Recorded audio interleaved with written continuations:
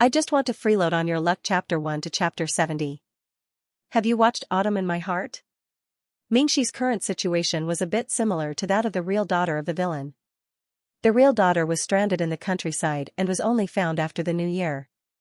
However, she found that the family already had a more lively, naive, and delicate girl who had replaced her in all aspects in the past 15 years. The only difference was that I might be more stupid.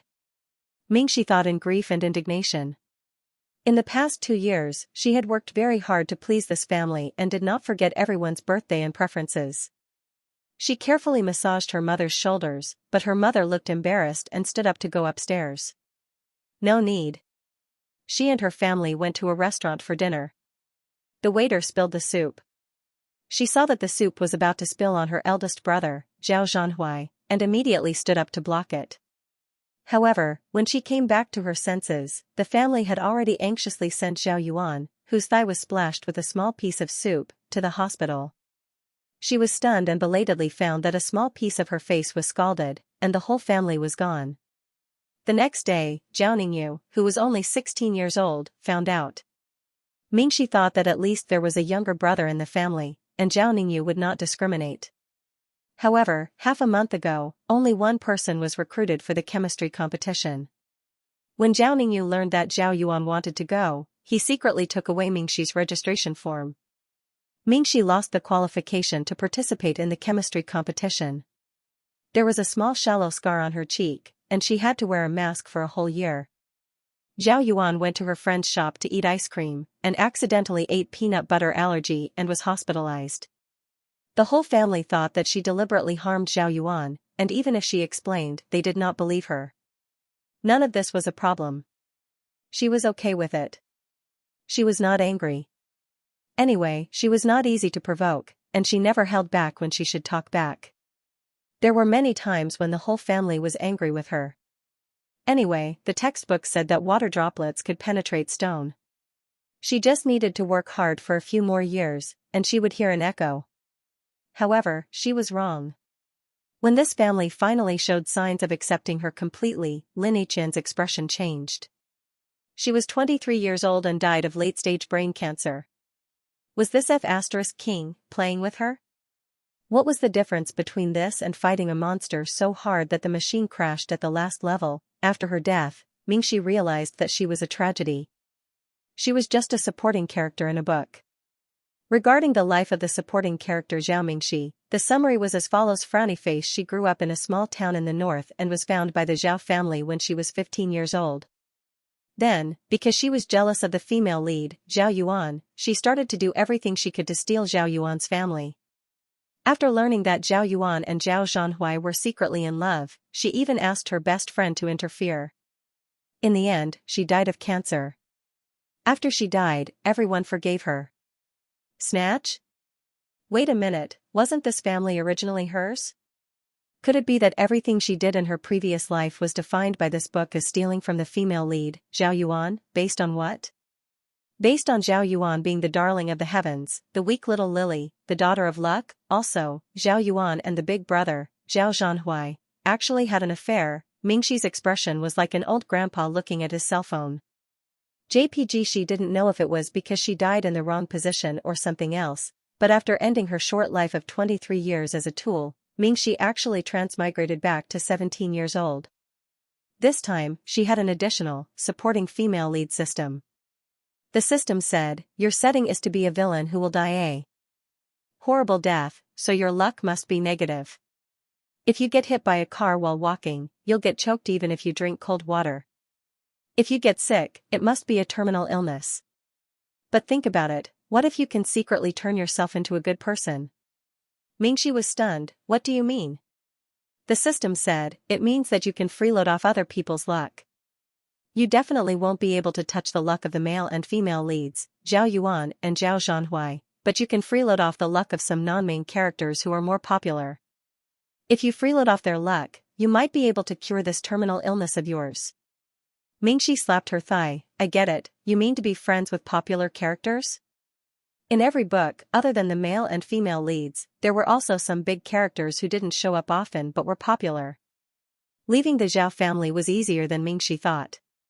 It turned out that she was indeed trapped in a cocoon of her own making in her previous life. Once she abandoned her family, she would no longer feel sad.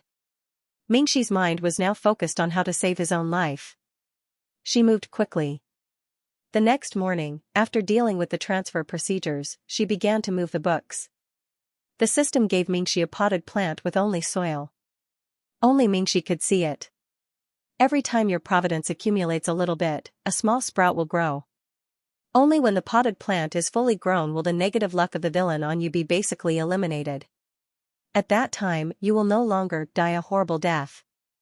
If you plant the potted plant densely enough, your luck may even surpass Zhao Yuan's. Mingxi asked, will that affect the people who are being rubbed off? No, have you heard of Wi-Fi hotspots? You can rub off on their luck, but their own luck won't decrease. Mingxi was relieved. After she received the potted plant, she was so excited that she tried it on the 6th class's monitor.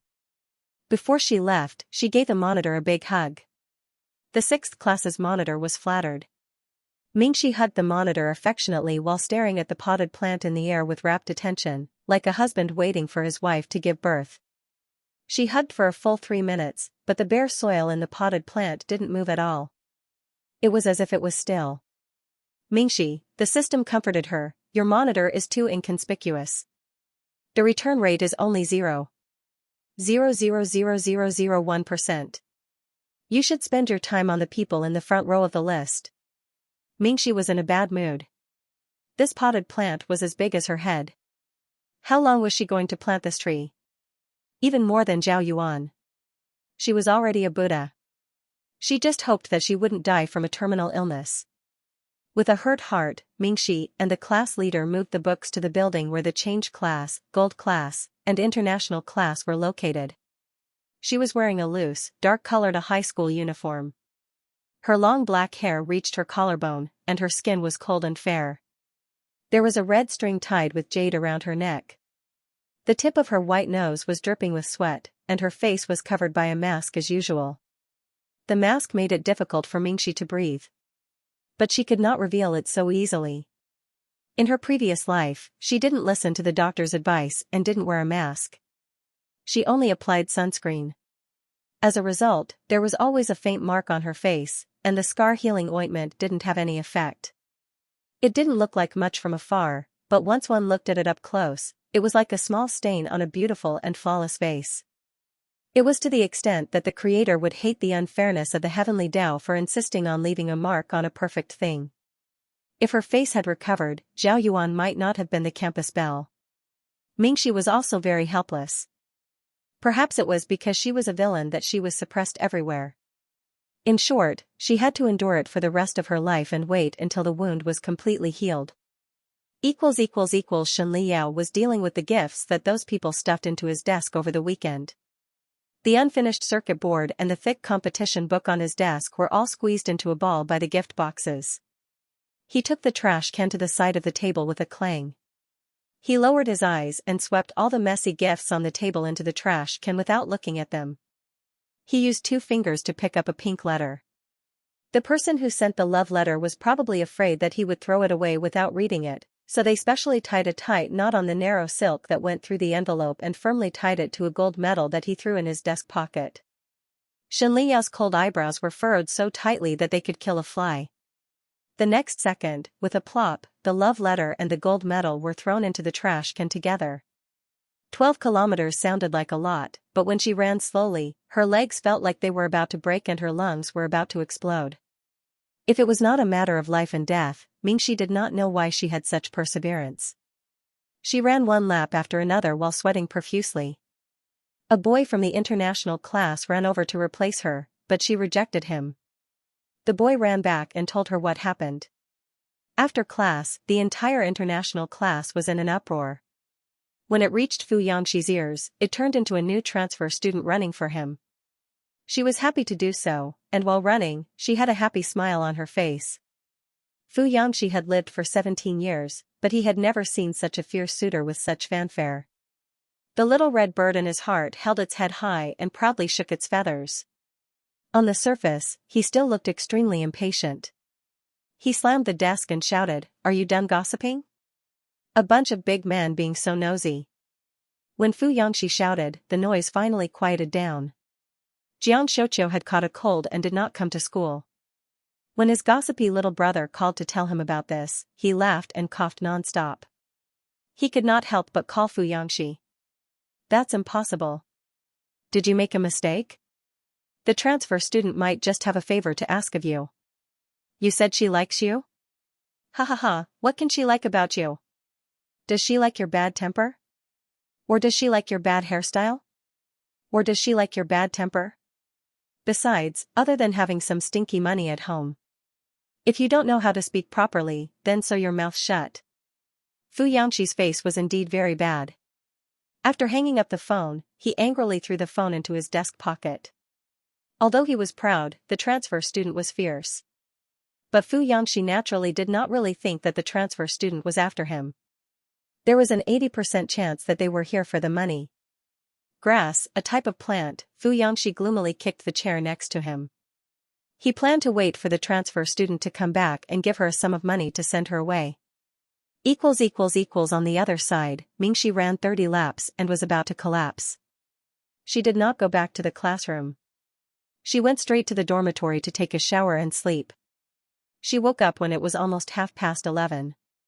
As soon as she opened her eyes, she saw that her potted plant had indeed grown 3 complete small buds, the glossy green, sparkling and translucent, swayed under the electric fan. In addition to the buds that had grown out from the few breaths of luck that Fu Yangxi had sucked in, there were about 3 1/5 of the seedlings now. Mingxi was so surprised that she quivered. She quickly climbed down from the top bunk and rushed to the bathroom to look at herself in the mirror. On the left side of her fair face, there was a small mark that was slightly darker than the other parts of her face. It was almost visible to the naked eye that it had faded a lot. Unless one looked in a mirror, it was almost impossible to tell. Mingxi said, "At this rate, I'll be able to take off my mask soon." The system said, "Of course, all the bad luck you've been through is related to your negative luck as the supporting female lead. Once you absorb the positive luck, everything will go much smoother for you."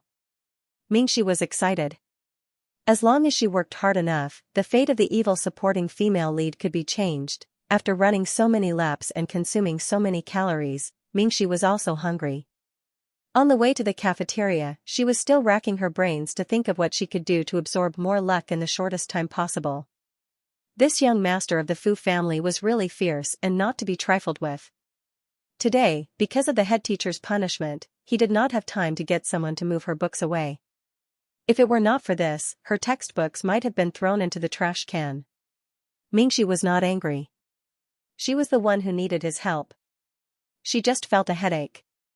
What should she do to get closer to him? Mingxi quickly thought of one of her best things, cooking.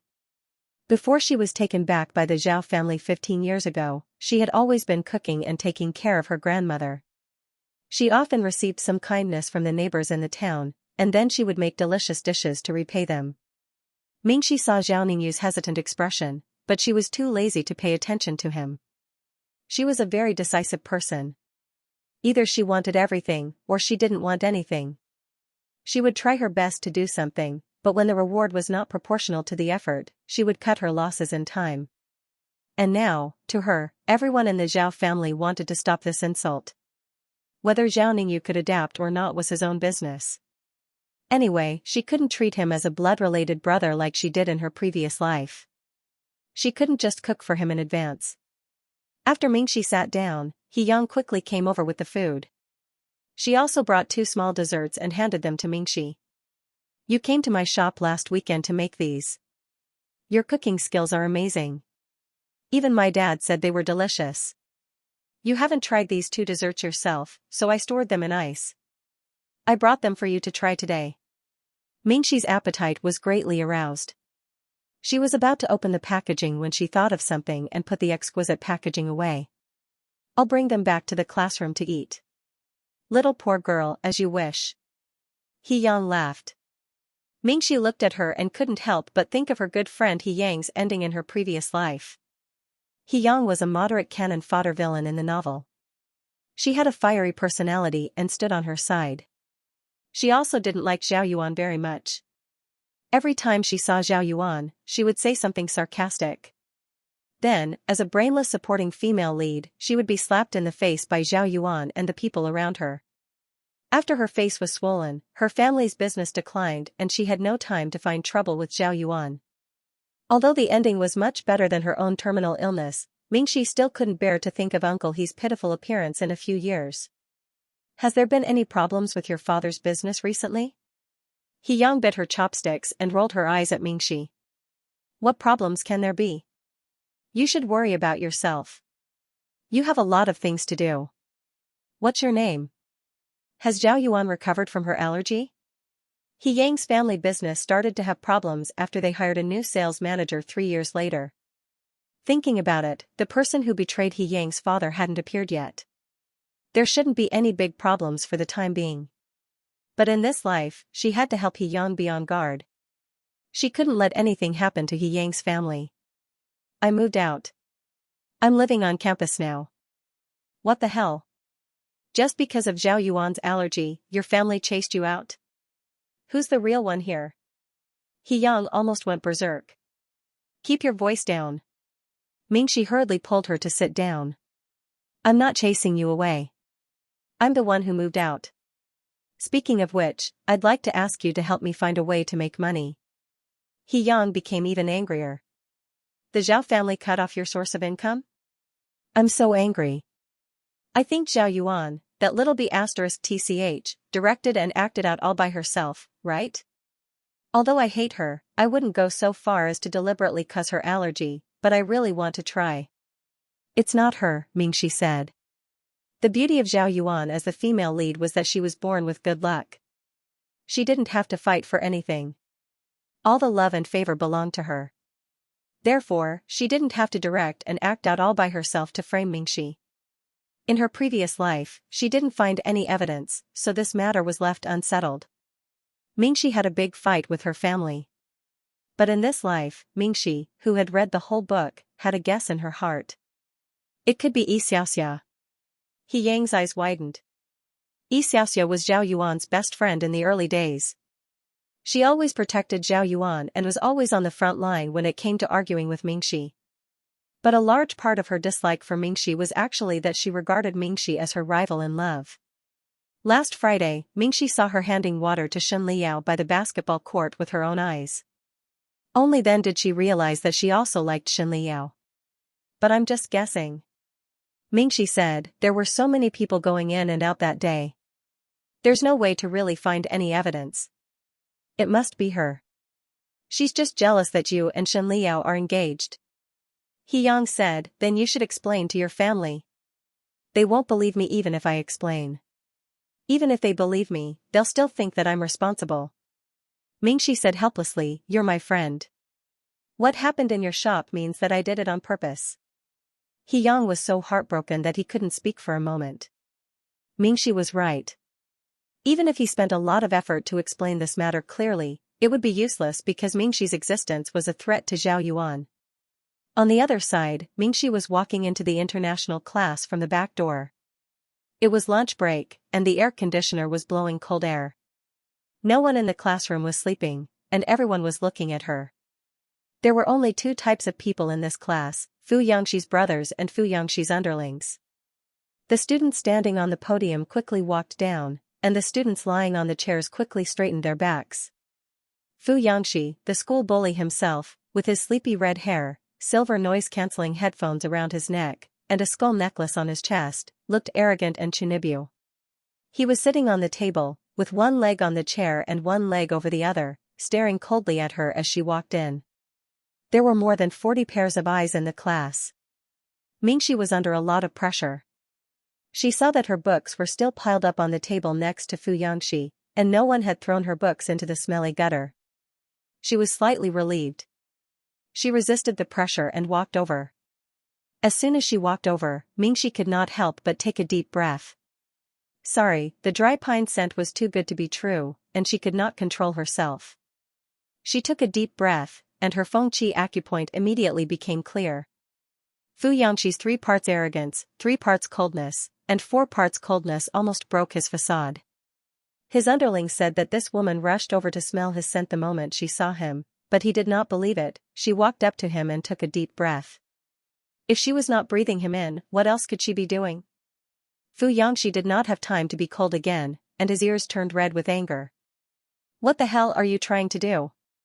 Seeing that you ran 30 laps for me, I can forgive you for casually sitting next to me in the morning, but that doesn't mean that I can tolerate you sitting next to me. But there is no other place to sit in the classroom.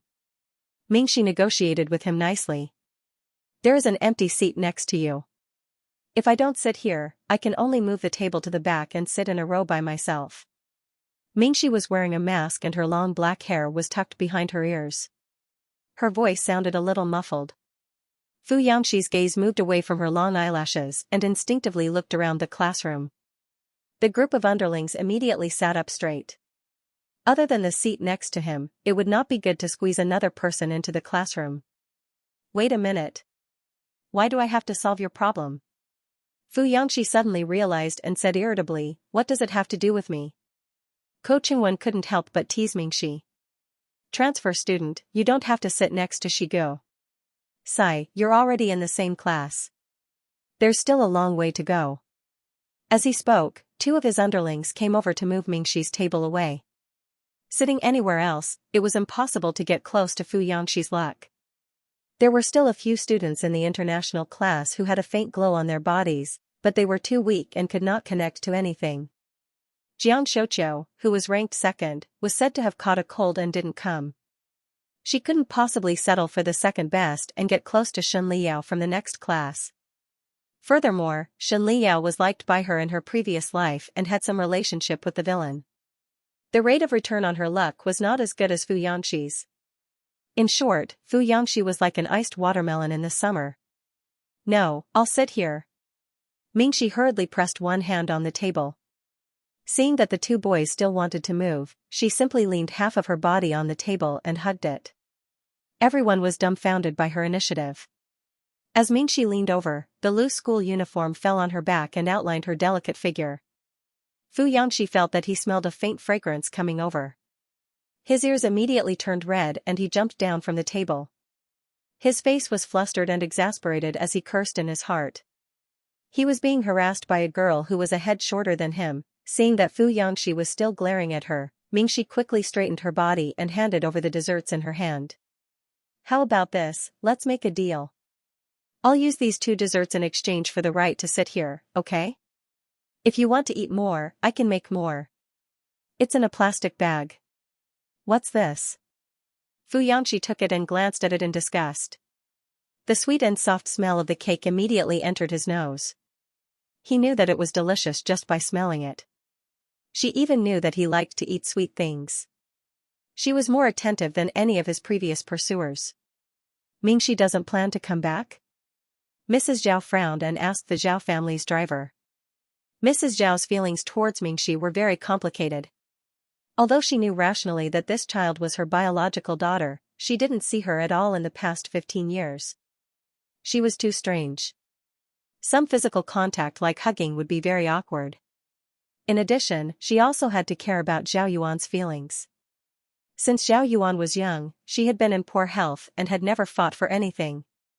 If she found that the people around her were all concerned about Mingxi, who had just returned home, would she feel sad about being abandoned? So in the past 2 years, Mrs. Zhao had been keeping a distance from Mingxi. But anyway, Mingxi was her biological daughter. Even if she was rebellious, she couldn't really ignore her. The driver locked the garage door, shook his head, and said, when I went to pick her up today, I only picked up Miss Zhao Yuan and Master Ningyu. I didn't see Miss Mingxi at the school gate. She's really grown up. She hasn't come back for 2 days. Mrs. Zhao looked sullen. The driver asked, shall I go to the school tomorrow after school and pick her up? Forget it, no need. Mrs. Zhao was also a little annoyed. I just said a few words to her. Why did she run away from home so easily? Who spoiled her bad habit? If she doesn't come back, then forget it. Don't take the initiative to pick her up. Besides, she didn't take many clothes and shoes with her. I don't think she wants to live in the school for a long time. After all, it was other people's family affair. The driver couldn't say anything. Mrs. Zhao turned and went into the house. Today, Zhao Yuan's class had a cultural activity and didn't come back. Zhao Yuning didn't eat. She didn't know why she was angry. After returning home, she went to her room to play games. Mrs. Zhao ate the ordinary dinner alone and found that Mingxi's famous sweet and sour pork ribs were gone. After dinner, she sat on the sofa and watched TV. Without Mingxi massaging her shoulders, she felt a burst of irritation and felt that the house was a little cold. She couldn't put down her face to ask how Mingxi was at school, so she couldn't help but go upstairs and knock on Zhao Yuning's door. "Did you see your sister at school today? Did you ask her when she's done messing around and going home?" "I didn't see her. I'm in my first year of high school. Why would I go to her third year for no reason?" Zhao Yuning remembered that she was ignored by Mingxi in the cafeteria at noon. Her face was still very ugly. "Mom, don't ask me. Didn't you scold her and make her run away from home?" Mother Zhao choked. She had no choice but to leave. After the voice outside the door left, Zhao Yuning closed the game and opened WeChat.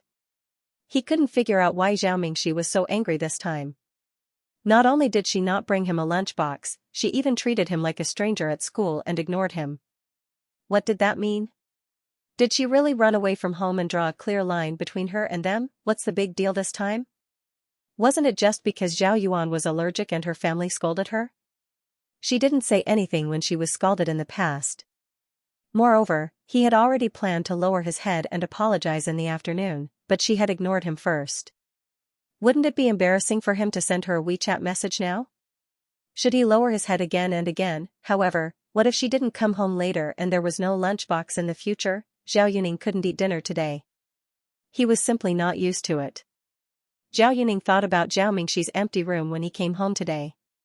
He frowned, grabbed his hair, and typed and deleted several times.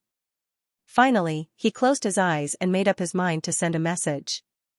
"Zhao Mingxi, what do you mean by this afternoon?"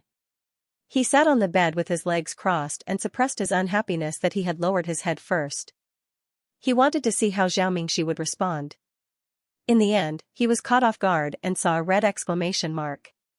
"You are not her friend yet.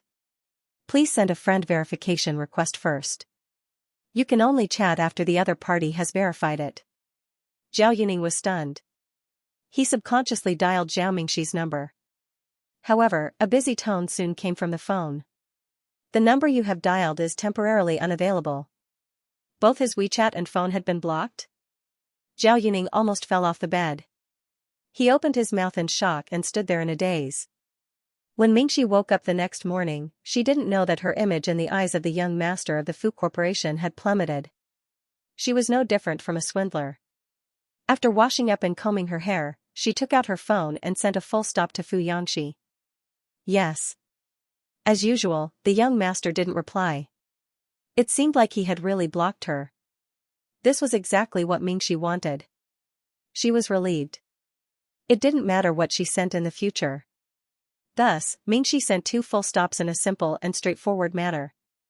With this, she had achieved her mission of sending 3 messages. Mingxi looked at her potted plant. The luck from these 3 messages wasn't as much as yesterday. The 5th sprout had only grown a little. However, no matter how thin a mosquito's leg was, it was still meat. Mingxi was already very satisfied. She looked at her left cheek in the mirror again. The mark was only a very shallow one. Fu Yangxi didn't sleep well the entire night. The morning was very gloomy. When he sat in front of the floor-to-ceiling window and drank coffee, the servants didn't dare to disturb him. His phone suddenly vibrated. He opened it angrily and saw the message from the transfer student. 3 full stops. Fu Yangxi wondered if he was a 02G surfer. Otherwise, why couldn't he understand what the transfer student was sending? It was like a Morse code. He tried his best to ignore it, but he couldn't help but open Baidu and search. What do the 3 full stops mean? Soon, he saw it. One of the replies, actually, in romantic novels, there is a secret. The 3 full stops mean I miss you, I love you, and I don't need a response. This is my secret.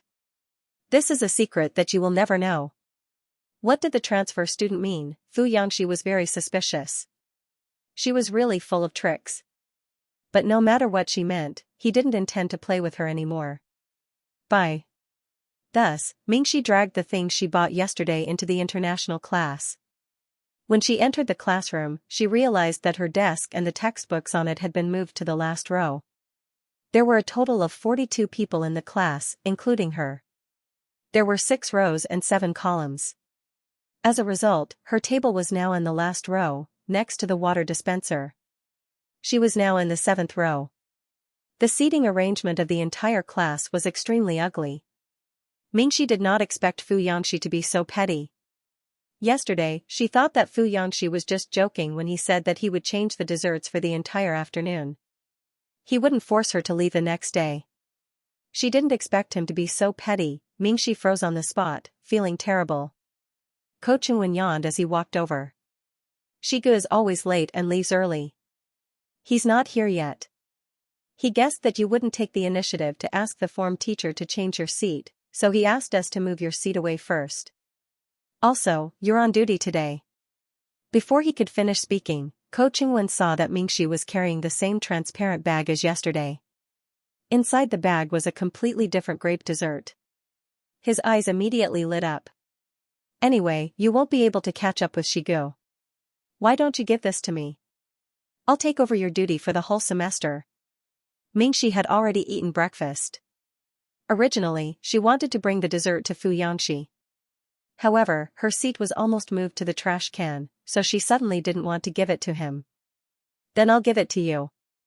I'll leave it to you to clean the blackboard. Ko Chungwen took the dessert with both hands. His impression of Mingxi instantly improved, and they immediately became familiar with each other. Transfer student. Bring me another set tomorrow. I'll give you Shiji's address. When the group of boys moved Mingxi's desk over, they were careless and messed up the books on the desk. During lunch break, Mingxi tidied up. Suddenly, she saw 2 clean and simple dark blue notebooks from a pile of books. It was a completely different style from her colorful notebook. She opened it and saw the handwriting inside. The steps to solve the problem were so simple that it was clearer than the answer. It wasn't her handwriting. After being stunned for a moment, Mingxi realized that it was Shen Liao's. She used to like him. Every Tuesday, she would shamelessly go to Shen Liao's class to look for him under the pretext of borrowing and returning his notes. These should be the notes that she borrowed from him last Tuesday. They were still with her now. In this life, Mingxi didn't want to have any contact with Shen Liao, so she didn't want to return it herself. She sent a text message to He Yang and asked He Yang to do her a favor. Then, Mingxi bent down and wrote a note with her beautiful handwriting, "Thank you for Xiaoxia's matter." She was about to put it in the notebook. But her fingers paused. After thinking about it, it seemed unnecessary. Shen Liao might have just done it casually, but if she was so serious about it, he would misunderstand that she was shameless. Moreover, she used to send so many delicious food to Shen Liao and his friends. This time, he would help her, and they would be even. With this thought, Mingxi crumpled the note into a ball and threw it into the trash can. Fu Yangxi stared at Mingxi for the whole morning, but she didn't take the initiative to move back. He couldn't help but feel annoyed and wronged. During lunch break, Fu Yangxi saw that there was no one in the corner. He took off his headphones and asked one of his underlings, "Where's the transfer student?" The underling said, "I think she went to look for her friend in the ordinary class." Fu Yangxi paused and asked someone to call Ko Chungwen, who was playing basketball on the field, back. He leaned against the wall and flipped through a book. His red hair was standing on end again. He pretended to twirl his pen carelessly and said to Ko Chungwen lazily, "Do you have any way to find out what kind of friends the transfer students had before they transferred here? What hobbies they had, in short, everything big and small. Can you find out?" Ko Chungwen was sweating profusely as he hugged the basketball. He was extremely shocked. This was the first time he had seen Shigu asking about someone in the 3 years he had known Shigu. Moreover, the person asking about it was a woman. "Shigu, are you?" Ko Chungwen couldn't help but whisper, "Are you really interested in her?" Scram. Fu Yangxi was extremely disgusted by the smell of sweat on his body. He grabbed his collar and moved him away. Raising the tip of his eyebrows, he said, "Interested my ass. In the past, there were always 41 students in the international class. Now that there's suddenly an additional student, I definitely want to know her background. Who knows if she's a spy sent by the other side to keep an eye on me? If she's not careful, she might accidentally find something that can be used against me and divide my assets. Ko Chungwon thought for a moment and said, then I'll go and find out. After saying that, Ko Chungwon secretly glanced at Fu Yangxi, unsure if he should say something. Just now, when he was playing basketball with the group of people from the gold class, he heard that the person who was chasing after Shen Liao in an earth-shattering manner was the transfer student who was now in their class. Of course, without verifying it, Ko Chungwon couldn't be sure. However, if this was really the case, then it was still a question whether the transfer student was really chasing after Shigo, or just doing it for fun to make Shen Liao, who was in the next class, jealous. As the young master of the Fu family, Fu Yangxi's identity instantly overshadowed everyone else's. He slept lazily in school all day long and never cared about such gossip. Even the nickname God Yao, who won 8 gold medals in 8 competitions in 2 years, was like a tickle to his ear. He didn't even remember it at all. Naturally, he didn't know about the transfer student and Shen Liao before. Fu Yangxi nodded and lowered his head to read again, pretending to be indifferent. That's it then, you can leave. You can ask around, but don't let the transfer student and other people find out. Ko Chungwon couldn't help but remind him, brother, the book is upside down. Fu Yangxi waved his book and said, scram. After school in the afternoon, Shen Liao stayed in his seat. His eyes were cold as he continued to fiddle with his circuit board. Shen Liao had his own operation room in school. But there were some small parts that he didn't have time to deal with, so he often finished them in the classroom. He was a bit of a neat freak, so the parts on the table were in an orderly manner. However, because they were very fragmented, people near him were afraid of scraping his things. Therefore, no one usually went near his seat. Yi Bai came back from playing basketball and called him across the aisle to eat. Mingxi went out of school at noon. The content of the international class was different from that of the ordinary class. There were many bilingual courses, so she had to buy some reference books. After paying, she turned around and suddenly saw Zhao Yuning walking into the internet cafe across the street with a few foreign students who were wearing ear studs and didn't look like good students. They were still walking to the internet cafe at this time. Were they skipping class again? Zhao Yuning's group turned around and saw Mingxi. Isn't that your sister wearing a mask? A blonde beside Zhao Yuning frowned and said, is she here to stop you again? Damn it, why is your family so troublesome? Zhao Mingxi had seen them skipping class a few times before. Every time, she would come over and drag Zhao Yuning back to school. The blonde and the others almost knew her. You'd better leave quickly. Don't implicate us and get glared at by your sister. Before the blonde could finish speaking, Zhao Mingxi had already retracted her gaze from across the street. She turned around and walked away with the plastic bag containing the reference books. Wait, she walked away directly? The blonde and the people around Zhao Yuning were stunned. Amazing. Did your sister change her personality today? She clearly saw us, but she didn't come over? Let's go while your sister is in a good mood today. Let's go in and have some fun. Zhao Yuning looked at Zhao Mingxi's back view. His whole body froze on the spot, and his head buzzed. When Zhao Mingxi saw him playing with these hooligans, he actually walked away so indifferently. This was even more unbelievable than being blacklisted. How did she teach him a lesson in the past? One is marked by the company one keeps. When she saw him playing with these people, she was so angry that she immediately dragged him back to school. But why was she like this today? Even if she had a conflict with her family, she didn't have to treat him like a complete stranger, right? Zhao Yuning used to hate Mingxi controlling him. He even mocked her for treating her as his sister. But now that she was really ignoring him, he was inexplicably irritated. It was as if he was about to lose something. You guys go in first. I have something to do. What can happen to you? You're not going to stand us up at the last minute, are you? The blonde was unhappy. Seeing that Mingxi's figure was about to disappear from his sight, Zhao Yuning slapped the yellow-haired man's hand away from his neck. Ignoring the yellow-haired man's dark face, he hurriedly chased after him. Mingxi walked very quickly. Zhao Yuning chased her until he was out of breath. He only managed to stop her when they were about to reach the third floor of the building. Zhao Mingxi. Zhao Yuning stood in front of her. She held her knees and gasped for breath. Sister, when will you calm down? Big Brother said that he sent you a message. Even someone like Big Brother apologized to you. Is that not enough? I know your family has wronged you this time, but you can't stay on campus all the time. Where can you go during the holidays? Mingxi knew that she had nowhere to go. But even so, she would not go back. Did you stop me to talk about this? I have somewhere to go. Thank you. You don't have to worry about me. I'm going upstairs. Mingxi turned to leave. Zhao Yuning was a little flustered and exasperated. But he knew that they had wronged Mingxi this time. Mingxi was still angry, so it was normal for her to be like this. So he tried to control his temper again. He chased her to the bottom of the stairs and softened his voice. Sister, please, don't be angry with us.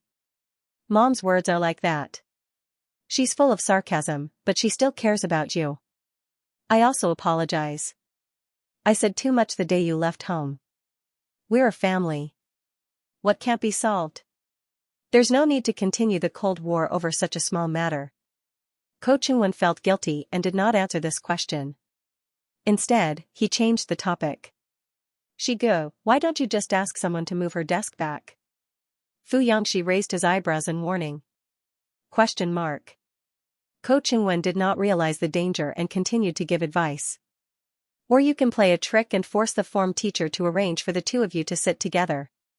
When she sits down with you, you can put on a sour face as if you were forced by the form teacher. Wouldn't that make it easier for you to get her to sit down with you? You won't have to twist your neck and stare at her like that. You might get cervical spondylosis later. When he heard the last sentence, Fu Yangxi almost picked up his book and threw it at Ko Chungwen's head. She's the one who wants to hit on me, not the other way around. Which eye of yours saw me asking her to move back to sit with me? Ko Chungwen shrunk his neck. Fu Yangxi was furious. What kind of stupid idea is this? Did I say that I wanted to be her desk mate? Didn't you see that I was able to sleep better without her bothering me all morning? Yes, yes, yes. Ko Chungwen quickly followed his words. I knew it. Shigu, why would you want her to be your desk mate? Fu Yangxi snorted arrogantly. Ko Chungwen continued to flatter him. Damn, if you ask me, it's the transfer student who doesn't know how to appreciate favors. She actually wanted to play hard to get with you. Fu Yangxi frowned again. How can you say that? Ko Chungwen. Fu Yangxi said, I threw her desk away early in the morning. It's understandable that she's upset for a while. Don't judge a little girl's belly with your narrow-mindedness. Playing hard to get is such a terrible thing to say. Ko Chungwen, fine, it's all his fault. It's so hard for men to survive. The 2 afternoon classes passed in the blink of an eye. There was an evening self-study session today, so the teachers assigned more homework for each subject. In addition, Mingxi was busy replying to the messages on the forum, so she did not think of a way to get close to Fu Yangxi. She looked at her potted plants that had not made any progress for the whole day and had stopped at the number of 7 seedlings. She was also a little worried. Fu Yangxi hates me very much and is unwilling to be my deskmate. Do you have any other way to increase your luck at once? She only helped him run errands and deliver desserts, but only 2 or 3 each time. How many years would that take? The system, you've read novels before? I've read a lot. Read it, read it. Read it's what part of a novel? Mingxi thought for a moment and said, that's naturally when the male and female leads have physical contact. That's it. The system said, if you give Fu Yangxi gifts and help him run laps, from the perspective of the readers of the original novel, you will become his follower. They will have a good impression of you, but it won't be much. Will you have any impression of being the follower of a fashionable character? So when you do these things, your luck won't increase too much. But, if you don't just become the follower of a fashionable character, but have more contact with them, then your luck will increase by a lot. Mingxi immediately understood. So having physical contact with the people on the list can increase my luck? Yes. Mingxi was in a bad mood. She just wanted to be Fu Yangxi's deskmate, but Fu Yangxi put on such a long face and was unwilling to do it. If she went up and hugged him like a tiger, she would not die of a terminal illness at the age of 23. Instead, she would die of Fu Yangxi's fists at the age of 17. The system urged her, just try it. Touch his skin and see how many buds will grow. He probably won't hit you if you just touch him without leaving a trace. Mingxi began to rack her brain to think of a way to touch Fu Yangxi's body as if nothing happened. After going around in circles, it seemed that she still had to be Fu Yangxi's deskmate. After becoming his deskmate, she would accidentally touch Fu Yangxi's elbow and apologize. No one would notice. In the international class, other than Fu Yangxi and Jiang Shouqiu, there were a few others who were at the front of the list. Including Ko Chengwen, whose parents were both high-ranking officials, the rate of return was 0.3%. Mingxi cast a wide net to catch the fish. Although she was focused on Fu Yangxi, she still actively tried to get some benefits from these people. For the past 2 days, she used the opportunity of handing out homework as an excuse to give out handmade biscuits from He Yang's shop to these people. She had unnoticeable contact with these people, and the sprouts slowly and painstakingly accumulated. In total, there was 1 sprouts. Mingxi counted 13 buds and secretly took a small mirror to the corner of the corridor to take off her mask. The marks were so faint that they were almost invisible. She did not know if it was just her imagination, but she felt that ever since she started to get lucky, her hair became more lustrous and her skin became fairer and smoother. The system said proudly, "This is natural. Didn't you see that in most novels, the description of the positive character's appearance is usually more detailed, while the female villains only use words like beautiful to describe them when they first appear? The positive luck is equivalent to nutrients, you will only become more and more beautiful." The system could not help but praise, "You are the most beautiful villain I have ever taught. When the wound recovers, I am afraid that people will believe that you are the female celebrity in the photos." Really? Mingxi was very happy. However, Mingxi did not have high expectations, she did not care if she could become more beautiful. As long as the scars on her face could disappear quickly and she could live a smooth life, she was already very happy. According to the current progress, she estimated that when she accumulated 20 buds, she could take off her mask without worry and never wear it again. Ko Chengwen helped to replace the water dispenser. When he walked over, he saw Fu Yangxi lazily supporting her head with her head and looking out of the window. He followed Fu Yangxi's line of sight and smacked his lips. "The transfer student is also pitiful. I heard that she was originally not very good-looking and before she transferred last year, she even had a face injury. Her younger sister, Zhao Yuan, had the highest number of votes in the campus belle selection recently. She must be feeling a little inferior." Halfway through his sentence, Ko Chengwen saw Fu Yangxi's cold expression and hurriedly added, "But the transfer student has a good personality. Look, she's only been in class for 2 days, and she's been giving us desserts and cookies. Everyone likes her." Us? Fu Yangxi successfully found the main point. This morning, Zhao Mingxi brought chocolate biscuits and placed them on the table. She asked him in a low voice if he wanted to eat them. He snorted coldly and said something about the messy biscuits. He planned to wait for Zhao Mingxi to ask him again before reaching out to take them. However, Zhao Mingxi directly took the biscuits back. He was so angry that he almost turned into a blowfish. However, he thought that it was Zhao Mingxi's breakfast.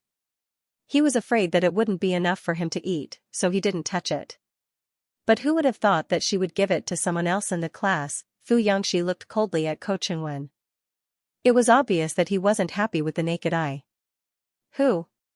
Ko Chengwen wanted to slap himself for being nosy. He wouldn't be able to eat Zhao Mingxi's desserts in the future. No one. Just a few team leaders. The transfer student just came. This way, she can integrate into the class faster. Fu Yangxi thought for a while. That's true. Little Sweet Chef was very good at dealing with people. She could learn from his strong points to make up for her weaknesses. He wouldn't have to worry about diplomacy in the future. To Ko Chengwen's surprise, Fu Yangxi didn't ask any more questions. Instead, he happily propped his head up and continued to stare out the window. Ko Chengwen heaved a sigh of relief. The Campus Bell selection and the 100 Academy League were hot topics recently.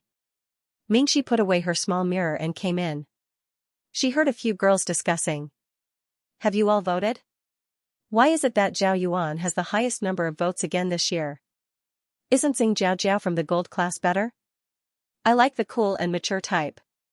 That's normal. The proportion of boys in a high school is 70%. Don't all boys like Zhao Yuan's pure and pitiful appearance? But Xing Jiao's IQ is much better. That's not necessarily true. A boy couldn't help but say, Zhao Yuan's change class is also one of the top classes. Last year, she even participated in the 100 Academy League and made it to the finals. The gold class, on the other hand, specializes in competitions. They are unconventional. In terms of overall results, it's hard to say who is better than who. Someone else agreed. Besides, Zhao Yuan's temperament is indeed better. Her family background is also better. The young man who came to pick her up last time had a good temperament. Did you all see him? He seems to be her older brother. Mother Zhao's birthday was very close to Zhao Yuan's. In the past, the Zhao family had always celebrated their birthdays together. This year should be no exception. A week in advance, people from the Chongqing class started giving Zhao Yuan gifts. I voted for you. You'll probably be the campus belle again this year. Happy birthday in advance. Zhao Yuan was surrounded by a group of people. She smiled politely and said, thank you. Xiaoxia looked at her from afar and nervously handed over her gift. Zhao Yuan glanced at her and did not take it. The two of them were still in a deadlock over the allergy. Someone voted for Zhao Yuan and swiped down to see Zhao Mingxi's name on the voting page. Someone was shocked and said, why is there a nominee wearing a mask? Where's the moderator? Is this year's campus bell selection for fun? Zhao Yuan's expression changed slightly. She also took a look at her phone. Miraculously, Zhao Mingxi was ranked 20th. Someone next to her said, is it Zhao Mingxi? I've never seen her before, but I've heard that she's a girl who has been chasing Shen Liyao. I heard that she looks very ordinary. Maybe some people voted for her because they're curious. Xiaoxia saw Zhao Yuan frowning and looking at her phone after she turned around. She could not figure out what she was thinking. However, she still leaned over and said in a low voice, Yuan, don't worry. Those people are just curious and want to know what Zhao Mingxi looks like under the mask. That's why they chose her. She only has 500 votes now. You have more than 3,000 votes. She won't be able to make it. Besides, if she makes it to the front, she'll be embarrassed. Think about it. After the selection, people who don't know her will think that she's beautiful. But when she takes off her mask, wow, they'll be disappointed. Xiaoxia thought that she could ease the tension between her and Zhao Yuan by saying this. However, Zhao Yuan didn't say a word after hearing her words. Instead, her face turned even uglier. She didn't seem to be relieved at all. Xiaoxia was about to say something when the phone of Zhao Yuan's other good friend, Pu Shuang, vibrated. Hey, it's from Zhao Yuning, Pu Shuang said in surprise. Sister Pu Shuang. When you girls are angry, what kind of gift will make you feel better? P.S. Don't tell Sister Yuan. Coincidentally, Zhao Yuan was beside her. She glanced at Zhao Yuan and said, isn't your brother being too nice to you? Is he planning to secretly prepare a birthday present for you? He even told me not to tell you. The corners of Zhao Yuan's mouth twitched, and her expression softened. Zhao Yuning probably wanted to apologize for unconsciously yelling at her on the sports field that day. However, Zhao Yuan was a little surprised. Zhao Yuning had always been straightforward. Today, he actually knew how to beat around the bush. Pu Shuang asked, quick, what do you want to receive for your birthday? How should I reply? Zhao Yuan thought for a moment and said, I don't lack anything. You can ask him to give me whatever he wants. Pu Shuang replied, just give me whatever you want. But Sister Shuang suggests that you buy a teddy bear. There was no reply. Xiaoxia, Pu Shuang, and the surrounding girls were envious. If only I had a brother like him. Zhao Yuan smiled. She was in a much better mood. She stood up to pack her bag and said, my big brother is coming to pick me up. See you next week. Zhao Yuning was strolling around the mall with his two buddies. He asked for leave from the last class in the afternoon to buy some gifts for Zhao Mingxi. This week, he didn't know if Zhao Mingxi deliberately avoided him or if the first year's teaching building was really too far away from the third year's.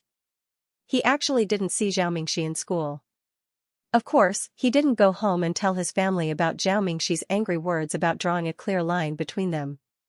He thought that his big brother was coming to pick up Zhao Mingxi this weekend. Zhao Mingxi couldn't be angry with his big brother and not go home.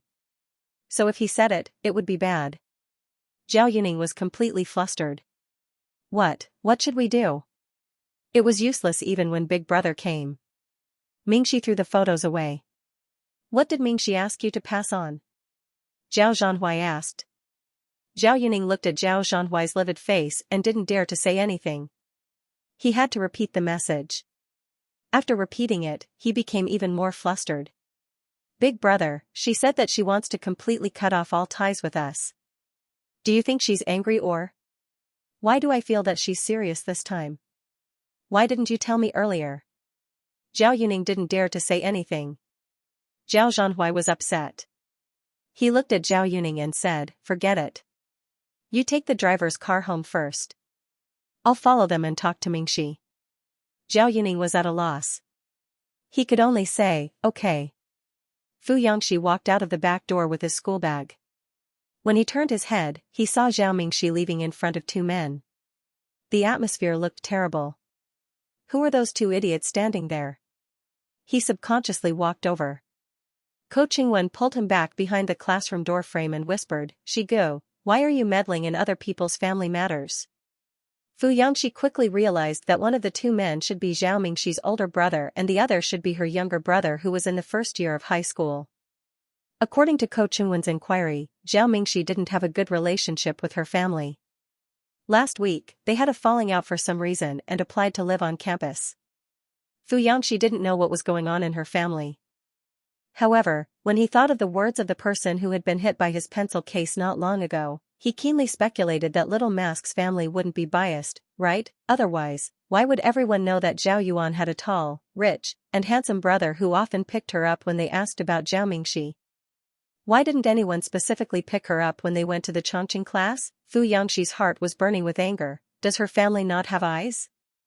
Is it because everyone thinks that the school belle is prettier and has better grades than Little Mask, so they are biased? Ko Qingwen thought that there might be other reasons, but he wasn't sure about the Zhao family's family affairs. Fu Yangxi said angrily, isn't Little Mask 100 times better than that Zhao Yuan? Ko Qingwen agreed flatteringly, I think so too. Fu Yangxi took off his bag and weighed it in his hand. He felt that the weight was not right, so he put the bag back and walked to the back of the classroom to pick up a basketball. Ko Qingwen immediately stopped him. This is the family of a transfer student. It's not appropriate to smash his head. That's true. It's not appropriate for me to smash it. How are we going to get along in the future? Fu Yangxi mumbled. Ko Qingwen breathed a sigh of relief. Fu Yangxi pushed the basketball into his arms. It's more suitable for you to shoot. Ko Qingwen, Zhao Zhanhui and Zhao Yuning were walking to the corridor of the 4th floor. Suddenly, a basketball flew down from above with great force and hit Zhao Yuning's head squarely. Bang, a loud sound was heard. Zhao Yuning's head almost flew out. He had a big bump on his head and was seeing stars. He turned his head angrily and asked, who is it? After a while, a tall boy with short black hair was pushed out from the international class. He swaggered and bumped into Zhao Zhanhui's shoulder. He went over to pick up the basketball and quickly went downstairs. Zhao Yuning was confused. He shouted at Ko Qingwen's back, do you third-year students have any manners? Zhao Zhanhui frowned and grabbed his shoulder. Forget it. That student didn't do it on purpose. Don't cause trouble. Mingxi didn't come back, but the topic at the dinner table involuntarily revolved around her. Mother Zhao glanced at Mingxi's chair, which had been empty for a week and a half. She slammed her bowl and chopsticks on the table and frowned at Zhao Zhanhui. Didn't you go to her school today? Zhao Yuning didn't dare to answer. She carefully glanced at her older brother. Zhao Zhanhui felt a headache coming on. He obviously couldn't tell Mother Zhao that Mingxi wanted to break off relations with them now. The family would probably be turned upside down immediately. He paused and nonchalantly picked up some food and said, "Yes." "What about her? Haven't you coaxed her back yet?" Zhao Zhanhui said, "Mingxi said that she has to prepare for the 100 Academy League. She doesn't have enough time to commute from home to school every day. She will continue to live on campus and come back on your birthday." "She's going to participate too?" Mother Zhao was surprised. Zhao Yuan was also surprised. She didn't know what was wrong with Zhao Mingxi recently. Not only did she stop chasing after Shen Liyao, but she also focused on her studies. She was going to participate in the campus bell selection and the competition. Zhao Yuan didn't dare to compete with Zhao Mingxi in the former, but Zhao Yuan was confident in her grades for the latter. Her voice became more confident as she said in an experienced tone, "You can get a prize if you make it to the finals of the 100 Academy League. The top 10 students can also get extra points for the college entrance examination. It's normal that Mingxi wants to try. But there are very few spots. It's not easy to be selected. With Mingxi's grades, it might be a little difficult. I made it to the finals last year, but Mingxi didn't even make it. She's probably unhappy. Do you want to help Mingxi give Professor Cao a gift?" Zhao Zhanhui frowned and said, "I know Professor Cao. It's useless to give him a gift. The important thing is to participate." Mother Zhao didn't say anything, but she couldn't help but say, "What competition?" It's all an excuse. It seems like she's still angry. What's wrong with her phone? Why can't the whole family call her? Zhao Yuning's head almost buried in her bowl. Zhao Zhanhui paused and said, "Her phone broke because it got wet." "Then give her money to buy another one." "I bought it." Zhao Zhanhui held his forehead and said. "But she's in seclusion for the past few days, so let's let her focus on her studies first. She'll definitely come back on your birthday." Only then did Mother Zhao calm down. She suddenly said, "Oh right, I heard that the nouveau riche with the surname Dong will be coming back to China soon. Be careful and don't let them do anything behind our backs." "Why are you coming back now?" Zhao Zhanhui frowned. "Does Mingxi know?" Mother Zhao said, "I don't think so. They haven't left yet. I heard the news from the ladies' circle when I was shopping. The Dong family used to be Mingxi's neighbors in the small town. They were originally poor, but just before the Zhao family found Mingxi, their business suddenly flourished and they became nouveau riche. There was also a boy who was about the same age as Mingxi and was Mingxi's friend. At that time, the biggest obstacle they encountered when they were searching for Mingxi was this family. She didn't know what this family was thinking. Perhaps they didn't want Mingxi to leave, so they even secretly moved with Mingxi. Moreover, the first time the two families met, this family had great enmity towards the Zhao family. Their family's Dongshan almost pushed Zhao Yuan and made her stumble. At that time, they almost went to court. Fortunately, the family had gone abroad at that time. At the mention of this family, Mrs. Zhao's eyes were full of disdain. They're rich now. They have some stinky money, but they don't have a deep cultural foundation. Fortunately, Mingxi didn't stay by their side. The atmosphere at the dinner table was very bad. Zhao Yuan picked up some food with her chopsticks and put it in Mrs. Zhao's bowl. She smiled and said, "Mom, don't worry. I'm here. Why don't I massage your back after dinner?" "How is that the same?" Mrs. Zhao rubbed her temples and said casually. Although she favored Zhao Yuan more and saw that Zhao Yuan was well-behaved, the blood relationship was still engraved in the genes. This was also the reason why they had been looking for Zhao Mingxi for several years. Zhao Yuan's face stiffened. She subconsciously looked at the other two people at the dinner table. However, today's Zhao Zhanhui and Zhao Yuning were very abnormal. They only lowered their heads and had a lot on their minds. They didn't have the slightest intention of comforting her. Zhao Yuan's heart sank. She only had a very bad feeling. Ko Chingwen was about to organize his words when Fu Yangxi walked to another shelf that sold masks. A salesperson guessed what he wanted to buy and hurriedly pushed the shelf over. "Young Master Fu, do you need this?" Fu Yangxi turned his head. A row of neatly arranged women's silk underwear straps on the shelf caught his eye. His handsome face instantly turned red and he flew into a rage. What do you mean? Do I look like someone who would buy this kind of thing? What misunderstanding do you have about me? The salesperson awkwardly pulled the shelf and was about to leave. Wait. Xianxia stopped her again. In fact, Xianxia suspected that the transfer student had been very poor recently. He had seen her frequently searching for information about tutors on the forum and wondered if she could afford these things. Then take two. Xianxia's face darkened and he didn't dare to take another look.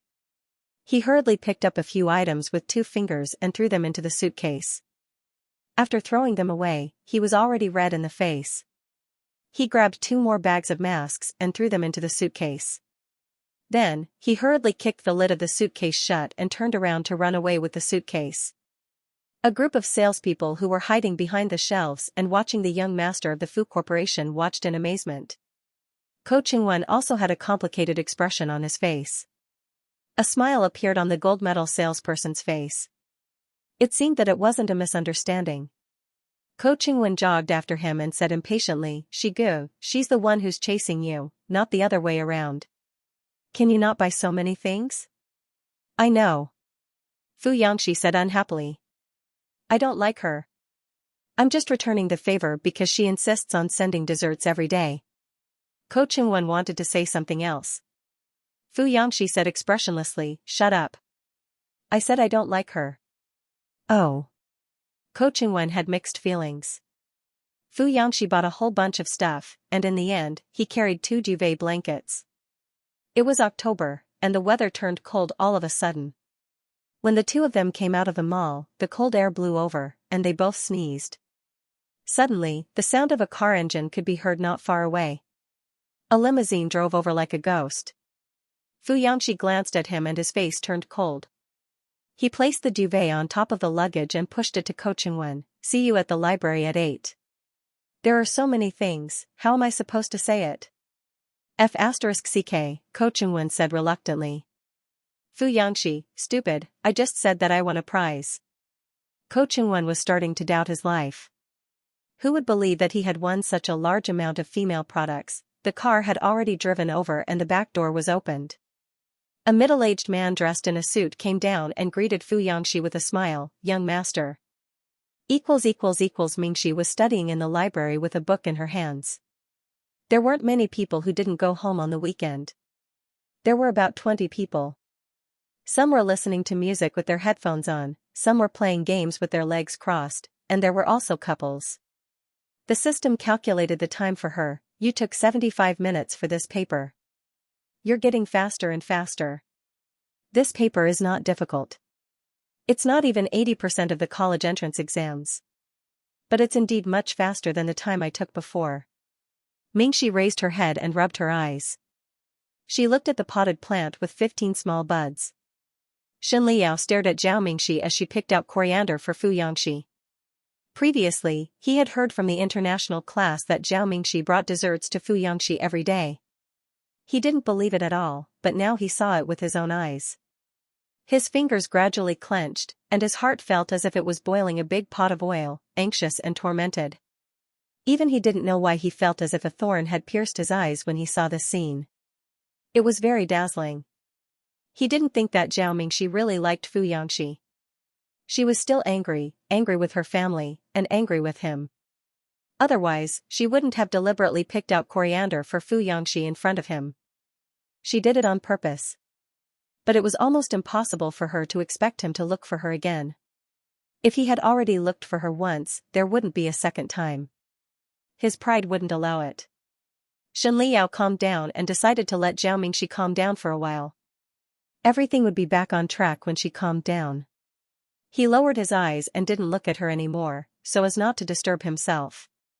He picked up his bag and quickly walked out of the library. The night wind blew. Xianxia's right hand was still holding the key areas of the 100 Academy League that he had marked out. He walked to the trash can and was about to throw the paper away with a cold expression. But his fingers paused, and he frowned and opened the paper. He walked to the workbench at the door and folded the key areas into 2 stacks. He clipped them into a book and handed it to the librarian. "Hello, Please pass this to a student from the international class. Fu Xianxia crossed his arms and leaned against the chair, staring at Xianxia like a tiger watching its prey. He didn't look away until Xianxia walked out of the library. He tilted his head, looked to the left, and glanced at little Mask sitting next to him. Mingxi was diligently picking out coriander. Fu Yangxi stared at her for a while and couldn't help but ask, "Who is that?" "Your friend?" Mingxi followed his gaze and looked at the door. It took her a while to realize that he was talking about Xianxia. Mingxi paused and said, "I guess so. Their relationship is pretty good." Fu Yangxi pretended to be indifferent, trying his best not to reveal any jealousy. "I saw that he kept looking at you. Did he have something to say?" "I'm just SOSO, Mingxi said. Now, whenever she saw Xianxia, she would take a detour. "Wasn't she just SOSO, thus," she added, "I just know him." After saying that, Mingxi felt that something was wrong.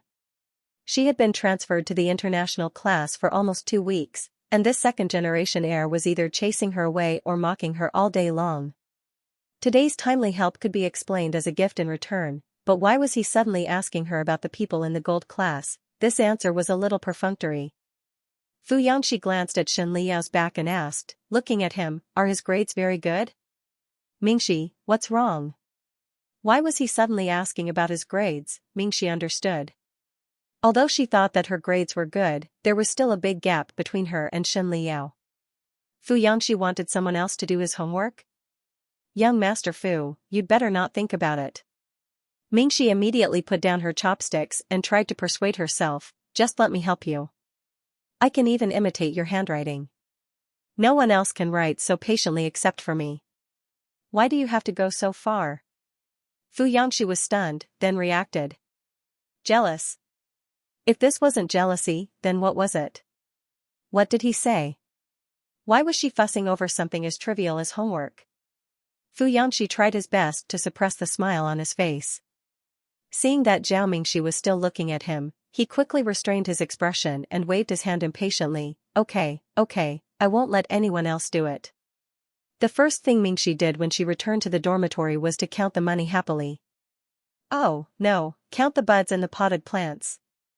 There seemed to be 3 more stalks of coriander, 5 more stalks to buy and apply medicine, plus the previous 15 stalks, there should be 23 stalks. But why were there 38 stalks? Wait a minute, then was her face. Mingxi took off her mask in surprise and went to the mirror to take a look. It was really gone, she couldn't see any marks even when she was so close, not even a trace of injury. It was simply too amazing. Mingxi almost shed tears of joy for the first time since she was reborn. The system said, "Because you held his hand." Mingxi counted and was shocked. There were 15 stalks when I held his hand? If that was the case, then what was the point of all her scheming before? She might as well have run over to Fu Yangxi the first time she saw him and stuck their hands together. The system said, "Didn't you notice the time? Your fingers rubbed against each other for 3 whole minutes. This is the first time you've been in physical contact with him for so long. If it's the first time, it's usually more powerful." Mingxi really didn't notice the time. When she was applying the medicine, Fu Yangxi kept trying to pull his hand away, so she had no choice but to grab his fingertips. When the system said that, it sounded very erotic. The system was puzzled. "He didn't get angry at you." Mingxi was also puzzled. She wondered if she often pushed her luck, so much so that Fu Yangxi got used to it after being annoyed. Fu Yangxi didn't seem to hate her as much recently, and was gradually accepting her as a friend. This was of course a good thing for Mingxi. Mingxi washed her face energetically, squatted down and started to tidy up the pile of things at her feet. When she saw the things in the box in the library, they were all crumpled up, so she didn't see clearly what Fu Yangxi had sent over. At this moment, she took them out and shook them. After taking a closer look, she found that they were all famous brands. They were autumn and winter sweaters and coats with very generous designs. Mingxi was very tall among girls. She was fair and thin. Everything she wore was of the same size. She tried them on and unexpectedly, they fit her well. In addition to clothes and shoes, there were a lot of random things stuffed in the corner, including scarves, toothpaste, and even a pillow. Mingxi definitely could not be returned. According to Fu Yangxi's personality, if she returned these things, the crown prince would definitely be angry. Things would only get more troublesome. Therefore, Mingxi quickly calculated how much these things would cost in her mind. According to the price tag, it was no less than 70,000 yuan. In that case, he could only work hard and buy it back for Fu Yangxi when he earned enough money. Now, just treat it as an advance payment. The next day, Mingxi woke up early in the morning, went to the hospital, and checked in with the dermatology department. It was the same doctor she had seen before. He still remembered her. When he saw her for a checkup, he said to her, "Take off your mask and let me take a look. Did you apply sunscreen and medicine? Don't let the scar grow." Before he finished speaking, Mingxi took off her mask. The doctor was stunned. He still remembered that 2 weeks ago, Zhao Mingxi came to see him. There was still a big scar on the left side of her face. He quickly walked over to Mingxi's face and looked left and right. "How did you recover so quickly? Did you go for surgery?" Even if she went for surgery, it was impossible for her face to be so smooth and flawless. It was as if she had never been injured at all. "I don't know. Maybe it's because I applied the medicine, so I recovered very quickly." Mingxi's mood today was as noisy as the wind. In a world where she didn't have to wear a mask, even breathing was easier. The corridor was so quiet that one could hear their breathing. When Zhao Mingxi transferred to the school, she always wore a mask because of her facial injury. Even when she was eating, she would sit in the corner with He Yang. No one thought that she would be prettier than a celebrity. In everyone's opinion, there were many people with beautiful eyes, but not many of them could be seen when they took off their masks. How could Zhao Mingxi be an exception? Xianxia had always believed that Zhao Mingxi's appearance was either ugly or ordinary. There was another important reason. Every time she said this, Zhao Yuan did not refute it at all. Zhao Yuan frowned at most every time and said softly to her, "Don't say that about Mingxi." This sentence could be understood in 2 ways. It could be understood as Zhao Mingxi is very beautiful, you are wrong. It could also be understood as Zhao Mingxi already has an inferiority complex because of her appearance and facial injury. If you don't say that about her, she will feel uncomfortable. Obviously, no normal person would not understand it according to the latter. Xiaoxia was even more so. So for the past year, Xiaoxia had thought that Zhao Mingxi was not good-looking and liked to compete with Zhao Yuan. She thought that she was not good at studying and was thick-skinned. It was not until this moment that Xiaoxia understood why Shen Liao did not look at any other girls and only looked at Zhao Mingxi. Why when Zhao Mingxi chased after him, he at most gave her a cold face and did not treat her with disgust like he treated her or other girls. Why when she talked about Zhao Mingxi's appearance, Zhao Yuning would ask her to pee and look in the mirror first. It turned out that Zhao Yuning really meant it literally, because Zhao Mingxi was really special. She was so beautiful that no one could compare to her. Now that she had made such a scene and called Zhao Mingxi ugly in front of so many people, it was as if she was a clown who had never looked in the mirror. Xiaoxia's face turned pale. For a moment, she felt that she had become a joke. Most of the people outside saw that the international class corridor was full of people and came to watch the fun. They didn't know what was going on. Someone couldn't help but exclaim, "This is your school's campus bell? It's really beautiful." The person beside him regained his senses and replied, "She's not the campus belle. She's currently ranked second on the voting list. F***ck, she's only in second place. How beautiful must the school bell be?" "Who's the school bell?" Someone in the crowd pointed at Zhao Yuan. "She seems to be here too." The person who asked who the school bell was immediately silenced. He couldn't help but whisper, "That's all?" Many people's gazes immediately fell on Zhao Yuan. She was also beautiful, but her delicate and pretty face paled in comparison to Zhao Mingxi's soul-stealing beauty. Zhao Yuan's lips turned paler and paler. She could not maintain the expression on her face. She wanted nothing more than to beat Xiaoxia up. How could there be such a stupid person? She didn't ask her before doing something and just casually made a move. She even implicated her. Zhao Yuan couldn't stand there anymore. She turned around and pushed the people behind her, wanting to squeeze away.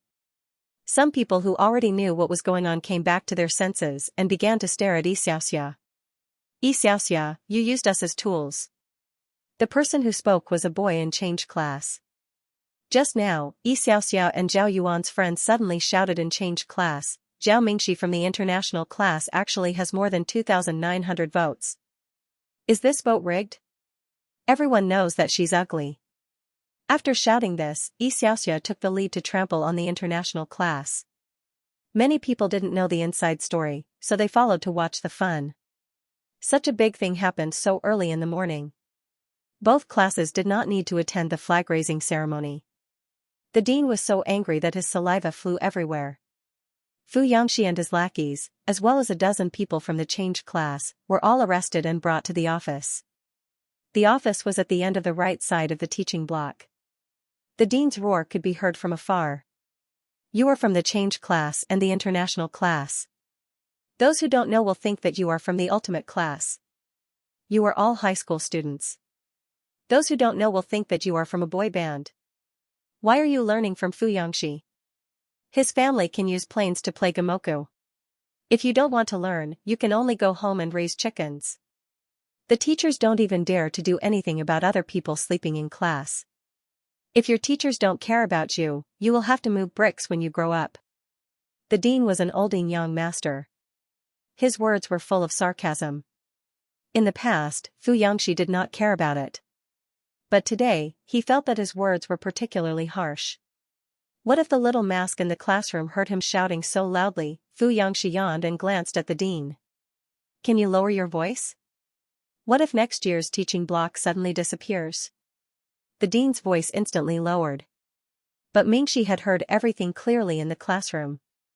During the morning self-study session, she used a book to cover her head. She could not help but turn around and ask Ko Chunwen in shock, his family's money can really buy dozens of planes to play gamoku?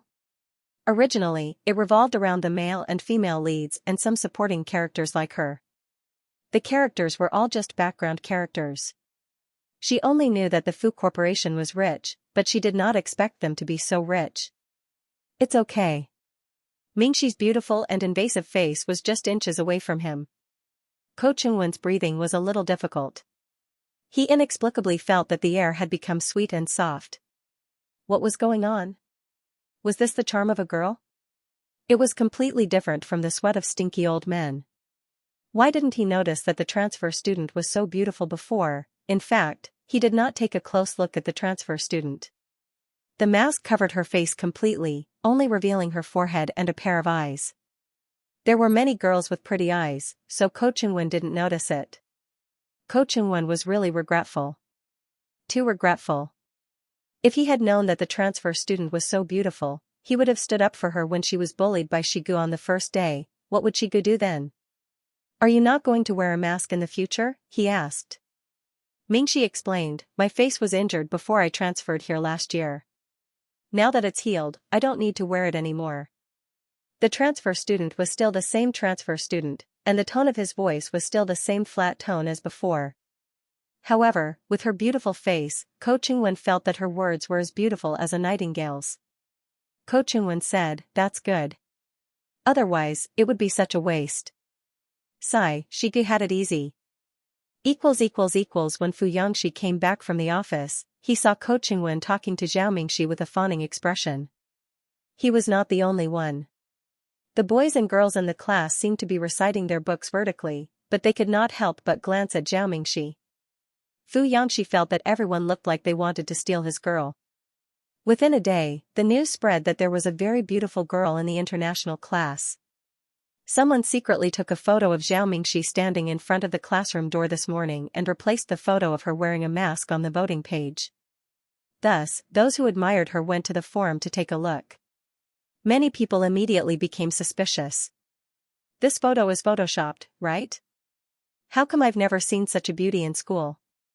They even rationally analyzed, look at the classroom door frame, it's been photoshopped crooked. This beauty is too good. How can a normal person have such perfect facial features? What's the point of studying? Go be a star. That's right. If she really looked like this, she would have been popular in our school and even other high schools. How could it only be exposed now? Such comments were endless. Those who didn't see it with their own eyes maintained a skeptical attitude. Those who saw Mingxi this morning went to the forum and said, "Ah, she's really beautiful." They were besieged. But even so, Zhao Mingxi's votes on the voting page were completely out of control and soared like a rocket. Today, before school was over, Zhao Mingxi's popularity on the forum had almost surpassed Zhao Yuan's. Xiaoxia lay on the table, feeling as if she had been stripped naked and publicly executed. She didn't dare to raise her head the whole day, let alone listen to what the teacher said. No one in change class deliberately laughed at her in front of her. At most, a few girls who didn't like her would whisper there. However, Xiaoxia was still very sensitive. She felt that others were talking about what happened this morning and that they were laughing at her. After class, her best friend, Miao Ran, came over to comfort her and patted her arm. "It's okay. This matter will pass in a few days. It's not a big deal. At most, you're a little jealous of her. Everyone has a little girl's feelings. It's understandable." Xiaoxia almost cried when she heard the comfort.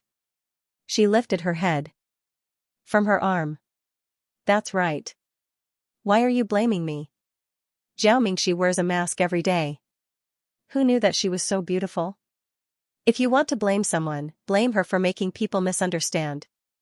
The two girls who were doing their homework behind her heard her and looked at each other. They both felt that Xiaoxia was really shameless. She was still pestering them endlessly even at this time. However, there was a group of girls in every class who were not to be trifled with. Other than the most beautiful and unobtrusive Zhao Yuan, Xiaoxia was the center of the group. The rest of them had no reason to provoke Xiaoxia.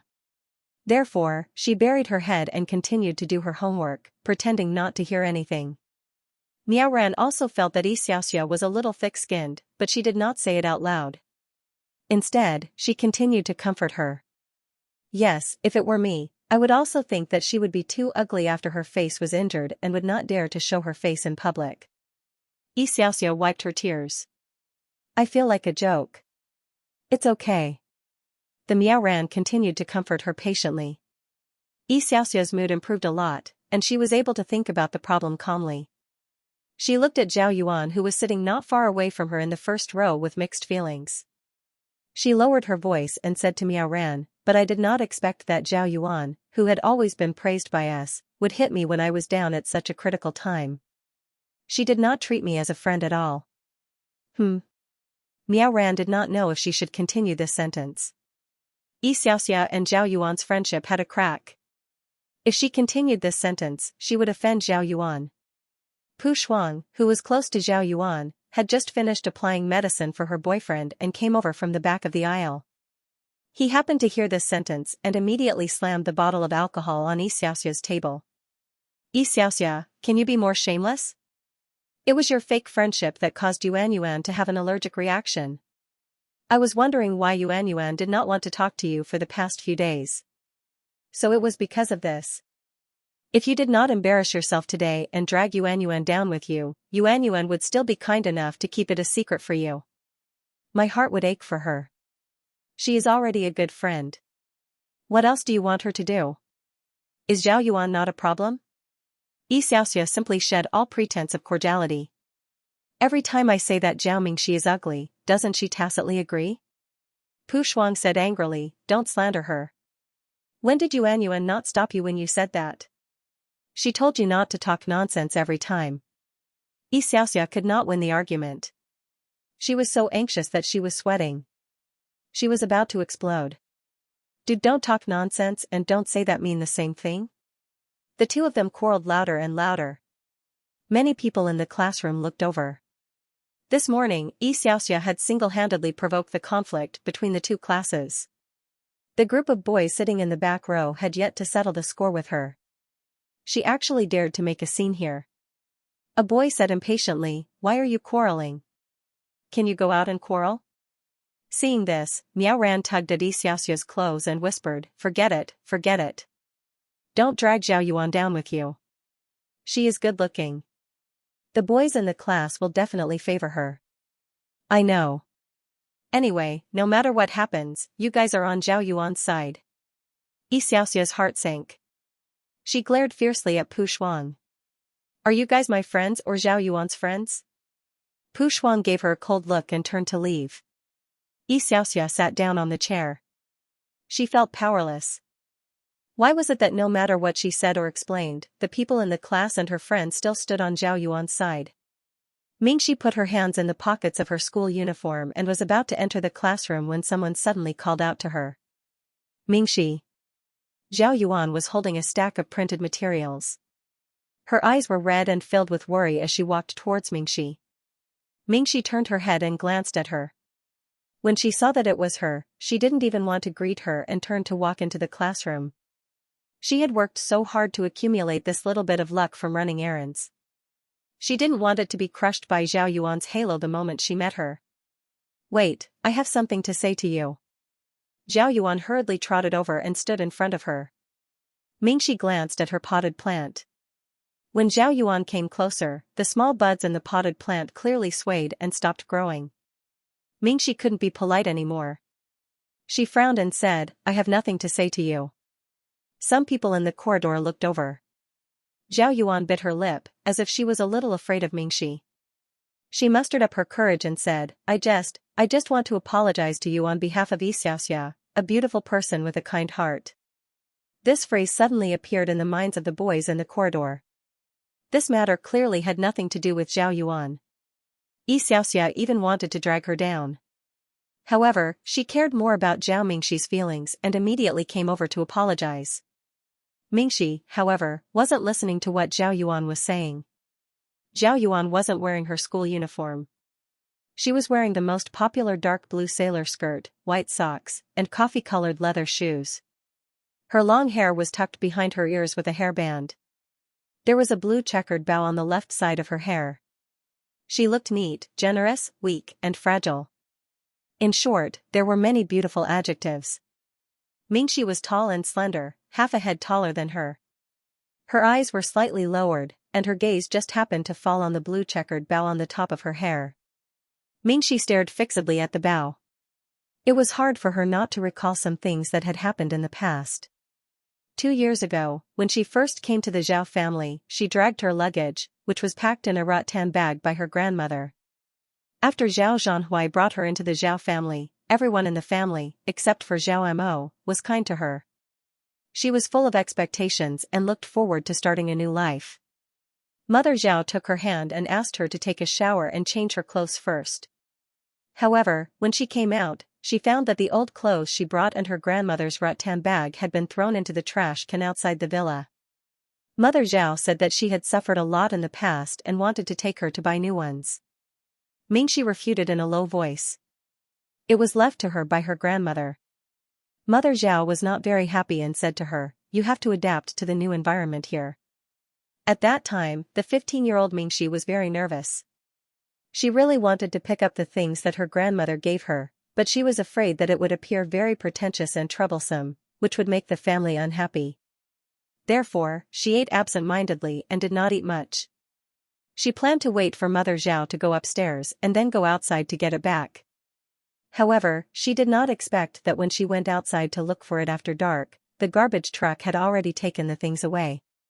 At that time, Mingxi was sad for several days. Only then did she realize that the environment here was not something that she could easily adapt to just by changing her clothes and putting on small leather shoes like Zhao Yuan. In the northern town where she had grown up for 15 years, the neighbors usually greeted each other and helped to take the garbage to the dump early the next morning. But here, the nanny would clean up the garbage at any time and place. She might have to put in more effort to fit in. After realizing this, Mingxi worked even harder, just as hard as she had studied for the past 15 years. She began to observe the clothing, food, housing, and transportation of the Zhao family. She paid attention to small details such as how many times they rinsed their mouths after eating and learned to do so that she would not look so nervous and try to make herself more relaxed. That day, after buying the clothes and shoes, when Zhao Zhanhui took Mingxi to the first school to complete the transfer procedures, Mingxi noticed that many girls in the school were looking at her. Mingxi noticed that she was very different from them. Even though they were all wearing very expensive clothes from the mall, these girls were very good at dressing up. Zhao Yuning couldn't believe his eyes. Did Zhao Mingxi know how long it took him to choose it? He was so angry that his head buzzed. He subconsciously went forward to fish out the box. Morning dew was wet, and the bottom of the trash can was full of dirty water. As soon as the box was taken out, it dripped with black water. A few drops splashed on Zhao Yuning's trousers. Many girls came downstairs with their arms linked. When they passed by him, they looked at him strangely and took a detour. The two boys who came with Zhao Yuning scratched their heads and were a little embarrassed. They patted him on the shoulder and said, "What's the matter? You threw it away without even opening it. Did the dorm lady not give it to your sister?" Zhao Yuning stared at the craft paper at the bottom of the box, which had been soaked by the dirty water in the trash can. He couldn't pick it up. The dirty water had probably soaked the gift. He took a deep breath and finally calmed down a little. He let go of his hand, turned his head, and rushed to the duty office downstairs. Yes, that must be it. The dorm lady didn't give it to Zhao Mingxi. As soon as he rushed over, the lady at the window looked up and recognized him before he could say anything. "Hey, it's you. Don't ask me if I didn't give it to the girl. I gave it to her personally when she came back last night. I didn't even change shifts because of it." Zhao Yuning put his hand on the window and couldn't believe it. "How did it appear in the trash can? You didn't even open it. The girl threw it away herself. She took it from my hands and threw it away without even looking at it." After the lady finished speaking, she looked at Zhao Yuning suspiciously. "You're not her brother, are you? She said that if you come again in the future, no matter what it is, she will refuse to accept it." Zhao Yuning was furious. "How can I not be her brother?" The lady said, "If you're her brother, why didn't she accept your gift? Hurry up and leave. Don't sneak around the girls' dormitory. Also, I advise you to study hard." The auntie glanced at the nameplate on Zhao Yuning's chest. "You're only in your first year of high school, but you're already learning how to chase after a beautiful senior. Third-year students are so busy with their studies. How can they have time to care about you? Let me give you a piece of advice, but it won't work out." Zhao Yuning's heart was filled with a ball of anger that had nowhere to vent. Other than the anger after being humiliated and the awkwardness of having her gift thrown away by her two friends, there was nothing else. There was also a trace of unexplainable irritation mixed with fear. He waved his hand and left. His two friends hurriedly caught up with him. One of them said, "Your sister has a bad temper. Why is she still running away from home after so long? In my opinion, what does this have to do with you? Don't worry about it. It's not a big deal for her to stay in school. She can't possibly not come back during the new year. By the way, isn't it your mother's birthday soon? It just so happens that she has a way out. You're the one with a bad temper." Zhao Yuning was upset. "You don't know my family's situation, so don't talk nonsense." Now, it wasn't as simple as running away from home. Now, Zhao Mingxi wanted to cut ties with them. In the past, there had never been a situation where he couldn't coax Zhao Mingxi after giving her gifts and trying to please her one after another. This was really the first time. The other one comforted him. "I think so too. Don't be anxious. Your sister will be fine after a while. My sister and I often quarrel. At the height of our quarrel, she directly booked a plane ticket to go abroad. But we're family after all. Things will be fine after a while." Zhao Yuning stopped in his tracks and rubbed his forehead. "You don't understand.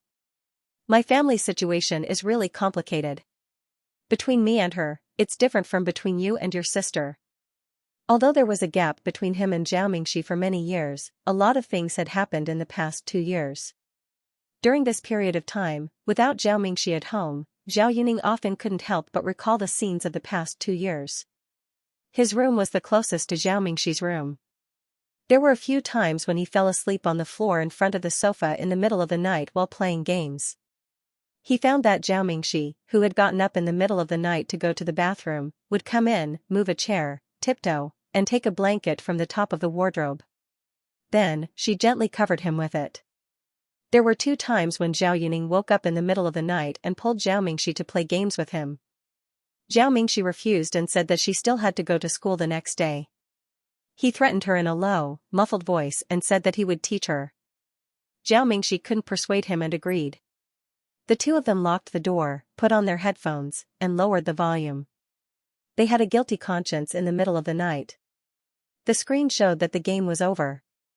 The blue light flickered, and the two of them hung their heads together dejectedly. If they succeeded in the game, the two of them would laugh excitedly and give each other a high five. Zhao Yuning was 14 years old, but he knew that Zhao Mingxi wanted to integrate, so she tried to please him. At first, he was a little repulsed by this. When Zhao Zhanhui returned home, he first called Mother Zhao to the study and briefly explained the situation to her. Mother Zhao was still not convinced. Aunt Zhang has worked in our family for so many years and has always been honest. Mingxi has only been in our family for 2 years.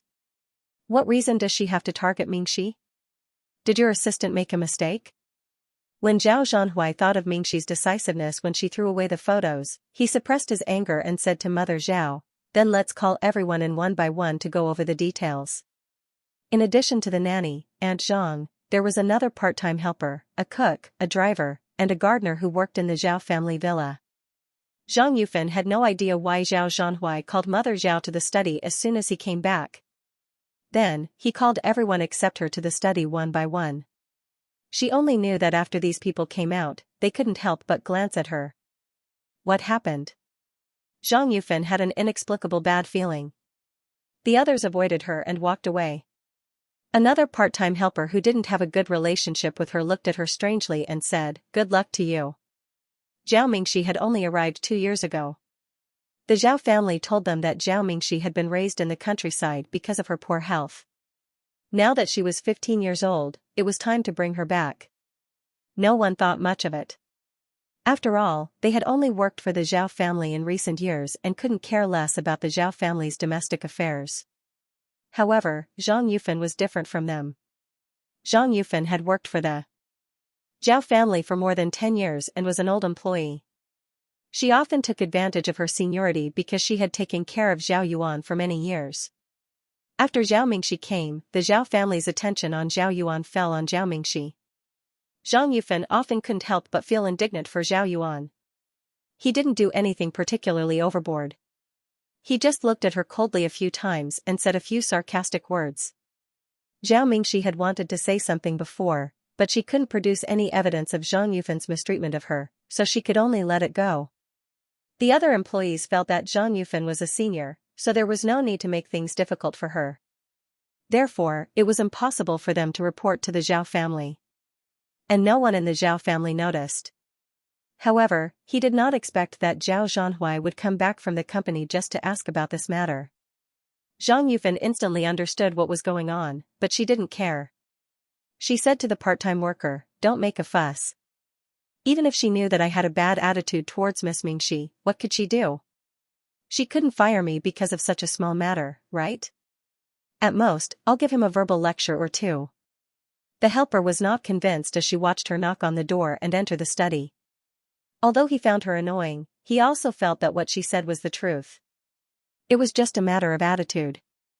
Zhang Yufan had worked for the Zhao family for so many years, and the Zhao family had always respected her. It was impossible that they would fire her because of such a small matter. However, before this thought flashed through her mind, Zhao Zhanhui's voice suddenly rose by an octave from the study. "Small matter? You, a nanny, overstepped your duty, and you call this a small matter? Do you know that because of these small matters, Mingxi, in the study, Mother Zhao was surprised." "What happened to Mingxi?" "Nothing." Zhao Zhanhui was badly battered. He didn't dare to say that Zhao Mingxi wanted to draw a line between them, so he could only say, "Because of these small matters, Mingxi ran away from home."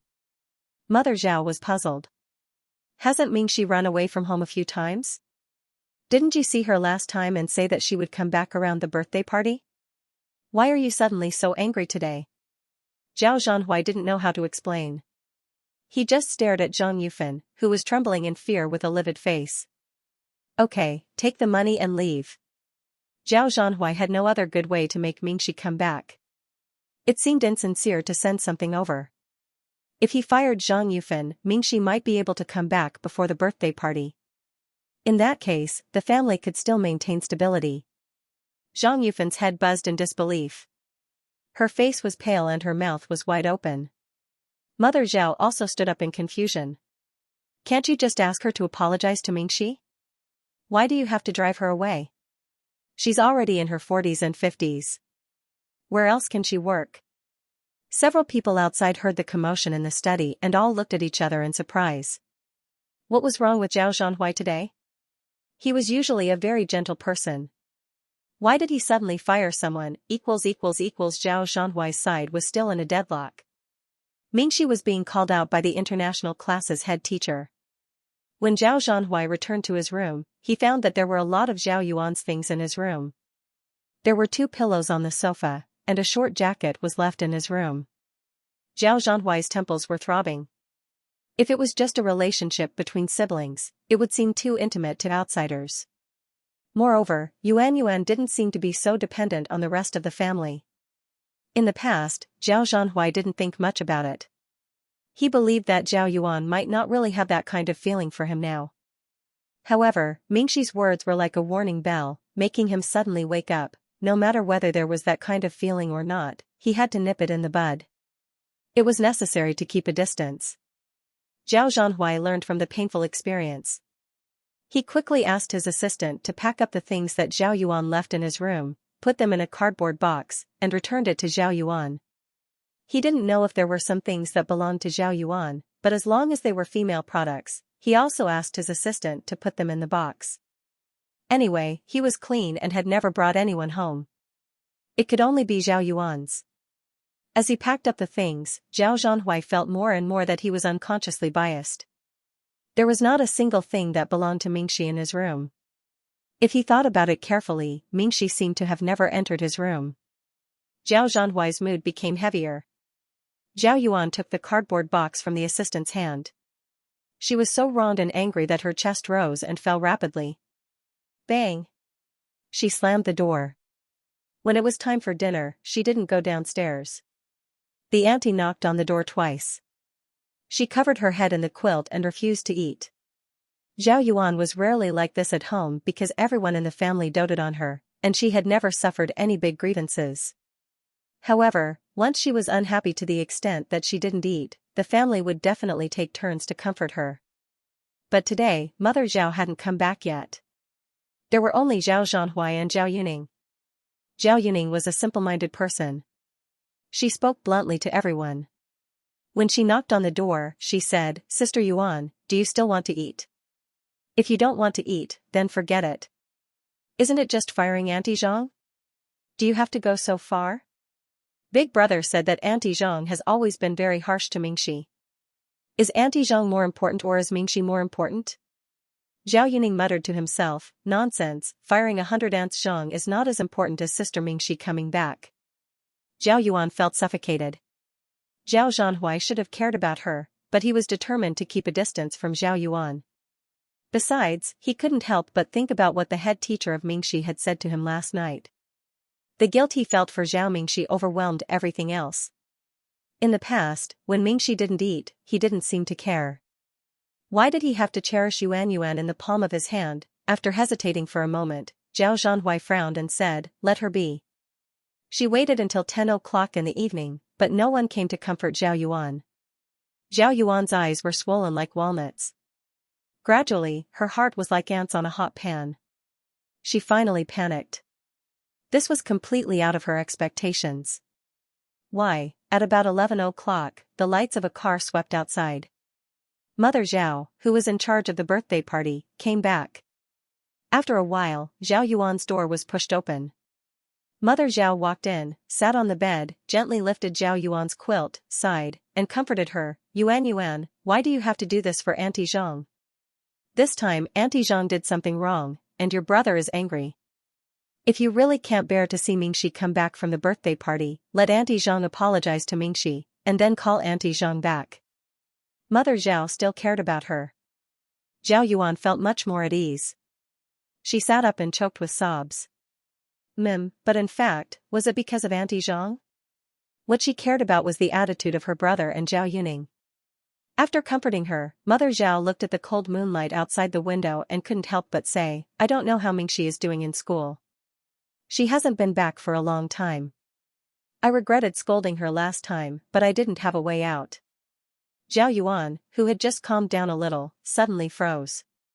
When Ms. Yibing walked into Chongqing class with her exam papers, she pursed her red lips and wrinkled her left and right sides. The change class felt that a storm was brewing and that she was about to explode. When they heard her first sentence, "The overall standard of our class is okay, not much different from before," they breathed a sigh of relief. But in the next second, they saw her throw the test papers on the podium. "But you guys did too badly in math. None of you got full marks in math. A total of 3 students got full marks. Even the international class upstairs had 1. Why didn't our class have 1? Is it because I taught worse than the other 2 classes?" Yibing suppressed the anger in her heart. It was normal for her to lose to teacher Jiang from the gold class all year round. After all, her class had the school's competitive team. But this was the first time in a few years that she was overtaken by teacher Lu from the international class. Thinking about how Lu Wangwei was so proud of himself in the office, smiling and saying to her, "Victory and defeat are common in war," Yibing's heart was filled with anger. "The international class is probably trying their luck," a student whispered. That question was so difficult that they couldn't even understand it. Not to mention that it was beyond the scope of their knowledge, it was even beyond the scope of the competition. Hearing Yibing say that only 3 people in the whole building could solve it, even the 6 members of the school's competitive team couldn't solve it. How could the international class, which had always been at the bottom of the list, solve it? No one took it to heart. It was just a question, and their overall score was definitely better than the international class. Zhao Yuan didn't care too much. Although she didn't solve it, her advantage was that she was very balanced in all the subjects, and her overall score was never too bad.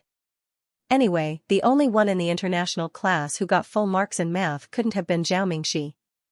She continued to lower her head and look at the book, but her mind was on the next step of the ranking. As the projector turned on, Zhao Yuan became more and more nervous. She didn't show it on her face, but her hands were sweating involuntarily from holding the book. Pu Shuang sat beside her and whispered, "Don't be nervous. As long as you perform as usual, you will be in the top 20 of the 3 classes. Zhao Mingxi just transferred from the regular class last month. I'm afraid that he hasn't caught up with his learning progress yet. How can he compare with you?" "I'm not nervous." Zhao Yuan shook her head and said, "My grades will definitely be higher than hers. I'm just afraid." What he was afraid of was that the gap between him and Zhao Mingxi was not big enough. What he was afraid of was that Zhao Mingxi had made great progress compared to his previous performance. Zhao Yuan didn't continue, but Pu Shuang quickly understood. "That's right. Zhao Mingxi had a low starting point. Your family will notice any improvement. Yuan, your grades have been good for so many years that your family is used to it." Zhao Mingxi had been transferred from a normal class to this building, so she had to fall hard and fall to the bottom few places. Only then would Zhao Yuan's family be able to see the difference between the 2 of them. "Yes." Zhao Yuan closed her eyes and calmed herself down. When he opened his eyes again, the results were projected. She held her breath and looked for her own ranking. She looked at the results of each subject one by one. Pu Shuang looked from the top to the bottom. He found her name first and said, F***CK, Yuan, you're amazing. 5th in the class and 20th in the 3 classes. I'm in the top 20 again this time. Zhao Yuan suddenly felt relieved. She smiled at Pu Shuang and said, "I didn't perform particularly well this time." Pu Shuang said, "I think you can rest assured. There are 150 people in the 3 classes. Zhao Mingxi is either in the 149th or 155th place. Her grades weren't good to begin with. Her average score is in the middle of the regular class. Moreover, it's almost impossible for a transfer from a normal class to keep up with the progress of our 3 classes." Zhao Yuan listened and felt relieved. She said, "I still hope that she doesn't do so badly. Otherwise, my brother might be called over by her class teacher again." On Wednesday, Zhao Yuning learned from others that Zhao Mingxi made it to the 17th place in the October monthly exam. She even ranked ahead of Zhao Yuan. He was surprised and pleasantly surprised. Finally, he made it to lunch. He immediately rushed to the cafeteria of the 3rd year. For a whole month, Zhao Yuning didn't eat a meal cooked by Zhao Mingxi. He also didn't get dragged back to school by Xiao Mingxi when he skipped class to play games. He still didn't believe what Xiao Mingxi said to him. He didn't believe that she could really draw a clear line with their family. He pinned his hopes on his brother. However, his brother didn't come home much recently. He didn't seem to know what to say to him. Zhao Yuning knew that his brother couldn't persuade Xiao Mingxi to come back. Zhao Yuning originally thought that without Xiao Mingxi, he and his family would at most return to the state they were 2 years ago. But he didn't expect that when he was about to lose Xiao Mingxi, he would be in a mess. He was far more lost than he thought. Xiao Mingxi didn't appear in his life for a month. He suddenly realized that he didn't hate this sister as much as he thought. Xiao Mingxi wasn't as unimportant as he thought. I saw on the forum that the host of this year's school anniversary celebration might be Xiao Mingxi. Is this true? The first thing Zhao Yuning did when he came over was to ask Xiao Mingxi. Zhao Yuan's hand holding the chopsticks tightened involuntarily. Pu Shuang said, "There are rumors on the forum." The teachers of the literature and art department did go to her, but they haven't decided who the host will be. Besides, in the past, it was Zhao Yuan. It's impossible to change it this year. Oh. Zhao Yuning was a little disappointed. In the past, it was Zhao Yuan. It would be good if it was Zhao Mingxi this year. Pu Shuang could not help but say, "Zhao Yuning, you're both your sisters. Why don't you ask Yuan Yuan? She didn't do well in the exam this time. She must be in a bad mood." "You didn't do well?" Zhao Yuning was stunned as he ate. He asked Zhao Yuan, "Aren't you 22nd this time? Your results are usually like this. Why didn't you do well?" Zhao Yuning's attention was still on Zhao Mingxi. He said thoughtfully, "Speaking of which, how did Zhao Mingxi's grades improve so quickly?" If he told his mother when he got home, she would be so happy. Zhao Yuan knew that with Zhao Yuning around, it would be impossible to hide the fact that she had lost to Zhao Mingxi in the monthly exam. If he lost in the monthly exam, he would at least have to win back 10% of his score in the 100 Academy League and the school's anniversary celebration. She did not say anything for a long time. After a while, she bit her lip and said, "If you really want to see Mingxi host, I'll talk to the teachers in the arts department this afternoon and recommend Mingxi." If it were Zhao Zhanhui or other men, they might have noticed the grievance in Zhao Yuan's tone. But Zhao Yuning was a straight man. He immediately said in surprise, "Really?" Zhao Yuan clenched her chopsticks tightly. During this time, she even hoped that Zhao Mingxi would come home as soon as possible. As long as Zhao Mingxi did not come home, the attention of the family would be on her. The weather turned cold. In the afternoon, during the music class in the lecture hall, some girls wore scarves and furry coats, which looked good and kept them warm. Zhao Mingxi grew up in the north. She was more resistant to the cold than the people here. Her white neck was bare. She did not wear anything, so she did not feel cold. But Fu Yangxi wore noise-canceling headphones and stared at her on the table. He frowned. Little Mask's family could not handle it. Did they not even pay for the scarf? Why was Zhao Yuan dressed particularly warmly when he saw her in the class downstairs at noon? She was even wearing black marten boots. But Little Mask only wore sneakers all day. The more Fu Yangxi thought about it, the more upset he became. He hooked his finger at a subordinate on the right and then took out a card and gave it to him. However, the change class only dared to clamor outside the classroom door. As soon as Fu Yangxi went out with a dark face, half of his red hair came out from the back door. The group of people immediately scattered, like little people who had fled back to guard the tower. They stuck their backs to the wall vigilantly, afraid that Fu Yangxi would come closer. They only dared to continue staring at him. What's all this noise about? Fu Yangxi hung his silver earphones around his neck and stuck his hands in his pockets. He lazily glanced at the people from the Chongqing class. Since the slot was given to Zhao Mingxi, it means that she has the ability. What's there to complain about, you bunch of losers? When the international class boys saw Fu Yangxi walk out, they immediately felt emboldened. They straightened their backs and scolded back. That's right. What right do you have to say that we spent money to buy a spot? What's the point of giving this spot to change class? Did anyone in your class solve the last math question? Ha ha ha. This spot was given to Zhao Mingxi because the head of teaching valued our class. Our class's campus belle doesn't want it. Tisk. The more he spoke, the more arrogant and despicable he became. What do you mean she doesn't want it? She's taking advantage of us. The group of people from the Chongqing class was so angry that they were about to die. They all clenched their fists, ready to rush up and fight at any time, to fight with everyone except Fu Yangxi. The head of the change class said, Fu Yangxi, this isn't a small matter like last time. This is a competition. If you have the ability, compete fairly. Don't use such underhanded means behind our backs. The more he spoke, the more agitated he became. Coupled with the accumulated hatred between the two classes, the boys from both sides had already begun to push and shove. More and more people gathered in the corridor on the 5th floor. The gold class students couldn't help but poke their heads out of the windows to watch the commotion. Zhao Mingxi stood up and was about to leave when Ko Chungwen pulled him back.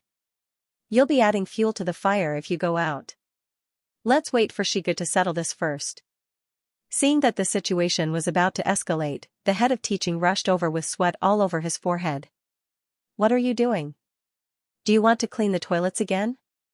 Fu Yangxi stared at the dean with a threatening gaze that said, if you dare to make me clean the toilets again, I will tear down the building. The dean swallowed his saliva and turned to the change class. He said angrily, what is the change class doing? Do you all have nothing better to do? If you don't go back to your own classes, I will punish everyone who is here today. Why are you only fierce to our class? The Chongqing class got even angrier. Just as they were about to get even more worked up, Yi Bing rushed over with a sullen face and a red-eyed Mu Jiao. Yi Bing said coldly, anyway, all the students in this building already know. Then, Dean, let's make it clear here. Why was there such a selection? You have to explain clearly and give them a fair and just explanation. The Dean of Teaching explained so much that his tongue was about to blister. I said that Professor Cao specially applied for Zhao Mingxi's spot. What are you all arguing about? The crowd immediately started whispering. Who would believe that? How is that possible? If the spot was specially reserved for Zhao Mingxi, I will swallow 300 basketballs. Zhao Mingxi just transferred from the normal class a month ago. Professor Cao has never been to the normal class building and doesn't even know her. Dean, you must be drunk to push the blame to Professor Cao. Specially applied? Huh, why didn't Professor Cao specially apply for a spot for me? No one believed him. It was impossible for them to believe him. Not to mention, Professor Cao had a strange temper and would never do such a thing. Even Teacher Jiang from the gold class was Professor Cao's student. Even Teacher Jiang had not heard of this news. This was definitely done behind the scenes. It was not the first time Fu Yangxi had done this. When did the change class get bullied by him? Didn't the Dean of Teaching let him off and punish the people in the change class? It was simply intolerable. Mu Jiao followed behind Yi Bing. The more she thought about it, the sadder she felt. Tears streamed down her face. The opportunity that should have fallen to her was snatched away by Zhao Mingxi from the international class. Could she blame herself for not being rich enough and not being pretty enough to attract the young master of the Fu Corporation? Mu Jiao was a small girl. She usually kept a low profile and did not compete with others. Now, she was being bullied to this extent. Everyone in the change class, including Yi Bing, was furious. Yi Bing said, Dean, you have to tell us the truth. The Dean of Teaching was about to flip out. I already gave it to her. Teacher Lu stood in the corner with his hands crossed, not daring to speak. Although the argument was fierce, he almost laughed out loud when he thought about how the spot for the competition fell to their class. Teacher Jiang was the head teacher of the gold class. She was also the teacher who led the competition and selected the students. She had the most say in these classes. Zhao Zhanhui was still looking for a parking space when Zhao Mo impatiently jumped out of the car. Don't get out of the car. I'm warning you, if you see Zhao Mingxi, don't. Zhao Zhanhui frowned and hurriedly parked the car in a narrow parking space. Zhao Mo was the first to find Zhao Mingxi in the library. Although he was not a popular celebrity, he was still considered a somewhat famous artist.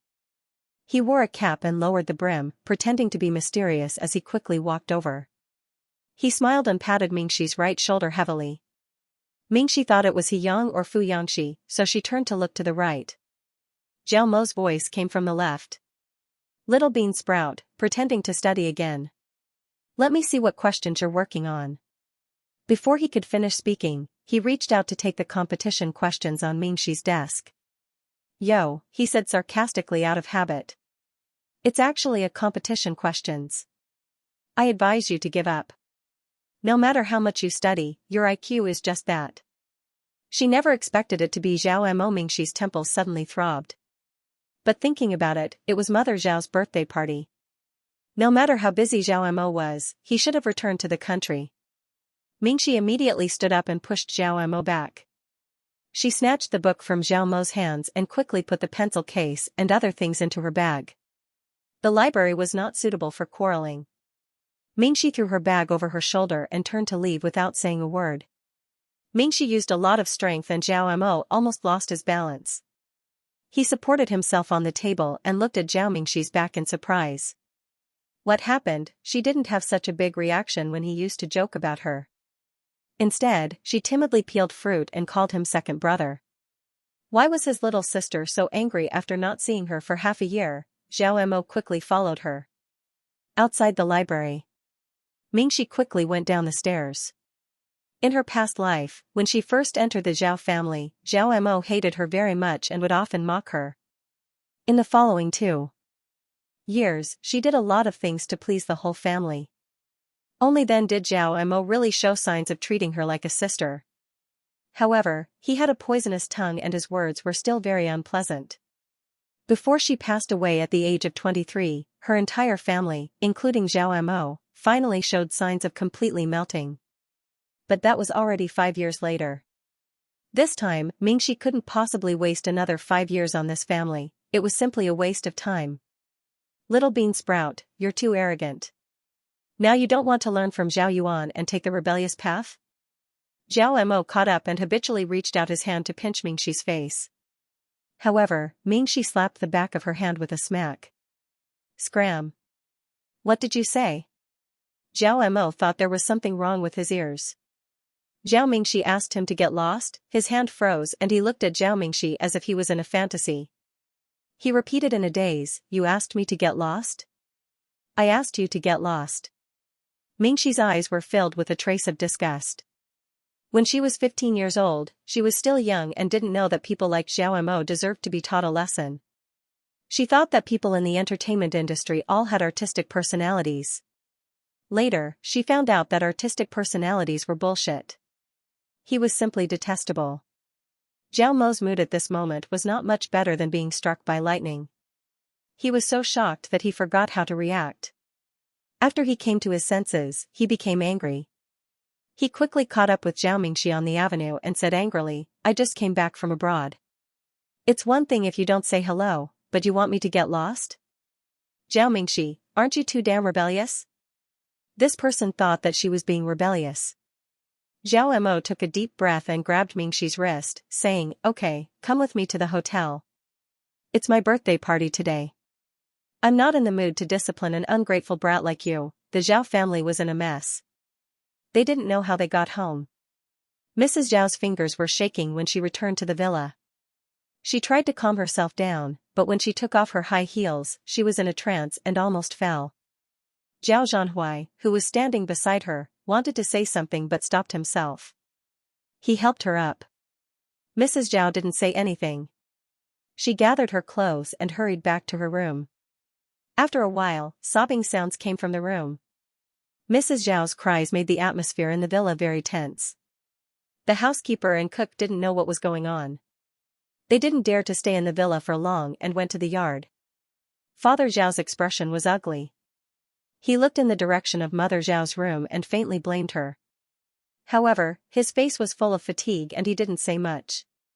He only said, there are still many guests at the birthday party that haven't been sent off. I have to go over.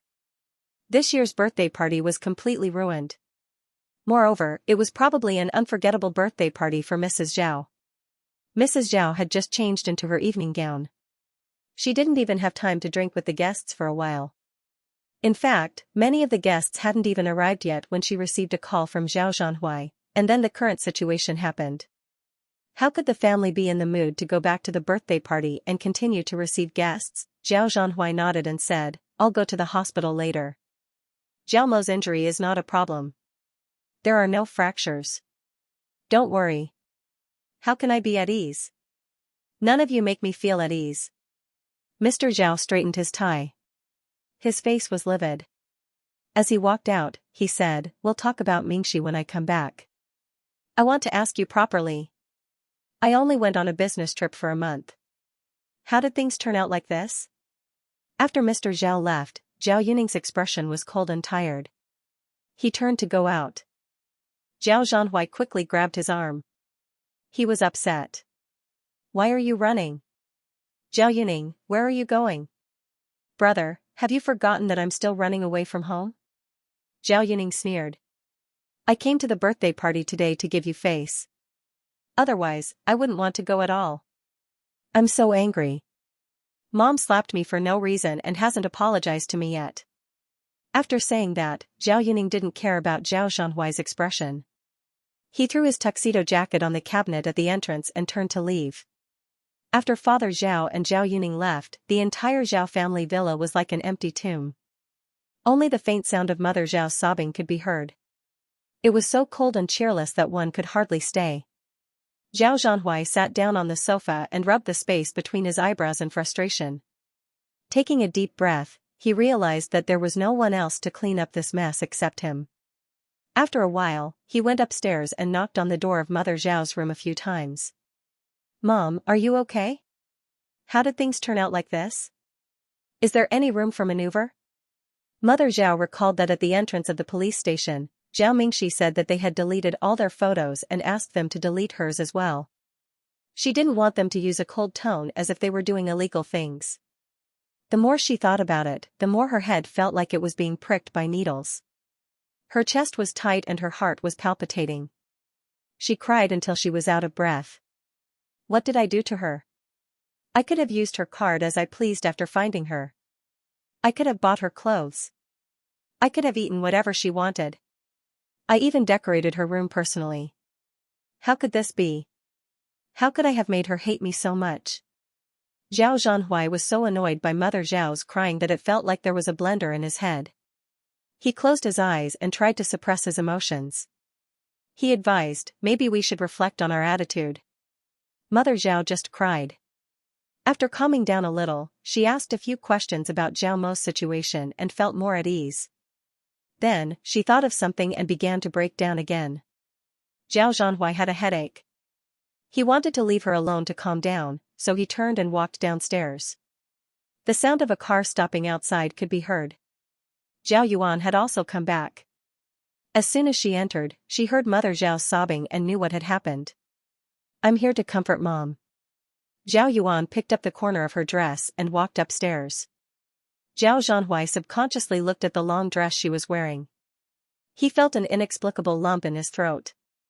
Mingxi had already been pushed out of the house and left in the cold night wind, never to return. Fu Yangxi's arrogant English sentence instantly pulled Mingxi out of her reverie.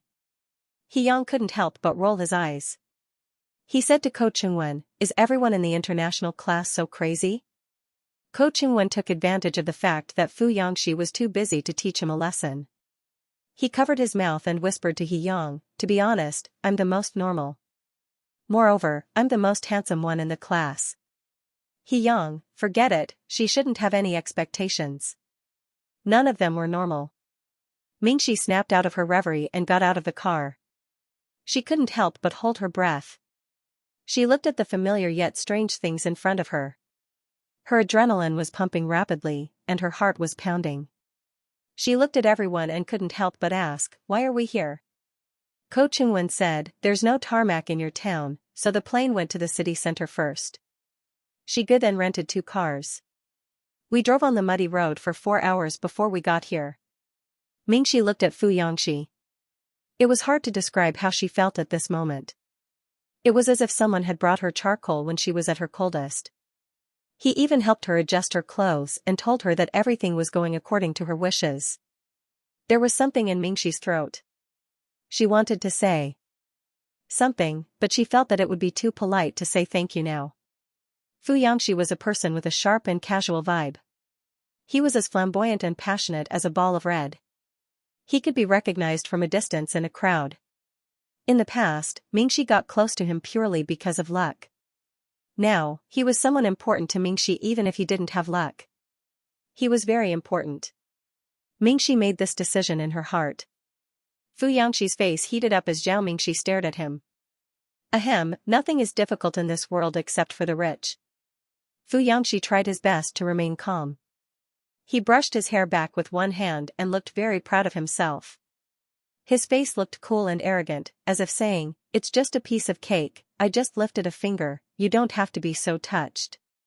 He took Zhao Mingxi's bag out of the car with one hand. Just as he was feeling smug, Ko Chingwen suddenly complained, "Shigu, you really came up with this idea on the spur of the moment. Why did you have to come here in the middle of the night? It had just rained, and there was mud everywhere. The bumpy ride made me feel like my bones were about to fall apart. Also, Zhao Mingxi, how much do you weigh? Shigu said that you're too heavy for us to carry, so we had to." Fu Yangxi's ears suddenly turned red. He rudely interrupted him, "You talk a lot, don't you? Do you want me to sign you up for a 1-hour, 1 million-word competition?" Ko Chingwen, He Yang asked in surprise, "Is there really such a competition?" Mingxi couldn't help but laugh. Fu Yangxi looked at Zhao Mingxi's ears, which had turned white from the cold, and urged her, Okay, let's go in quickly. The wind is so strong here." Mingxi nodded, took a deep breath, and mentally prepared herself. Then, she walked towards the dilapidated courtyard in the depths of the alley. Fu Yangxi went around the two drivers and said a few words. The sound of the engine starting could be heard. The two drivers quickly drove the old car away from the bumpy road. Xianxia was at the end of the line. He held his hands, and the collar of his sweater almost covered his head. He was so cold that his whole body was shivering. He walked to Fu Yangxi's side, exhaled a breath of cold air, and asked, "When do you want them to come and pick us up?" 7 o'clock tomorrow morning. Xianxia whispered, "Doesn't that mean we have to spend the night here?" Fu Yangxi looked at Zhao Mingxi, who was walking in front of him, and said casually, "It's not easy for my little mask to come here." Besides, Fu Yangxi looked around and whispered, "I checked. The green train back home only leaves at 7 o'clock every day." Wait. Xianxia's sleepy eyelids suddenly twitched, "Don't tell me we have to take the train back. Where's the private jet we took to come here?" Zhao Mo was a small-time celebrity after all. There was some news about him being arrested, but before Zhao Mo's manager could prepare emergency measures, the news was suppressed by the Fu Corporation. After all, the matter involved the young master of the Fu Corporation. Although they looked down on a small-time celebrity, the Fu Corporation didn't want this matter to spread. In any case, Zhao Mo's manager was relieved. At the hospital, Zhao Mo belatedly realized that he had been blacklisted by Zhao Mingxi. He couldn't believe it. His foxy eyes widened as he tapped his phone and looked at Zhao Zhanhui in shock. "She blacklisted me? What's going on? She blacklisted me?"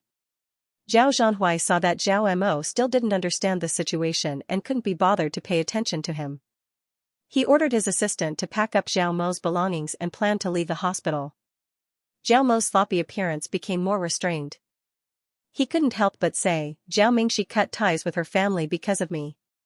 Because I've been bullying her before?" Zhao Zhanhui thought to himself, "Of course it's because of you." At the side, Zhao Yuning crossed his arms. Seeing Zhao Mo like this, he actually felt a little comforted. At least he was less hated by Zhao Mingxi than Zhao Mo was. Zhao Yuning deliberately said, "Second brother, if it's not because of you, then who? Mingxi and I get along very well. Big brother and dad are always at the company. You're the only one who bullies Mingxi all day when you're at home. Oh, and mom." At the mention of Mother Zhao, Zhao Yuning shut up and looked a little unhappy.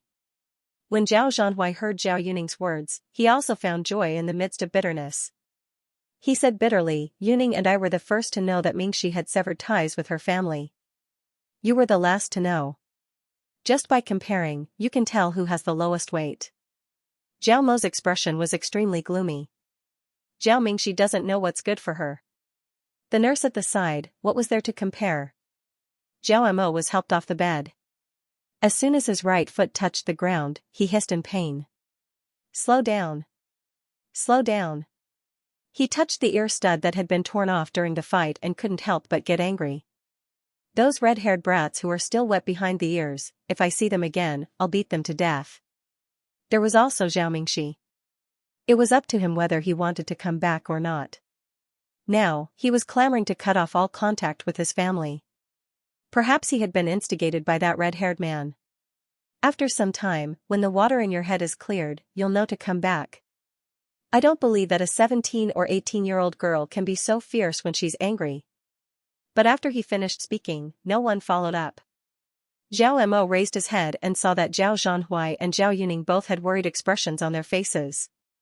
He recalled the indifferent look in Zhao Mingxi's eyes when he was in the library that day. His heart skipped a beat, and he couldn't help but ask, is it true? Was he really going to sever ties with her? Why is she so rebellious now? What do you think? Zhao Zhanhui frowned and said, Dad was furious with me because of this last night. I don't know how to deal with it. Only then did Zhao Mo's expression change. He thought for a moment and sneered. Hey, this is a big deal. I'm not leaving. I'll stay and solve this matter. Zhao Yuning couldn't help but say, second brother, what can you solve? I'll be thankful if you don't make things worse. Zhao Yuning originally wanted to go back to the hotel, but Zhao Zhanhui said that there was a meeting at home about Zhao Mingxi's matter. He reluctantly got into Zhao Zhanhui's car.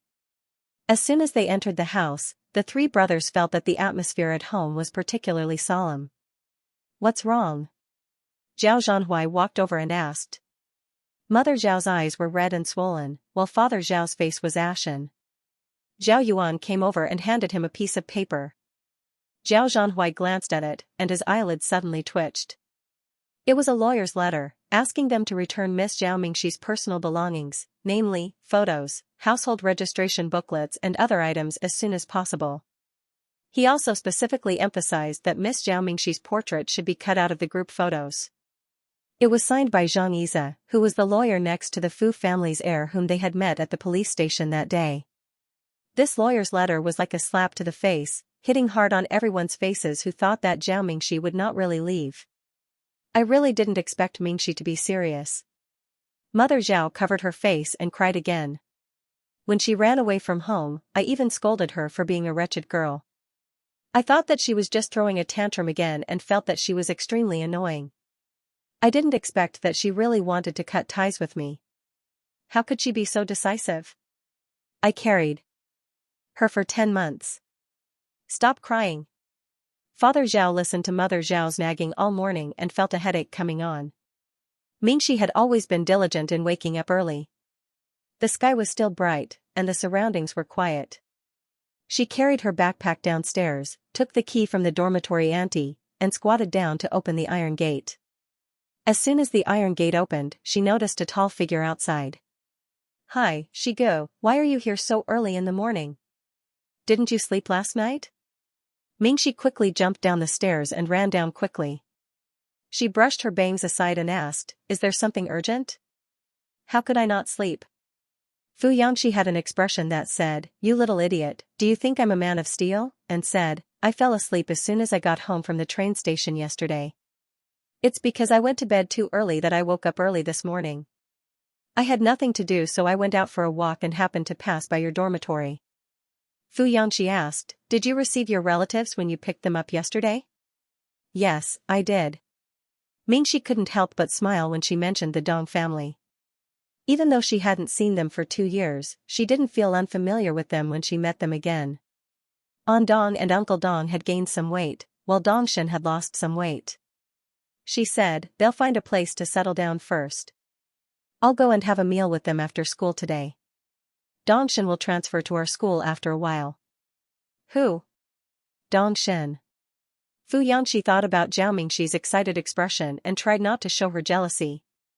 She pretended to ask casually, is it a boy or a girl? A boy, 1 year younger than me. He's my former neighbor. Fu Yangxi suddenly asked, do you like him? What do you mean? They're just neighbors. Mingxi frowned and looked at Fu Yangxi. She also doubted that a simple-minded school bully like Fu Yangxi would know what like was. Last time, when a girl handed him a paper crane during music class, he asked her fiercely if she wanted to fight. Xianxia hadn't even been enlightened yet. Then does he like you? I don't. Mingxi said helplessly, I want to study hard now. You know my family's situation. I'm not Zhao Mingxi now. I'm Mingxi. I have to raise my grades to a higher level. Xianxia got the answer he wanted and tried his best not to be too happy. He thought triumphantly, studying or not studying is just an excuse. It was obvious that she already liked him. In that case. Here. With one hand in his pocket, Xianxia turned his head and coldly handed a large pile of packed breakfast to Mingxi. Mingxi was flattered. She took the craft paper bag and looked inside. She saw McDonald's and a few Chinese breakfasts. She raised her head to look at Xianxia and asked in disbelief, for me? Did the sun rise from the west? Mingxi looked at Xianxia, who was covered in the morning chill and had dew on his hair. Her heart inexplicably skipped a beat. You came all the way here early in the morning just to deliver breakfast to me? What do you mean just for you? Little mask, why are you so narcissistic?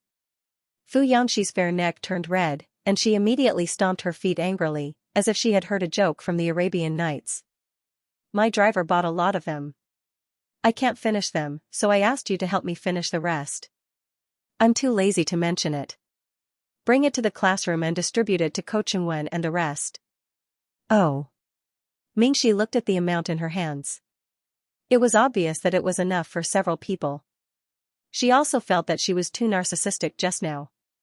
A young master like Xianxia would do something like calling for a helicopter with a flick of his finger for his underling. However, he would be crazy to do something like squatting below the girls' dormitory early in the morning to deliver breakfast. Then why didn't you bring it to the classroom directly? Mingxi asked. Xianxia said, I came to take the clothes that I stuffed in your bag yesterday. Can't I? The jackets that they wore yesterday were all stained by the mud and water, so they bought a few sets of clothes in town. The rest of them carried their own dirty clothes, but Xianxia was too lazy to take them. His dirty jacket was wrapped in a plastic bag and stuffed into Mingxi's bag. Mingxi remembered and muttered, I thought you would throw that jacket away. After 8 o'clock, the international class students came into the classroom one after another. Coachingwen came in with his coat in his arms. He looked around to make sure that there were no teachers around before he came in mysteriously. Shigu is already here? He saw that Xianxia's seat had traces of someone sitting there, but he was not there. Mingxi did not look up and continued to solve the problem. He went to the bathroom. Zhao Mingxi, come here. Coachingwen whispered excitedly. I'll show you a treasure. Mingxi was disgusted by his words. She put down her pen and looked back in disgust. Coachingwen looked left and right, and then carefully and excitedly opened the jacket in his arms. Suddenly, he heard a puppy barking. Woof, woof, woof. It was a 2 to 3 month old husky. It was only the size of a bolster. It was black and white and looked fierce. It tilted its head and stared at Mingxi. It was so cute. Mingxi's eyes lit up. She reached out and touched the puppy's head. The puppy did not bite. It looked at her curiously and then licked her palm. Many students who had entered the classroom also looked over. A few girls were excited. Mingxi asked, where did you get it? My big husky gave birth to it. Coachingwen said, I only found out recently that Shigu is afraid of dogs. This weakness is not Xianxia, right? If this gets out, everyone in the change class will laugh at him. So I brought a puppy for him to get close to. Maybe if he gets close to a puppy that doesn't bite, he won't be afraid of dogs anymore. Mingxi thought that Coachingwen was picked up in school and was going to be sent away. She did not expect that he specially brought it over for Xianxia. She disagreed. I think you should forget about it. Didn't he say that he is afraid of dogs? Why do you want him to overcome it? Before he could finish his sentence, Xianxia walked in from the back door of the classroom with a bottle of medicine in his hand. His gaze slowly fell on the dog in Coachingwen's arms. His Adam's apple moved, and his expression suddenly changed. Shigu, look. Coachingwen recklessly carried the dog over to Xianxia. The puppy was eager to try and pounced on Xianxia. For a moment, Mingxi did not know if it was an illusion, but she saw a frozen expression on Fu Yangxi's face, as if he had returned to a nightmare. It was an expression of flying, and falling straight down. That day on the hillside, Mingxi was too flustered, and he was also extremely afraid of the Tibetan Mastiff. Therefore, he did not see how stiff Fu Yangxi was when he stared at the Tibetan Mastiff. At this moment, she saw it clearly. It was an expression that would never appear on Fu Yangxi's face. Because of this, Mingxi did not know why her heart was beating so fast, and her blood rushed to the top of her head. She hurriedly stood in front of Fu Yangxi and could not help but say, "Okay, class is starting. Stop fooling around. Quickly send the dog to the uncle at the door. Otherwise, Teacher Liu." Before she could finish her sentence, she realized that something was wrong and turned around. The figure behind her had suddenly disappeared. Fu Yangxi carried the bag of medicine and went somewhere. Ko Chingwen opened his mouth wide and looked at Fu Yangxi's reaction in shock. He realized that he might have caused trouble. He felt a chill down his spine and said to Mingxi, "It's over, it's over. Shigu is going to beat me to death later. I really didn't know that he was so afraid. I thought that it was a cute puppy and not scary at all, so I brought it over for fun." Mingxi said to him, "Send the puppy away first. I'll go look for it." The two boys from the school's competitive team were shocked.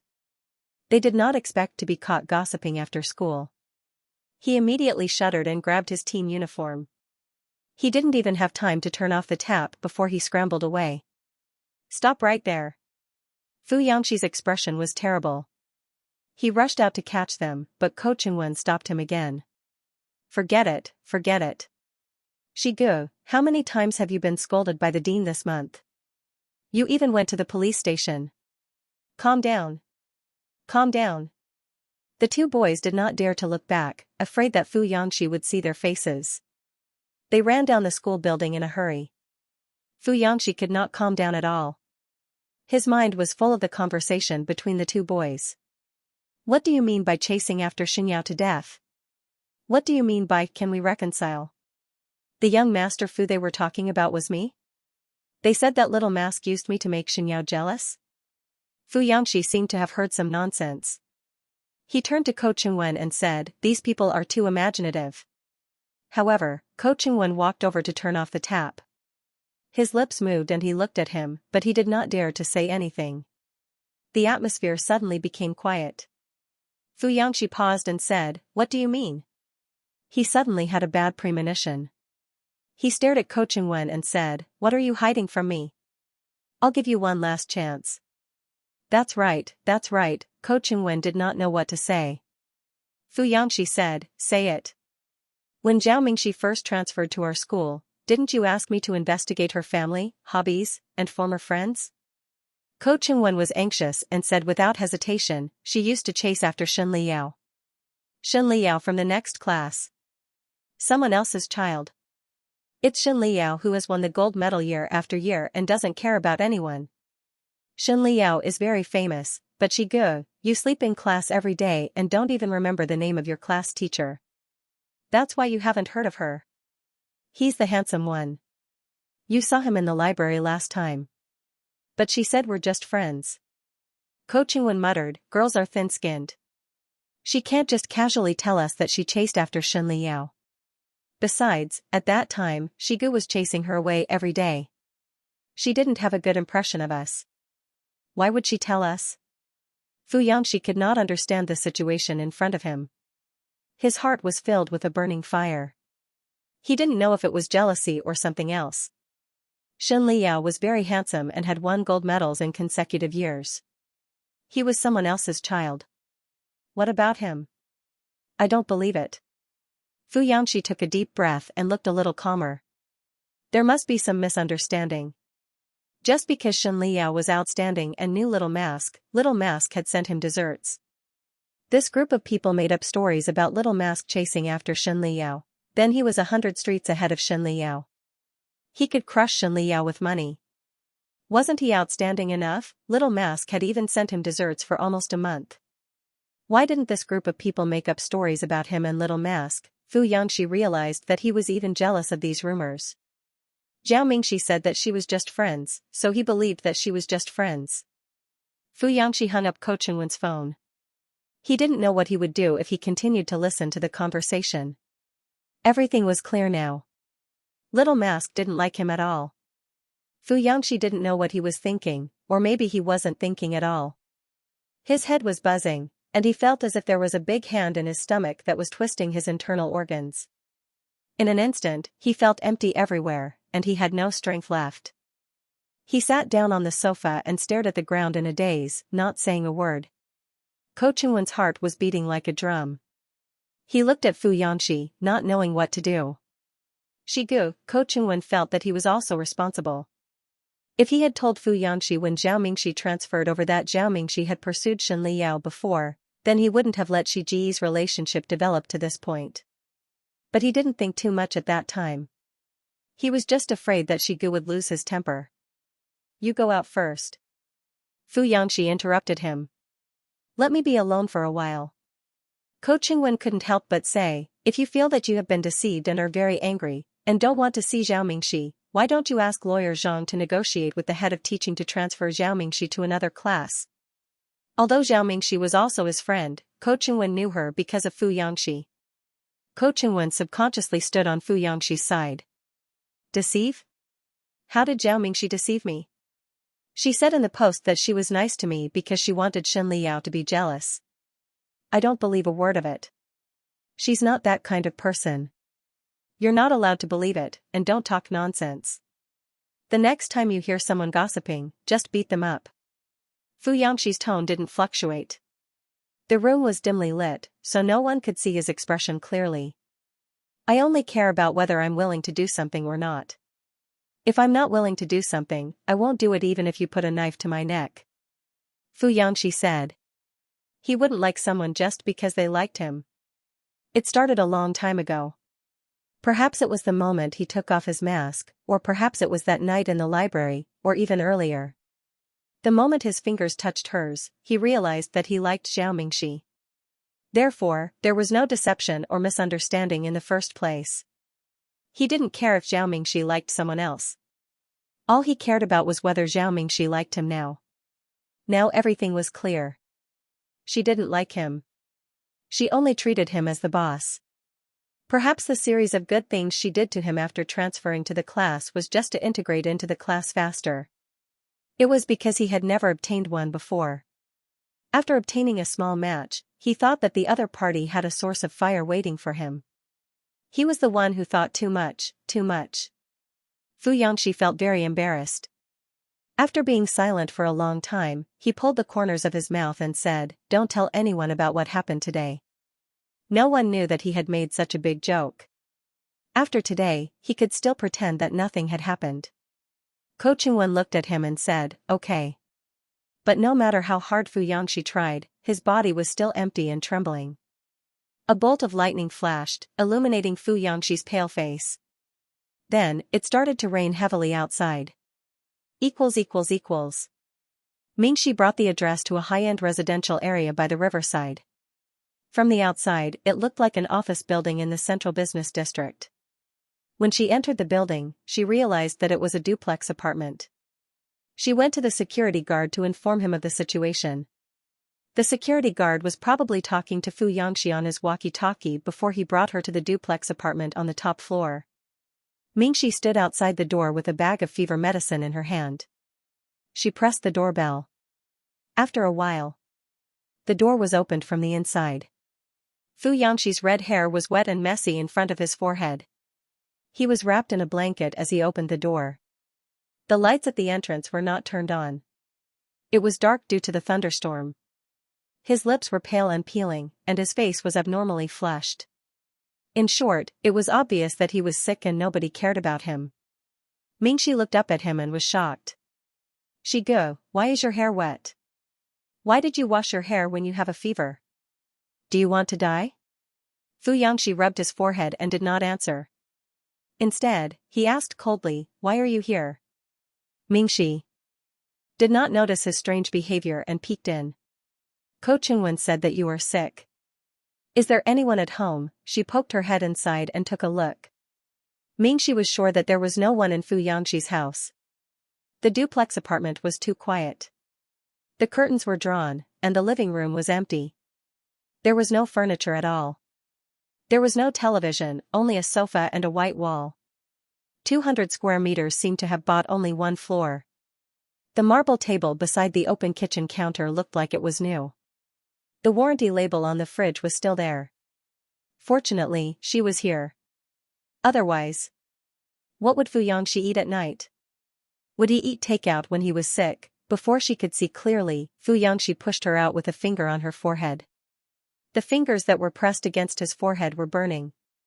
Fu Yangxi did not allow her to go in. Aren't you going to the 100 Academy League to meet other people? You actually have time to look for a deskmate like me. Fu Yangxi said coldly with a hoarse voice. Ah? Mingxi was confused.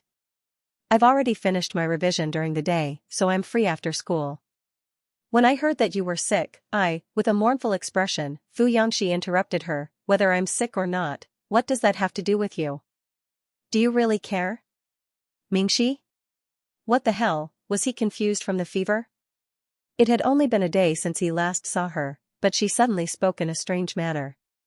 Mingxi was afraid that his brain was really damaged, so she anxiously put the medicine bag on her wrist and pushed him inside. Hurry up, blow dry your hair. Go lie down on the bed. He accidentally pushed her a little too hard and Fu Yangxi staggered. A scorching hot aura pressed down on him. Mingxi hurriedly supported him. How much do you weigh? Mingxi asked strenuously. She felt as if Mount Tai was pressing down on her and she almost fell to the ground. Her height of 1.7 meters was like a small bamboo shoot swaying in the wind and could be broken at any time. You're usually so thin, I'm 1.88 meters tall, okay? Go and ask other 1.88 meters tall boys how heavy they are. Fu Yangxi said angrily, plus the blanket, I weigh 20 kilograms. He was filled with righteous indignation and thought to himself, so what if Shen Liao is light and Shen Liao is thin? It's fine if she doesn't like me, but she even despises me for being fat. I don't need you to help me. Fu Yangxi was burning with anger. He shook off Mingxi's hand and turned to walk inside. Mingxi closed the door and took off her school bag. She looked around and realized that Fu Yangxi's large duplex apartment did not even have a coffee table. She had no choice but to throw her things on the ground. After Mother Zhao and Zhao Yuning came back from the restaurant that day, they both caught a cold because they were caught in the rain. Zhao Yuning was a boy after all, so he was fine after drinking a bowl of ginger soup made by the nanny that night. Mother Zhao, on the other hand, fell seriously ill. It seemed to be an external illness, but it was actually a psychological illness. The Zhao family knew why, but they couldn't do anything about it. Zhao Mingxi was almost 18 years old, so they couldn't bring her back by force. Even if they brought her back, they couldn't go back to the past. Zhao Mingxi would only hate them more. The people of the Zhao family finally realized this point. But no matter what, the Zhao family didn't give up. Blood ties were the most unbreakable thing in the world. Zhao Mingxi could be angry and resent them for a year or two, but she couldn't abandon them for the rest of her life. Moreover, they now knew how to repent and make up for it. As time passed, wouldn't their relationship gradually improve? The problem now was how to ease it. Just like what Mother Zhao and Zhao Yuning saw outside the restaurant, Zhao Mingxi didn't even look at them when she saw them, let alone greet them. If he went to find her directly, it wouldn't work at all. She would definitely turn around and leave like before. She might not even be able to say half a word, and it would be futile and annoying. They had to think of other ways to make her soften slowly. The Zhao family was thinking of their own ways. Father Zhao was still unaware of the situation. Although he heard Zhao Zhanhui talk about what happened during this period of time, he still felt that Mingxi might be angry for a moment, and this matter could be changed. Mingxi was disappointed because the family was biased toward Zhao Yuan. These feelings of disappointment accumulated layer by layer, leading her to finally decide to leave the family. So where was the source? It was bias. Father Zhao had a private talk with everyone in the family. He emphasized that they must treat Zhao Yuan and Zhao Mingxi equally in the future. Whether Mingxi was around or not, they must be fair and just. The situation of Mother Zhao giving Mingxi's dress to Zhao Yuan at the birthday party last time couldn't happen again. He especially lectured Zhao Mo, watch your mouth. It's fine if you talk nonsense usually, but do something special at critical times. He also said to Mother Zhao, you have the biggest impact on Mingxi. You must be fair and impartial in the future. Moreover, Mingxi is our biological daughter. It's okay to be more biased toward her at this time. Zhao Zhanhui also talked to Zhao Mo and Mother Zhao. He mainly reprimanded Zhao Mo to be honest, if you had waited for me that day and didn't go to Mingxi so impulsively, you might not have been sent to the police station, and things wouldn't have developed like this. You're the direct fuse. Zhao Mo was so angry that he laughed. Now, because of a little girl, the whole family is making such a big fuss, right? And you're all lecturing me? How would I know that day? Before he could finish, Father Zhao walked in and slapped him hard on the back of his head. I've already told you. Change the wording of your language. Don't you know how to say little sister? Why do you have to say little girl? This is all because of you. If you still want to stay at home, go to the study and copy the word little sister 100 times. Father Zhao's face was livid. He had always been the image of a strict father. Everyone in the family was afraid of him. Zhao Mo's anger crept into his heart, but he suppressed it and turned to the study to copy Chinese words. Zhao Zhanhui and Mother Zhao's conversation mainly focused on analyzing the reason why things had turned out this way. The two of them recalled some past events. The more they thought about it, the more they remembered that they had neglected Zhao Mingxi because of Zhao Yuan. Mother Zhao's face turned pale and she started crying again.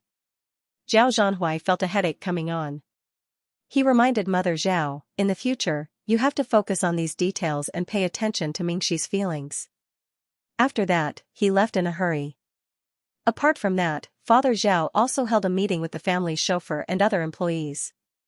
He emphasized that Zhao Mingxi was their biological daughter and they must not neglect her in the future. If something like Nanny Zhang happened again, they would be fired. I'm not eating. Stay away from me.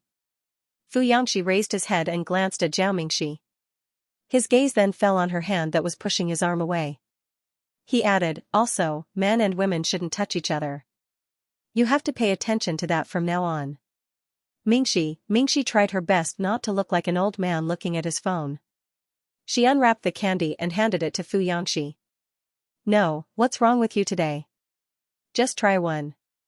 There's lemon and strawberry flavor. You need to replenish your energy when you're sick.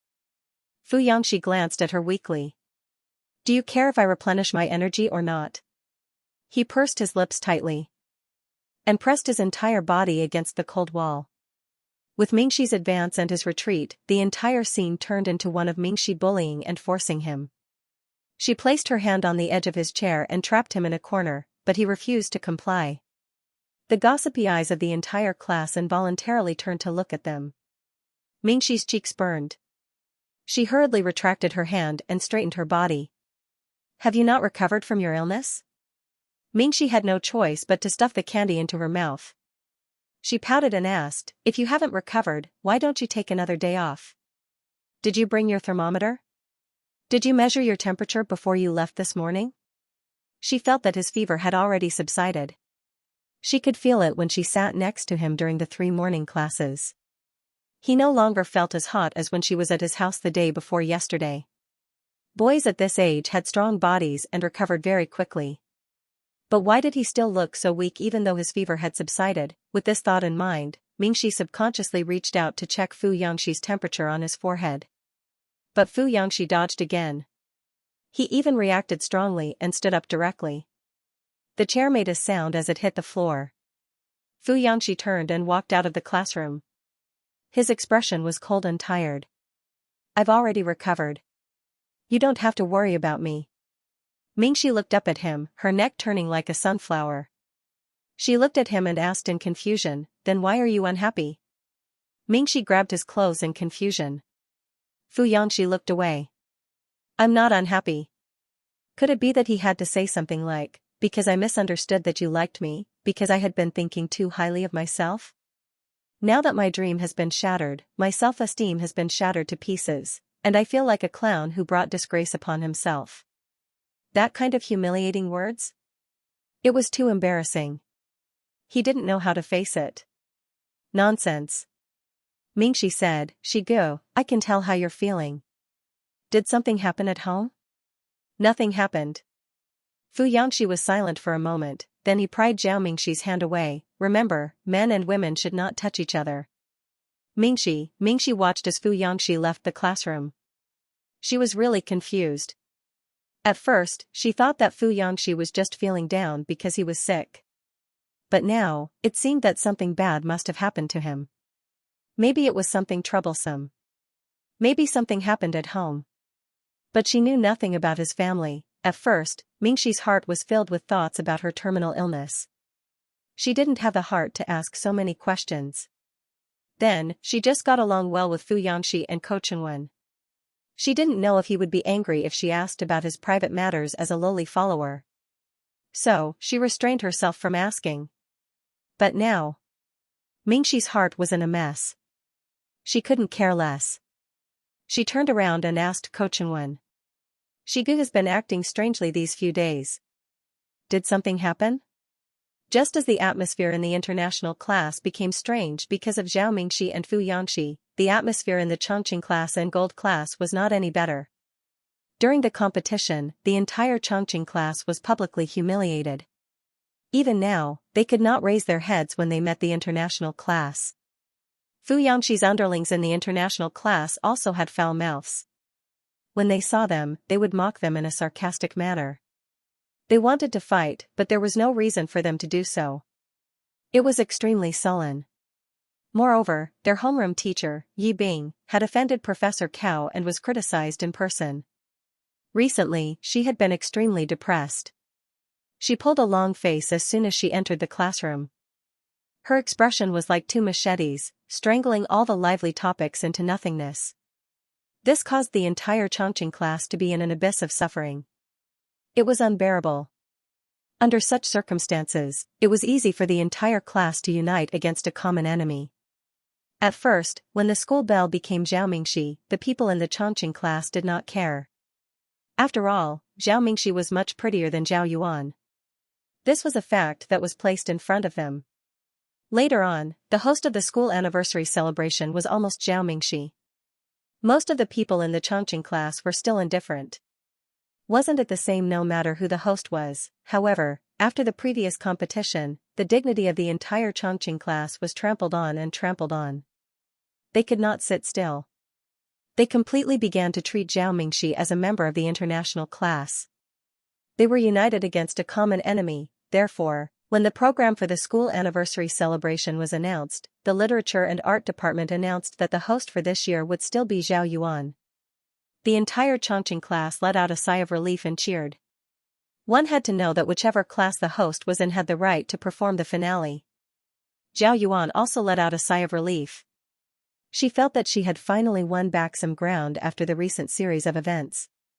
However, what Zhao Yuan and the Chongqing class did not know was that after she went to the literature and art department that day, the literature and art department contacted Zhao Mingxi again. But Mingxi bluntly refused. Therefore, this opportunity went around in circles and finally fell into Zhao Yuan's hands. Mingxi's idea was very simple. She was too lazy to argue with Zhao Yuan about these trivial things. The rational thing to do was to study as much as possible. If it had been in the past, Mingxi might have wanted to perform a performance or something to show off to the Zhao family because all of them would be attending the school's anniversary celebration. After all, she was also a child who was full of expectations and wanted to be praised. But now, Mingxi didn't care about this at all. Even without all that love, she could still live well on her own. Other than the contestants in the Chongqing class, everyone else was in an uproar. Full of enthusiasm, they began to prepare for the finale of this year's school anniversary. Only two people were not so happy. Li Haiyang had thought that this year's host would be Zhao Mingxi. He had been secretly looking forward to it for a long time, but now he was told that it would be Zhao Yuan. What was the difference between this and a fan who had been waiting for his idol's concert for a long time suddenly being told that a passerby would be on stage? He didn't like Zhao Yuan. Naturally, Zhao Yuan was just a passerby to him. Aren't you tired of it? Li Haiyang grabbed the gifts on the table that hadn't been sent out yet and couldn't help but mutter, "It's always Zhao Yuan for the past 2 years. Don't the school leaders feel tired of it?" "What are you talking about?" Lu Yi, who happened to walk past, heard him and immediately came back to grab his collar. He almost fought with him. "It's Zhao Yuan, so what? Zhao Yuan is just beautiful. If you don't like it, hold it in." Li Haiyang looked at the wound on Lu Yi's face and felt that Lu Yi was a little stupid. "You stole your father's bidding documents for Zhao Yuan and even threatened your father. Does Zhao Yuan know that you did this? And even if you succeed in helping Zhao Yuan, will Zhao Yuan remember you in the end?" The two of them were friends, so Li Haiyang felt that he needed to remind Lu Yi again. However, he was interrupted by Lu Yi before he could finish speaking. "What do you know? Zhao Yuan already agreed to go to the movies with me next weekend." Lu Yi looked at Zhao Yuan's delicate and pretty back in the front row and smiled happily. "At least I have a chance." He then mocked Li Haiyang, "And you? It's just a gift. You've been complaining for so many days and still haven't been able to send it out." Li Haiyang was depressed. Another person who wasn't so happy was Xianxia. She wasn't very popular in Chongqing class. Only Miao Ran, who she had played with since she was a child, would still talk to her. Zhao Yuan had helped Zhao Zhanhui, so she was more or less proud of herself. She also wanted to use this opportunity to restore her relationship with Zhao Zhanhui. Therefore, when she returned home from school, she didn't go upstairs after dinner. She just sat on the sofa and watched TV absent-mindedly, waiting for Zhao Zhanhui to come back. Zhao Zhanhui had been very busy with work recently, and it usually ended after 10 o'clock at night. Because the atmosphere at home had been gloomy during this period of time, he couldn't bear it emotionally. He even deliberately stayed at the company until after 11 o'clock at night before returning. Today, he didn't want to go back even more. Zhao Yuan had really helped him with the Lu Corporation's land. However, Zhao Zhanhui was a 25-year-old adult man after all. How could he not see that Zhao Yuan wanted to use this opportunity to get closer to him? She was so excited when she called him. When he returned, she would probably take credit in front of him. It was just the mentality of a little girl. Zhao Zhanhui didn't think much of it. It was just that he was under a lot of pressure. He was very clear that he couldn't give Zhao Yuan the praise, care, and warmth that she wanted. Whether it was because he sympathized with his biological sister, Zhao Mingxi, or because he had sensed Zhao Yuan's thoughts earlier, he couldn't look directly at Zhao Yuan like before. On one hand, he did need the Lu Corporation to give up the profits. But on the other hand, he couldn't get closer to Zhao Yuan against his will. Therefore, on the way back, Zhao Zhanhui's thoughts were heavy. He wished that there were a few more red lights on the road so that he could get home later. It would be best if Zhao Yuan was already asleep when he got home. That way, he wouldn't have to face her. However, he didn't expect that when he got home, it was almost midnight. The car had just stopped outside the Zhao family's villa when he could see Zhao Yuan waiting in the living room with a book and looking out from time to time through the floor-to-ceiling glass. Zhao Zhanhui's scalp went numb. He hesitated for a long time in the car and had the urge to drive back to the company immediately. But before he started the car again, Zhao Yuan saw his car. She was pleasantly surprised and hurried out in her slippers to greet him. "Brother." "Zhao Zhanhui, == tonight." Lu Ye's father was woken up by his assistant in the middle of the night. The assistant panicked and said, "President Lu, bad news. Mr. Jiang suddenly returned to the country and asked to see you. His flight is about to land. Do you want me to pick him up or?" Lu Su was still drowsy as he held the phone. When he heard the name Mr. Jiang, he felt as if he had been whipped awake. He jumped up and hurriedly put on his clothes. Why did Mr. Jiang suddenly return to China? Was something wrong with the company or something else? Hurry up and tell me the flight number. I'll pick it up myself.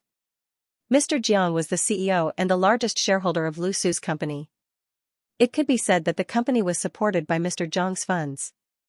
A little of that group of rich people's money was enough for Lu Su's company to earn a lot of money. In the past, Mr. Jiang had always stayed abroad and occasionally had remote meetings.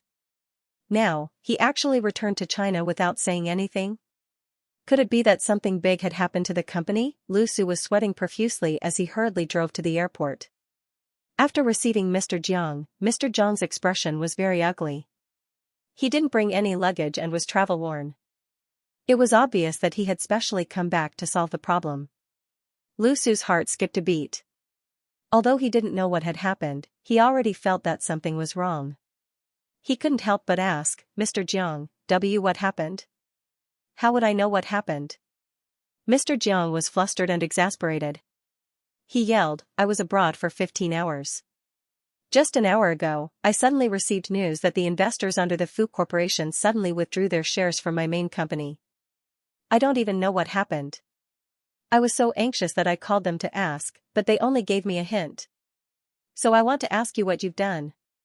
Lu Su's whole body tensed up from being scolded, but he was still confused.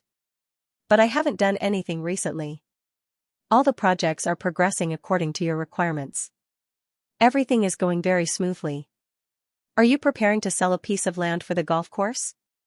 Mr. Jiang said angrily.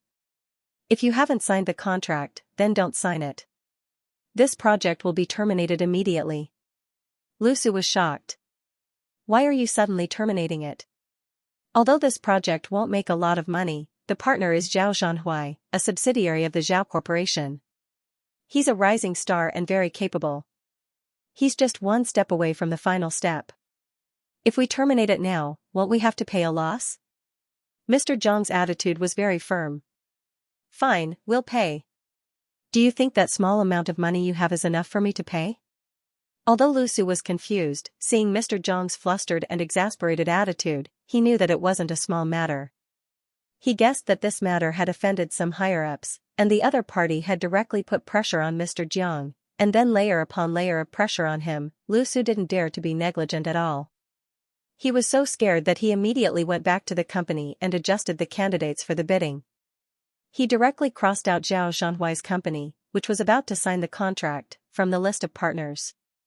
After taking a shower, Mingxi curled up under the blanket. She couldn't figure it out no matter how hard she thought about it. She was no longer in the mood to revise and couldn't help but send a WeChat message to Yang. "Do guys also have those days every month when they feel frustrated?" "Yang, what happened?" "Fu Yangxi and I were planning to watch a movie, but he suddenly said he was sleepy and wanted to watch it another day." Mingxi typed furiously and couldn't wait to tell Yang everything that happened in the afternoon. "What's going on? Does he hate me? Or did he find it boring and didn't want to listen to me talk about Shen Liao and Dongshen? But after I learned about his WeChat moments, I also wanted to share my own WeChat moments with him. Don't tell me he's regretting taking me in as his underling? Recently, he's been telling me not to call him boss." The more Mingxi typed, the more indignant she became. How can he go back on his word after taking me in as his underling? How can he be like this? How can he be so untrustworthy? Is he even a man? Yang delayed for a while before replying with a voice message. "Guys get sleepy after 3 minutes. This won't do." "Mingxi, Yang, speaking of which, I noticed something." "Mingxi, what's wrong?" Yang was typing for a long time when he suddenly said, "Zhao Mingxi, did you notice that you've been talking about Fu Yangxi the past few days? Logically speaking, you should have interacted with Ko Chengwen and Jiang Shouqiu a lot after transferring classes, but it seems like you've only talked about Fu Yangxi the most. Check the chat history yourself." This line of text suddenly popped up in the dialog box, and Mingxi was instantly shocked to the point that his heart jumped. "Ah?" She stared blankly at this line of text. Her heart suddenly pounded and her blood rushed to her brain and scalp. That feeling was hard to describe. It was as if the top of her head had been opened and lightning had struck her. For a moment, her consciousness and thoughts were completely blank. After being reminded by Yang, she realized that she had been focusing too much on Fu Yangxi recently. She stared at him in class and was scolded by Teacher Liu. Today, she heard that he said that even if Ko Chengwen's blanket was soaked, he would still provide a place to stay, and she actually felt a sense of disappointment. And that morning, when she saw Fu Yangxi carrying breakfast downstairs in the dormitory and heard that he only came to pick up his coat that was worth tens of thousands of yuan, she suddenly felt as if she had been splashed with a bucket of cold water. Why did she have such a change in mood? Mingxi sat up wrapped in the blanket and stared at the phone in a daze.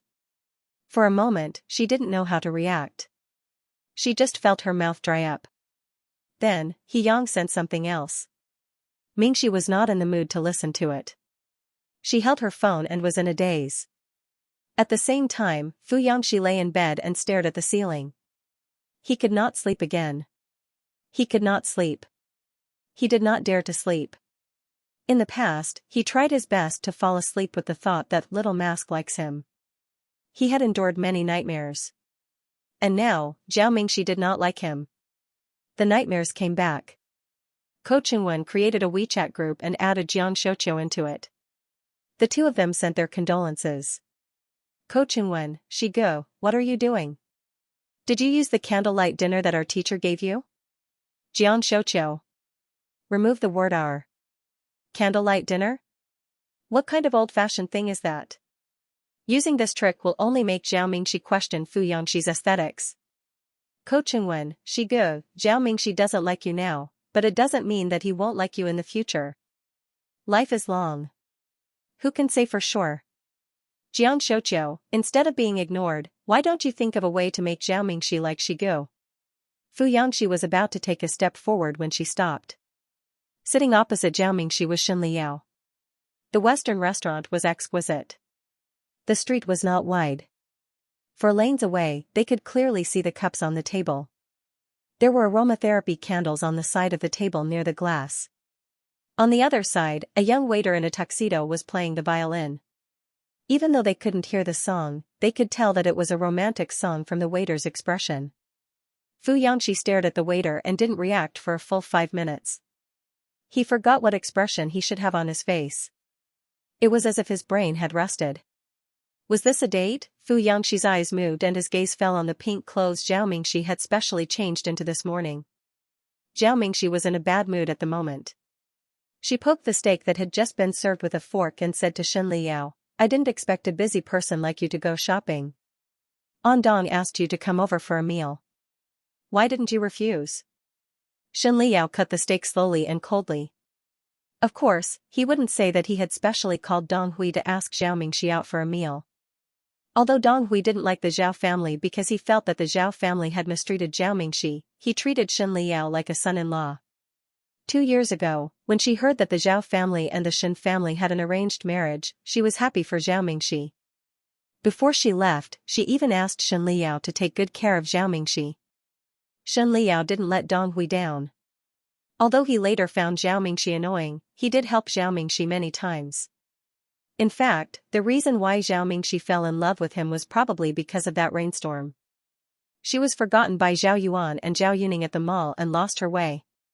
She did not have an umbrella, her phone was out of battery, and she did not have any money to call a taxi. He sent her home. When Zhao Mingxi saw Shenliao, he was like an embarrassed rabbit. He turned around and ran away. Shenliao had to think of other ways to spend more time with her. Shenliao said, Andong is an elder, I can't refuse. You, on the other hand, want to turn around and leave. As she said this, Shenliao began to cut the steak harder. She said coldly, Zhao Mingxi, we've known each other for 2 years. Are you not even willing to eat at the same table as me as a friend? Shenliao, don't you feel embarrassed? Mingxi couldn't help but say, you don't like me, and I don't like you now. The best thing for us is not to meet. Even if we meet on the road, it's best to pretend that we don't know each other. If we eat together, I'm going to dig out 3 rooms and 2 living rooms with my toes. Mingxi was a little upset as she said this. She cut the steak into pieces. She also wanted to go back as soon as possible to find out what kind of medicine Xianxia took.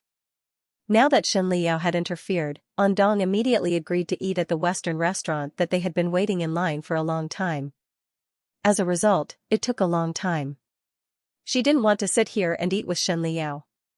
Shenliao listened to her and felt an inexplicable anxiety in his heart. He was about to say something when Dong Hui and Dong Shen came back from the restroom. They sat down at the table. Shenliao glanced at Zhao Mingxi and closed his mouth. Dong Hui also noticed that the atmosphere between the 2 juniors was not right. He quickly broke the deadlock and scooped a bowl of corn soup for each of them. Why are you quarreling? Dong Hui laughed and said, Little Shen, I have to say this to you. Don't be so arrogant. You obviously like our Mingxi, right? Our Mingxi is so smart and beautiful. When she runs away, you'll have nowhere to cry. Mingxi was unable to refute. She was now like a person who was forced to go on a blind date by her elders.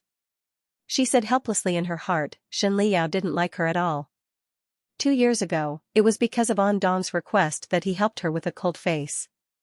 Fu Yangxi did not come back, so Mingxi spent the night alone. After the lights were turned off, the entire house became empty. Only a light blue light was left on at the entrance, emitting a faint glow. The rest of the house was shrouded in darkness. The 200 square meter apartment was big to begin with, so there was little furniture and it looked empty. Now that there was no sound, it was completely cold and quiet, and there was a bone-chilling feeling.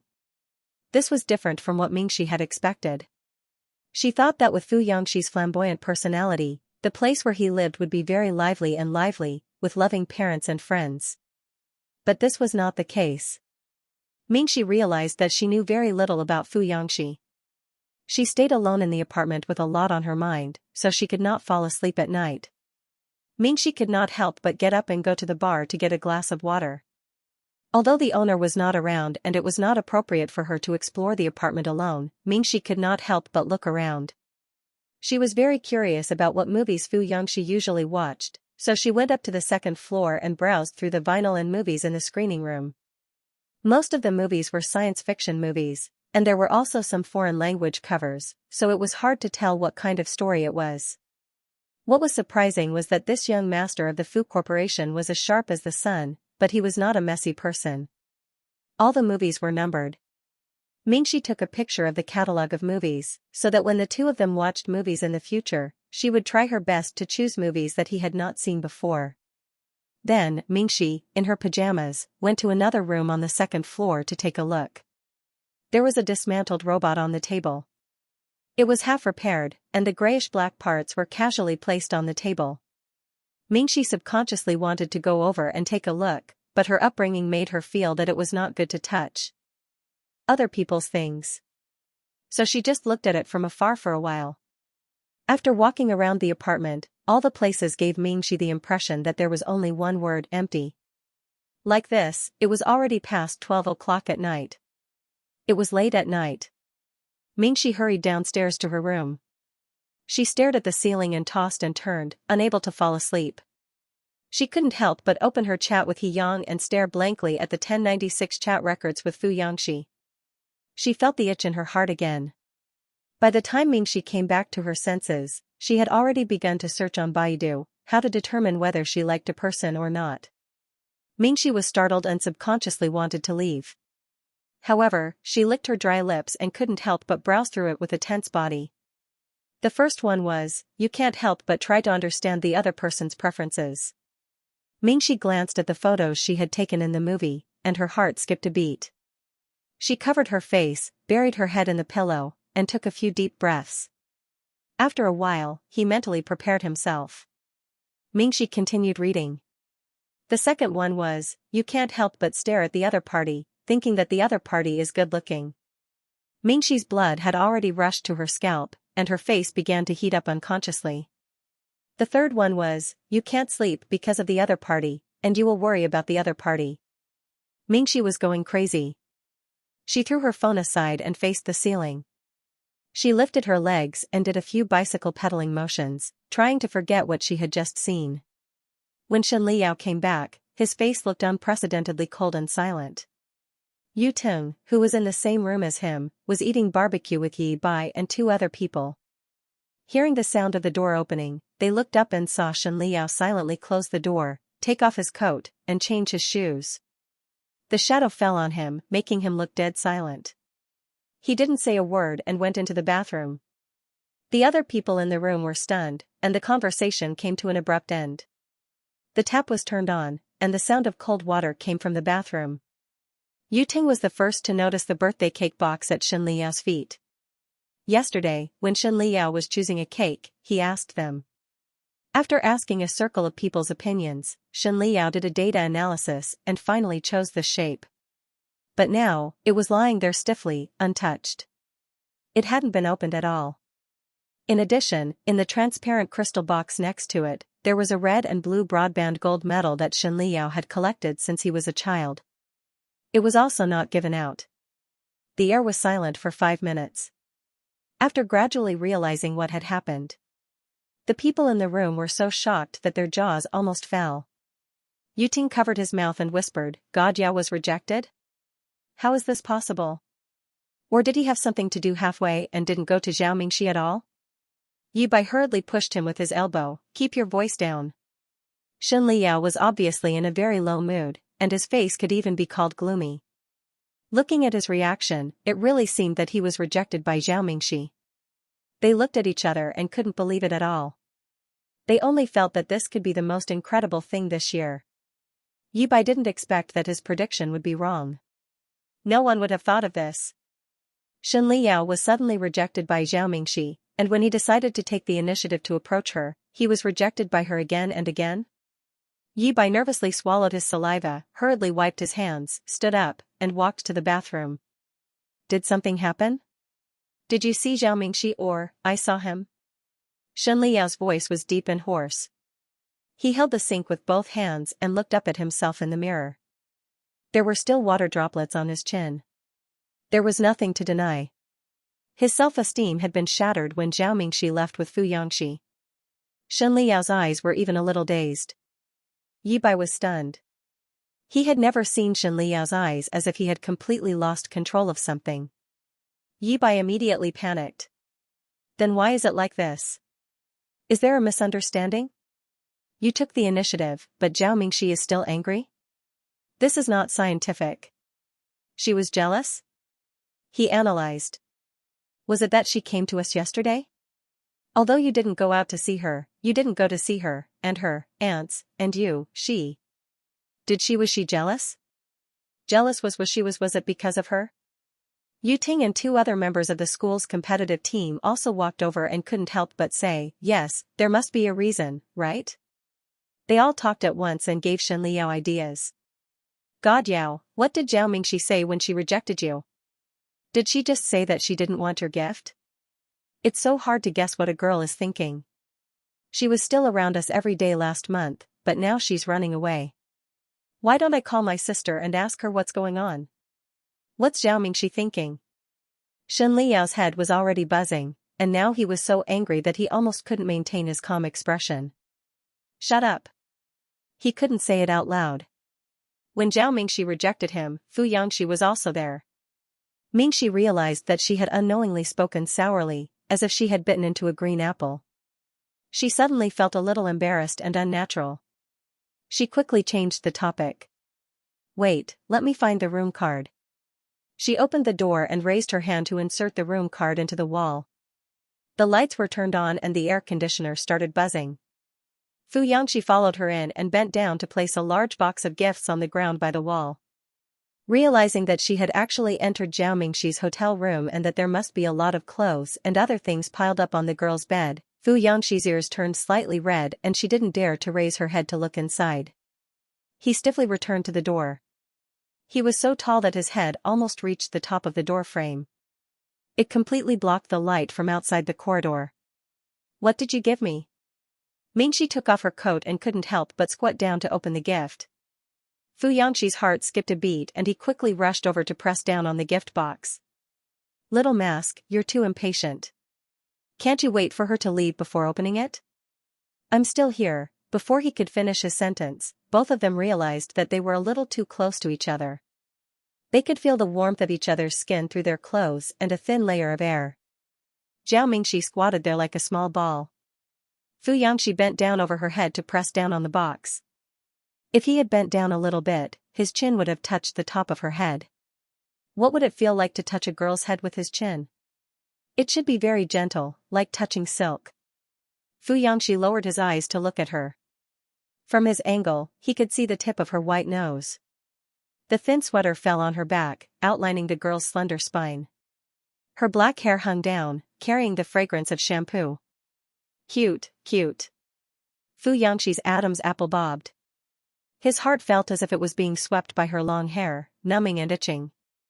Mingxi's fingers that were opening the box curled up imperceptibly. She stared at the silhouette of Fu Yangxi's shadow in front of her and felt the masculine scent and hot body behind her. His black down jacket was unzipped, and the scent of dry pine wafted into her nose. Warmth enveloped her from head to toe. Mingxi felt a little dizzy and was also very stiff. If it was in the past, when she didn't realize that she liked him, she could still be open and aboveboard in everything she did to get close to him. However, once he noticed it, he felt as guilty as a little mouse stealing oil from a lamp. Her whole body was so stiff and strange. Would he find out that she liked him? Mingxi's heart jumped to her throat. She hurriedly dodged to the side and got out from under his bent body. Mingxi's actions were a little comical. She staggered and almost fell, but Fu Yangxi caught her. But in this atmosphere where the air was filled with stiff and scorching factors, the two couldn't care so much. Fu Yangxi hurriedly let go of her wrist. Her ears turned red, and she turned her head to look elsewhere. She did not know where to look, and finally, her gaze landed on the ceiling. The ceiling, the color is not bad. Mingxi, Fu Yangxi stuttered, then I'll leave first. Is he leaving just like that? Mingxi looked down. Okay. Fu Yangxi said that he wanted to leave, but he looked at Zhao Mingxi and did not move at all. Mingxi licked her dry lips and looked up at him. Her gaze landed on the shadow on his handsome brow bone, but she did not rush him. The atmosphere became awkward again.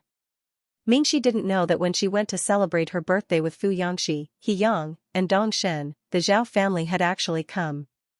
The Zhao family had mixed feelings about Mingxi's birthday. They didn't know how to get back together with Zhao Mingxi and mend the rift. Now, they should be celebrating her birthday, but she didn't want to.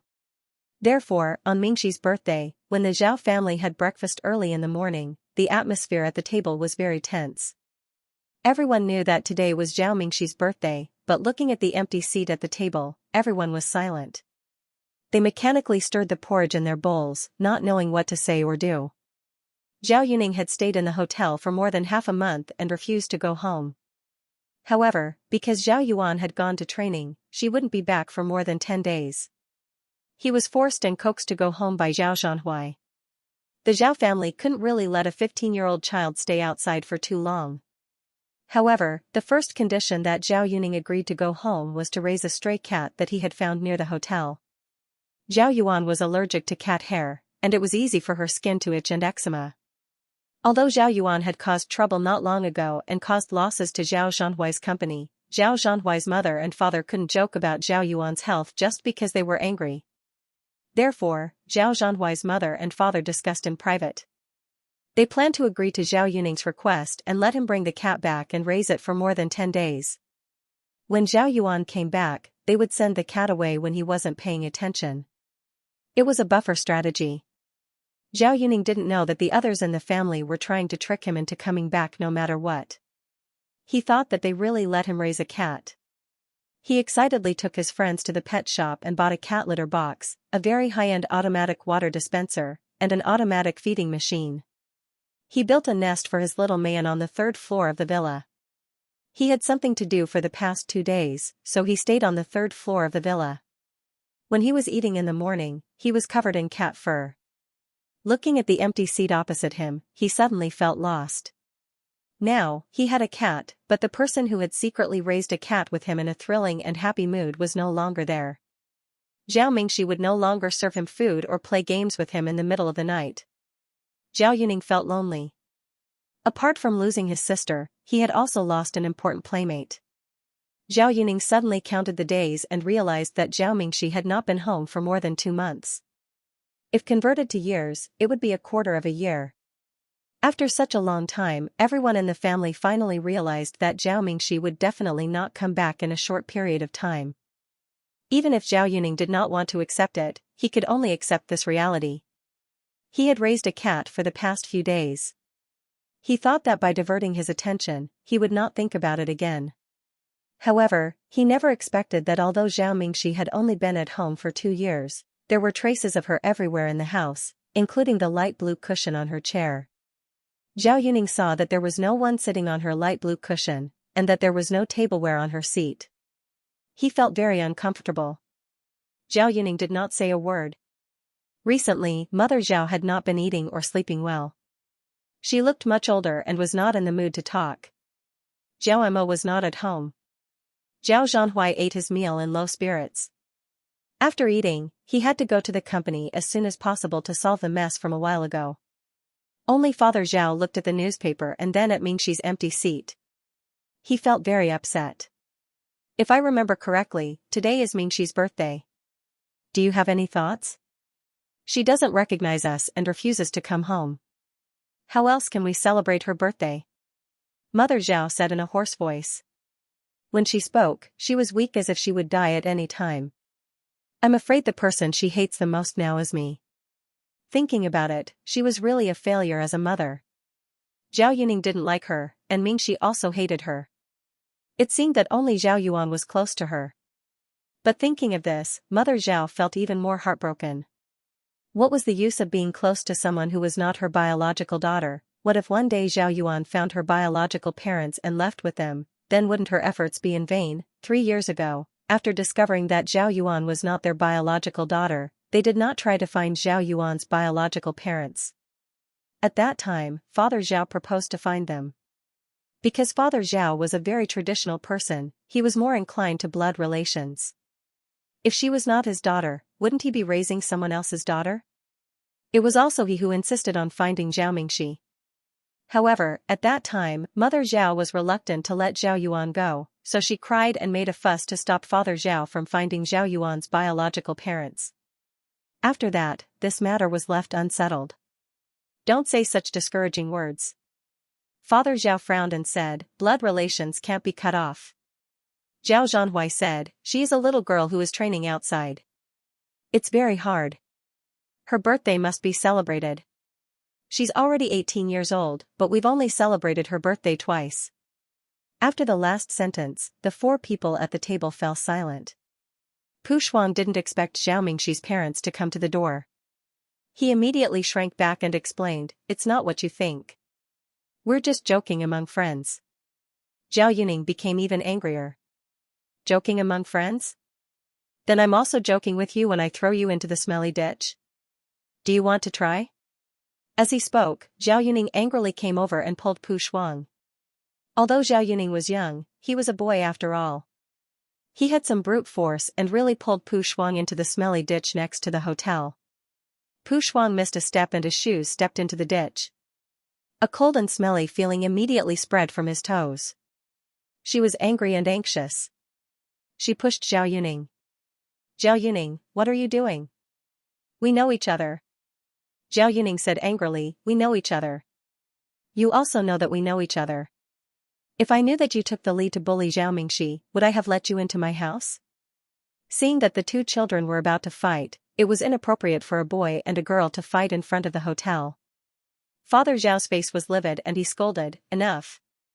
Pu Shuang angrily pushed Zhao Yuning away and came out of the ditch. He was barely able to stand with the help of 2 girls. Father Zhao stared at Pu Shuang and said, you're called Pu Shuang, right? I'll talk to your class teacher later. Do you really think that Zhao Mingxi doesn't have a family? Don't you know that? This is called school violence?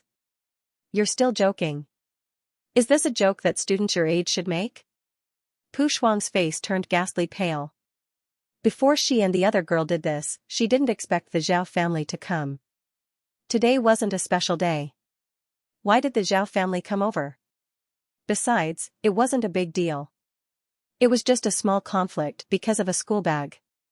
Didn't Zhao Mingxi take revenge on him? Could it be that Zhao Mingxi told her family about this small matter? She had never mentioned it before.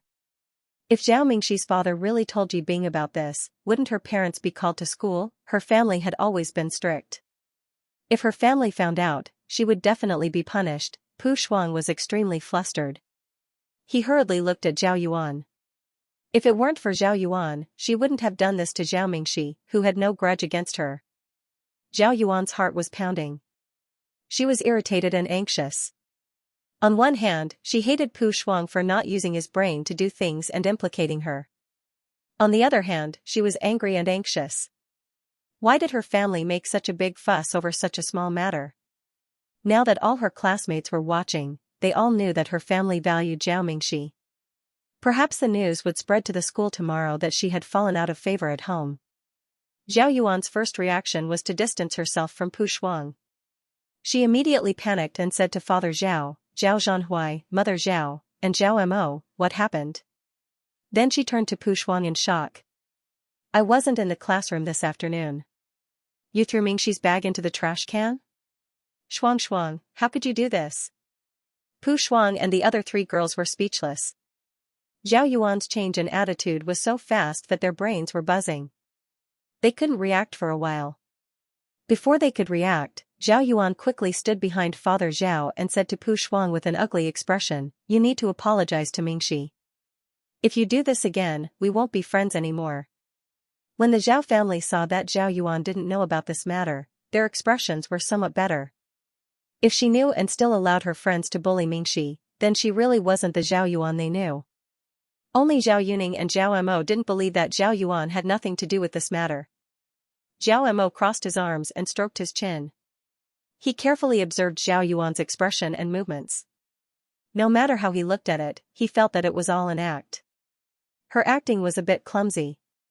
If she really didn't know, why was she so flustered? Liar. Zhao Yuning pointed at Zhao Yuan and turned to Mother Zhao and Zhao Zhanhui. Dad, Mom, last time I said that in order to steal the host position, she said that Zhao Mingxi cheated in front of the teachers of the arts department. You didn't believe me. This time you should, Zhao Yuan interrupted Zhao Yuning. Yuning, now is not the time to bring up old scores and our previous conflicts. She turned around and frowned at Pu Shuang and the others. If I had known that you were doing this behind my back, I wouldn't have left the classroom in the afternoon. No wonder Mingxi looked so angry when I came back. I still don't know why. Pu Shuang and the others were dumbfounded. Zhao Yuan said in her heart that she was only doing this to protect herself. There was no other way. Father Zhao's face was terrifyingly cold. Forget it, let's leave it at that for now. I will definitely have a good talk with your form teacher. There are still a few more days to the training. You kids shouldn't cause any more trouble. Pu Shuang felt aggrieved. He was about to cry after being lectured by Father Zhao. He wiped his eyes and rushed into the hotel. The other girls looked at each other and followed in. Zhao Yuan frowned and walked toward her seat. Her seat was in the 3rd row, so she had to pass by the podium. Lu Yi happened to be wiping the blackboard on the podium. He lowered his head and glanced at her. Zhao Yuan was even more annoyed with Lu Yi because she messed things up last time. She didn't even want to watch that movie with Lu Yi. She became extremely cold to Lu Yi. Lu Yi had been hesitant to get close to his goddess during this time, but he didn't dare to. However, Zhao Yuan felt that his gaze was a little strange. It wasn't the gaze of an admirer, but a subtle, incredulous, and enlightened look. Zhao Yuan thought it was another way for him to get her attention. She didn't even look at him and returned to her seat. The homeroom teacher, Yi Bing, quickly came in and briefly explained the upcoming learning arrangements. She also reminded the students participating in the training and the preliminaries to adjust their state of mind and return to their daily studies. Yi Bing always spoke quickly, and her gaze didn't linger on any of the students for long. However, Zhao Yuan didn't know if it was just her imagination, but she felt that when Yi Bing looked at her, her gaze was obviously stuck on her lower body. Then, she hurriedly looked away 2 seconds later. Zhao Yuan's heart suddenly thumped.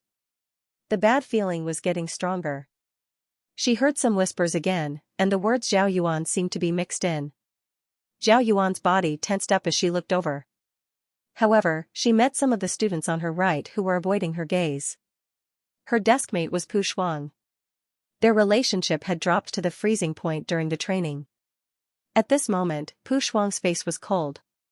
He had no intention of helping her find out what happened. Xianxia, who wasn't far away, kept looking at her from the corner of her eye.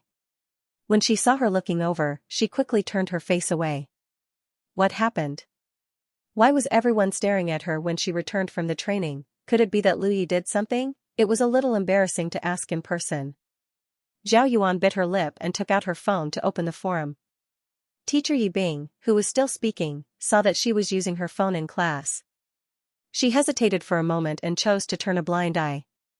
At first, Zhao Yuan didn't understand what was going on until she logged into the forum and saw the red title at the top of the page. That post was too eye-catching. Because there were so many clicks and replies, it was always at the top. It was hard not to notice it immediately. One of the OP's relatives works in the hospital. Here are the DNA tests of the former campus belle Zhao Yuan and a nanny of the Zhao family. Strange, why were they found to be mother and daughter? Zhao Yuan didn't know what it meant for a moment, but when she saw the title, her blood rushed to her head, and she couldn't control her anger. Who was the one who was making this up? How could she be related to Zhang Yufan? A nanny? In the main building was an appraisal report. There were already tens of thousands of replies below. The post had a total of more than 200 pages, and there were all sorts of explanations. Are you serious? What could an appraisal report prove? Can I just casually take 2 strands of hair and say that they are related? How much hatred does the OP have against Zhao Yuan? At first, most people suspected that the appraisal report was fake. However, most of the students in Ahai and the nearby schools were from rich families. Some of the parents were doctors, and some of the students were good at computer science. They all went to verify it. After about 200 replies, a second-year male student from a family of doctors came out and said that the appraisal report was authentic. It was really an appraisal report from the hospital and was completely compliant with the rules. A third-year male student who was good at computer science also went to test it. He came out and said that there were no traces of Photoshop on the report. From then on, people gradually believed that the appraisal report was real. But someone immediately raised a question. What if it wasn't Zhao Yuan and that's so? And so nanny, but someone who just wanted to frame Zhao Yuan and casually took her and her mother's hair and used it to frame others? Isn't that too unfathomable?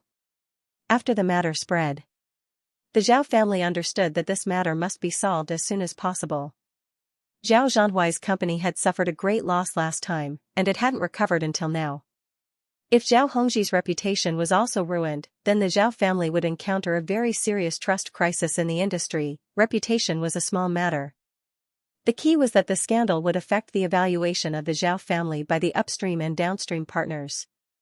If it wasn't solved, the loss would be more than the tens of millions last time. Therefore, instead of letting the chairman of the Zhao group become a clown who cheated on his nanny, it was better to remove the Zhao group from the picture, to announce to the public that the Zhao group's daughter had been swapped and that the Zhao family had no idea.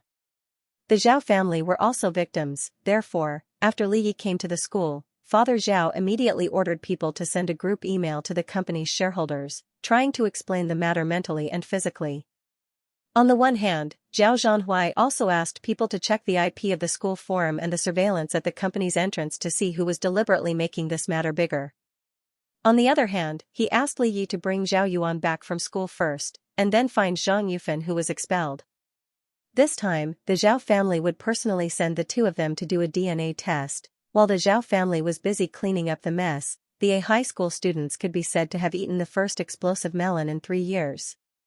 A group of people were so stuffed that they couldn't find their bearings. Even the teachers looked at each other and didn't know what to say. Now the Zhao family went to do a DNA test again. The results of the second test hadn't come out yet, but the matter of the real and fake daughter had been confirmed. I'm so shocked that I can't speak. Let me calm down. The things that only happen in TV dramas actually happened in real life. If it's really as Zhao Hongji's assistant said, then the Zhao family and Zhao Mingxi are too pitiful. The Zhao family raised a child for another family for no reason and spent so much money on someone who had nothing to do with them. Have you seen what Zhao Yuan is wearing?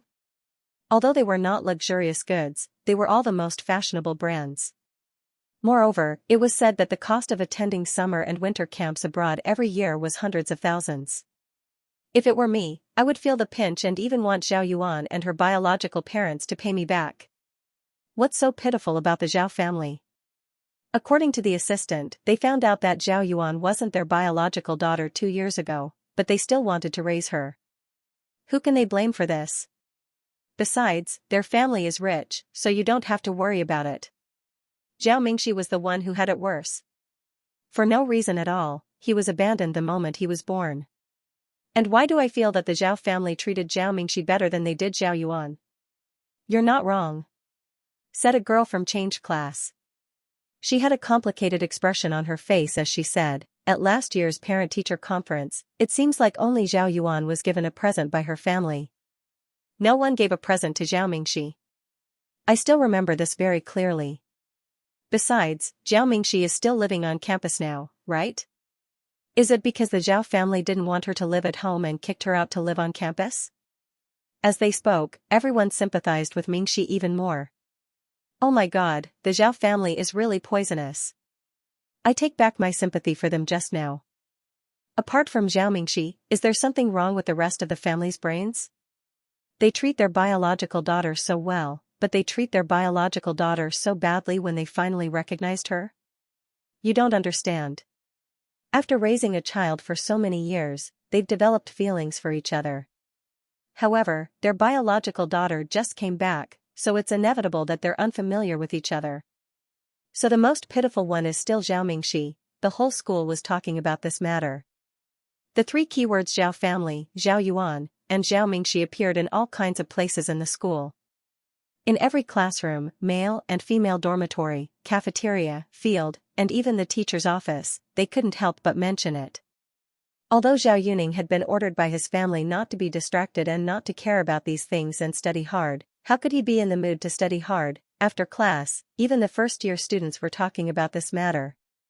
There were also people who kept asking him all kinds of questions in high spirits, such as how they found out that Zhao Yuan wasn't their biological daughter, how they found Zhao Mingxi, and why they didn't send Zhao Yuan back in the past 2 years. Instead, they raised the two children together. What were his parents thinking? Zhao Yuning was so annoyed that he threw his book down. Now, these people's questions were like slaps to his face. Look, these people knew that the most innocent one was Zhao Mingxi, but why didn't he and his family know? It was because his family had favored Zhao Yuan over the past 2 years that Zhao Mingxi was now at odds with them. And now, they even found out that Zhao Yuan was very likely to be the daughter of the nanny, Zhang Yufan. Zhao Yuning was so angry that he was about to vomit. The classmates around him were just watching. They didn't know what Zhang Yufan was like in the Zhao family, but Zhao Yuning knew. This nanny relied on the fact that she had worked in the Zhao family for more than 10 years. When Zhao Yuan was just born, she came to the Zhao family. Therefore, she had an inexplicable sense of superiority over the other employees of the Zhao family, such as the driver and nanny Wang. Zhao Yuning had never liked her because she had always been around Zhao Yuan. Every time Zhao Yuan left school, she couldn't wait to take off Zhao Yuan's school bag and carry Zhao Yuan upstairs, for fear that Zhao Yuan would be tired.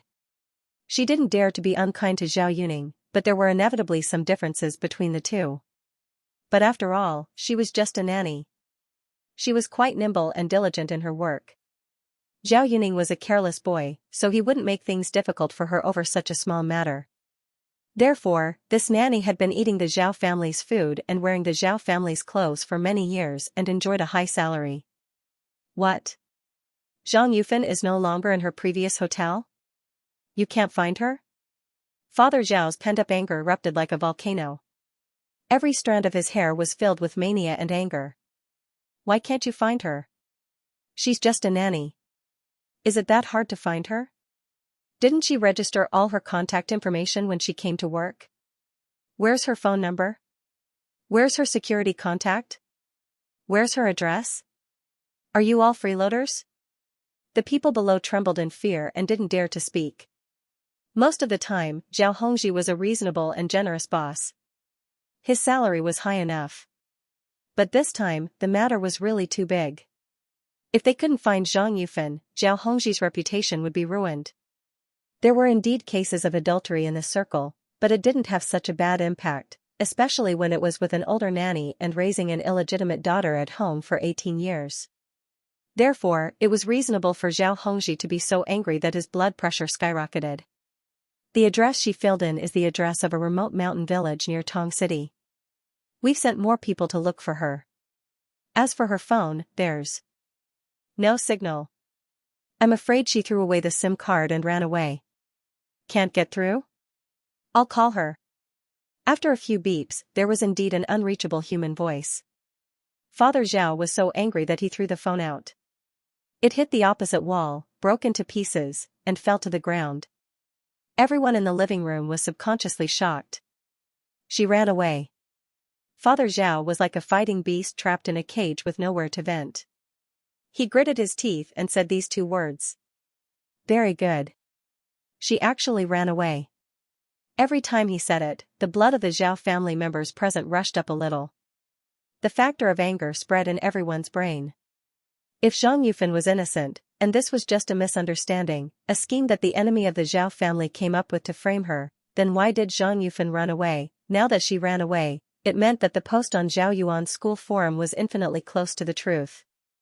Father Zhao flew into a rage and said, "Then keep looking." Zhao Zhanhui also gave an ultimatum to the security company. "You must find him within 3 days.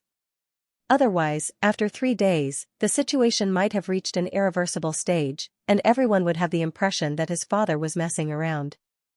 This was what it meant to start a rumor. To refute a rumor, one's legs would be short. After the security company left, Father Zhao was still very anxious. Zhao Zhanhui saw that his high blood pressure was about to flare up and he might be hospitalized. He quickly poured him a glass of water and said, "Why don't you take a rest first? I'll take care of the rest." "How can I sleep?" Father Zhao rubbed the space between his eyebrows, feeling that his glabella was turning dark. "Nothing has been going well recently.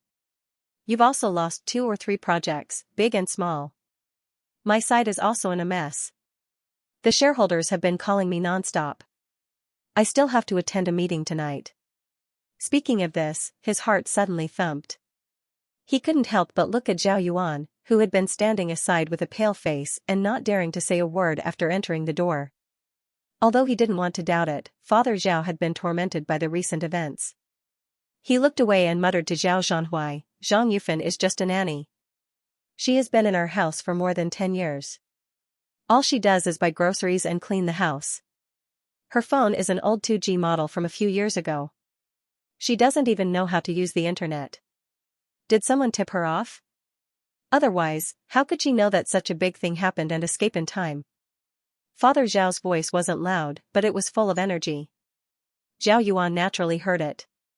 It had to be said that after Father Zhao inherited the family business, he was able to earn more and more benefits like a snowball. He was still somewhat sharp. Zhao Yuan wiped her tears and didn't say anything. She knew that if she opened her mouth now, it would be over. When Mother Zhao, who was sitting on the sofa, saw this, she couldn't bear to see Zhao Yuan cry like this. After all, she was the one who raised Zhao Yuan, and she couldn't bear to see her cry like this. She said to Father Zhao, "All right, don't be so paranoid. Who in this family could have tipped off Zhang Yufan? Besides, we still don't know if Zhang Yufan is Yuan's biological mother. What if this is all a rumor and you offended someone in the business field? The other party could have bought time to move Zhang Yufan away because they didn't want to clear your name."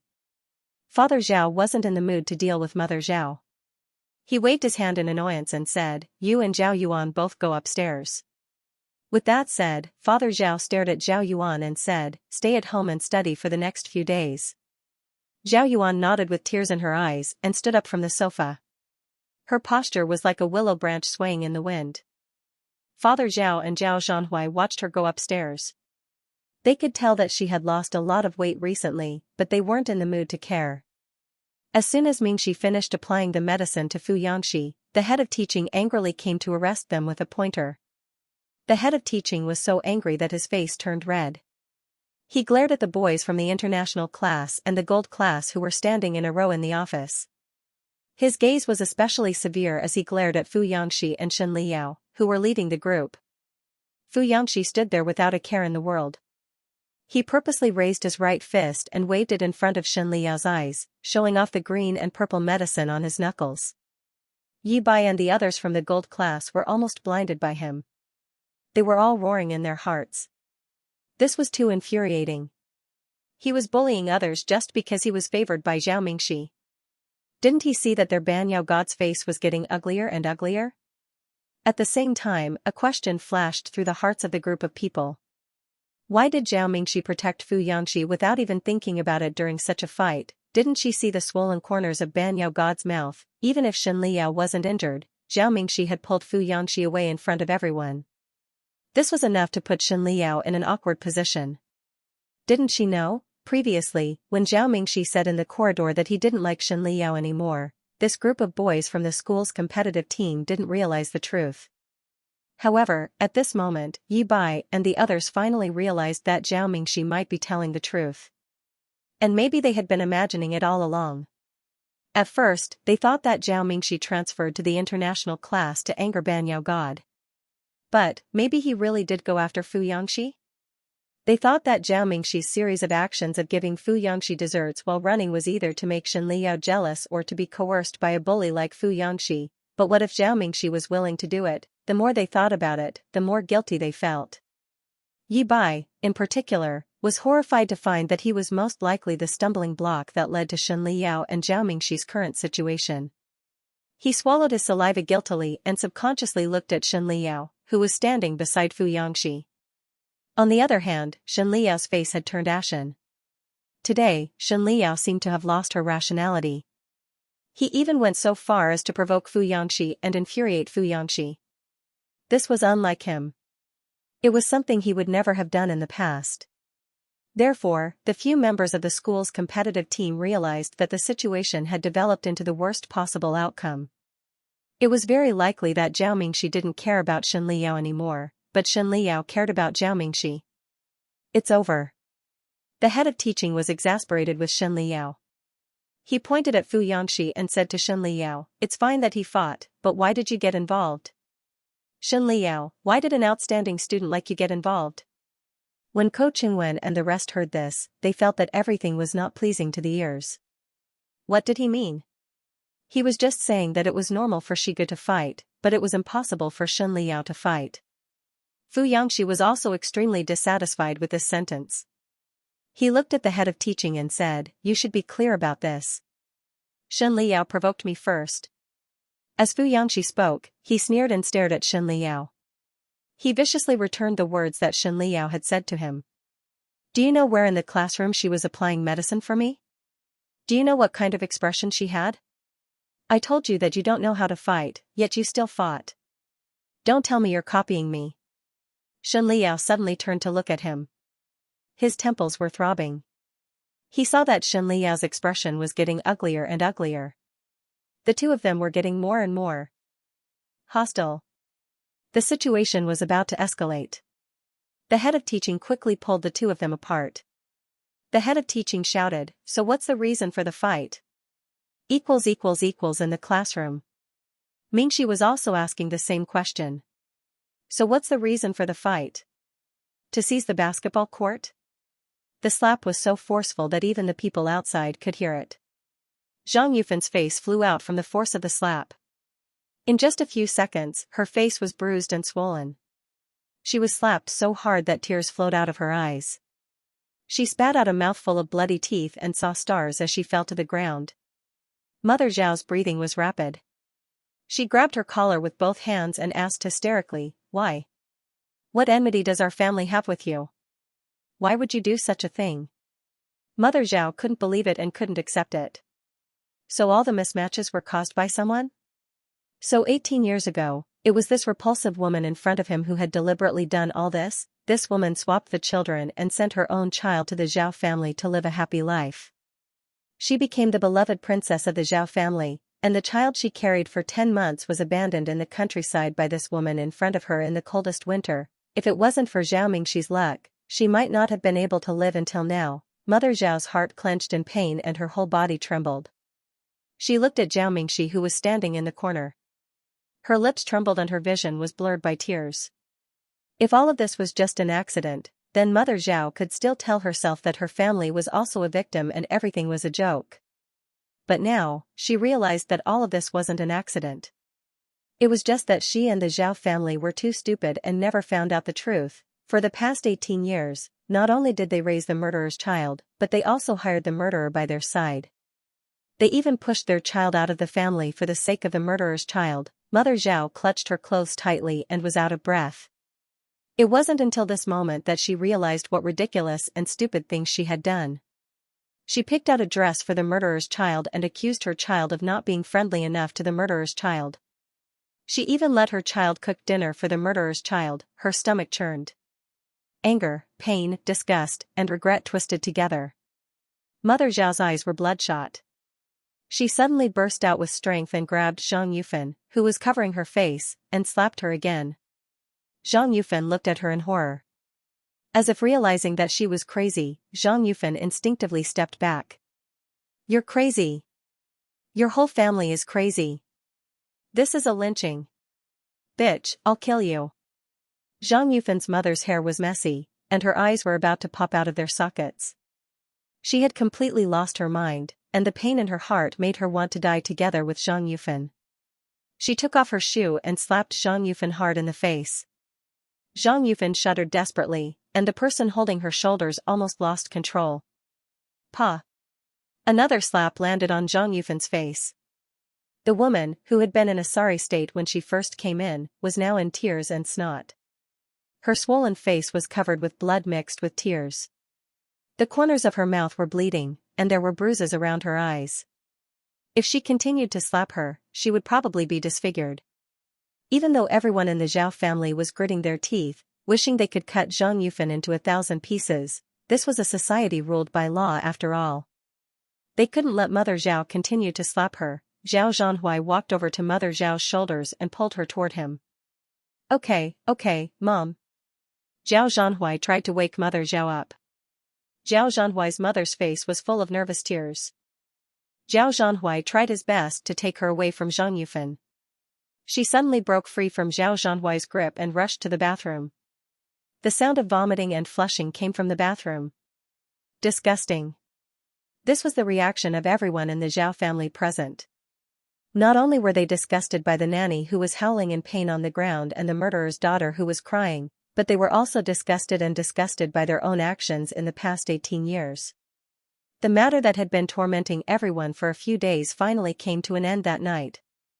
Although the Zhao family had publicly refuted the rumors and pushed Zhang Yufan, the nanny, out of the picture, the Zhao family still suffered a great loss. Even Zhao Zhanhui's company lost a lot of customers. Therefore, while Father Zhao and Zhao Zhanhui were mentally and physically exhausted, they still had to pull themselves together to clean up this mess. Zhao Mo's situation wasn't any better. More and more information about his family was dug out, and people began to ridicule him by saying, "I didn't expect him to be so good-looking, but to treat his sister so badly." His agent was in a terrible state of public relations. Mother Zhao stayed at home in a daze, and her mental state was visibly worse than before. On the surface, the Zhao family still seemed to be able to maintain their composure, but in fact, they were already shattered. And the news had spread throughout the school. The recent rumors and slanders finally came to light. It turned out that what the Post said was true. Zhao Yuan wasn't the real daughter of the Zhao family. Zhao Yuan's mother was the murderer who swapped the two children. It was conceivable that once this news was confirmed, it would cause a huge uproar in the school. Previously, no one dared to speak carelessly, fearing that the rumors would have a negative impact on Zhao Yuan. But now, everyone only felt that their feelings were complicated. Zhao Yuan, who had been their classmate for 3 years, had actually obtained her high status as the daughter of a wealthy family. All of her good education, branded bags, and identity had been stolen? Even her life was stolen? In this case, it was hard for everyone not to look at Zhao Yuan with prejudice. The discussion in the school finally couldn't be stopped and got out of hand. However, after Zhao Yuan was kicked out of the Zhao family, she didn't come to school. She didn't know whether it was out of fear or something else, but she directly asked for half a month's sick leave from the school. Therefore, these discussions didn't reach her ears for the time being. But they all fell into the ears of Pu Shuang and the others who used to be good friends with her. Everyone kicks a man who is down. Now Pu Shuang and several other followers of Zhao Yuan were also in a difficult situation. In the past, they had always mocked Zhao Mingxi's poor grades in class and hinted that Zhao Mingxi might be an illegitimate daughter. Now, their faces were slapped swollen.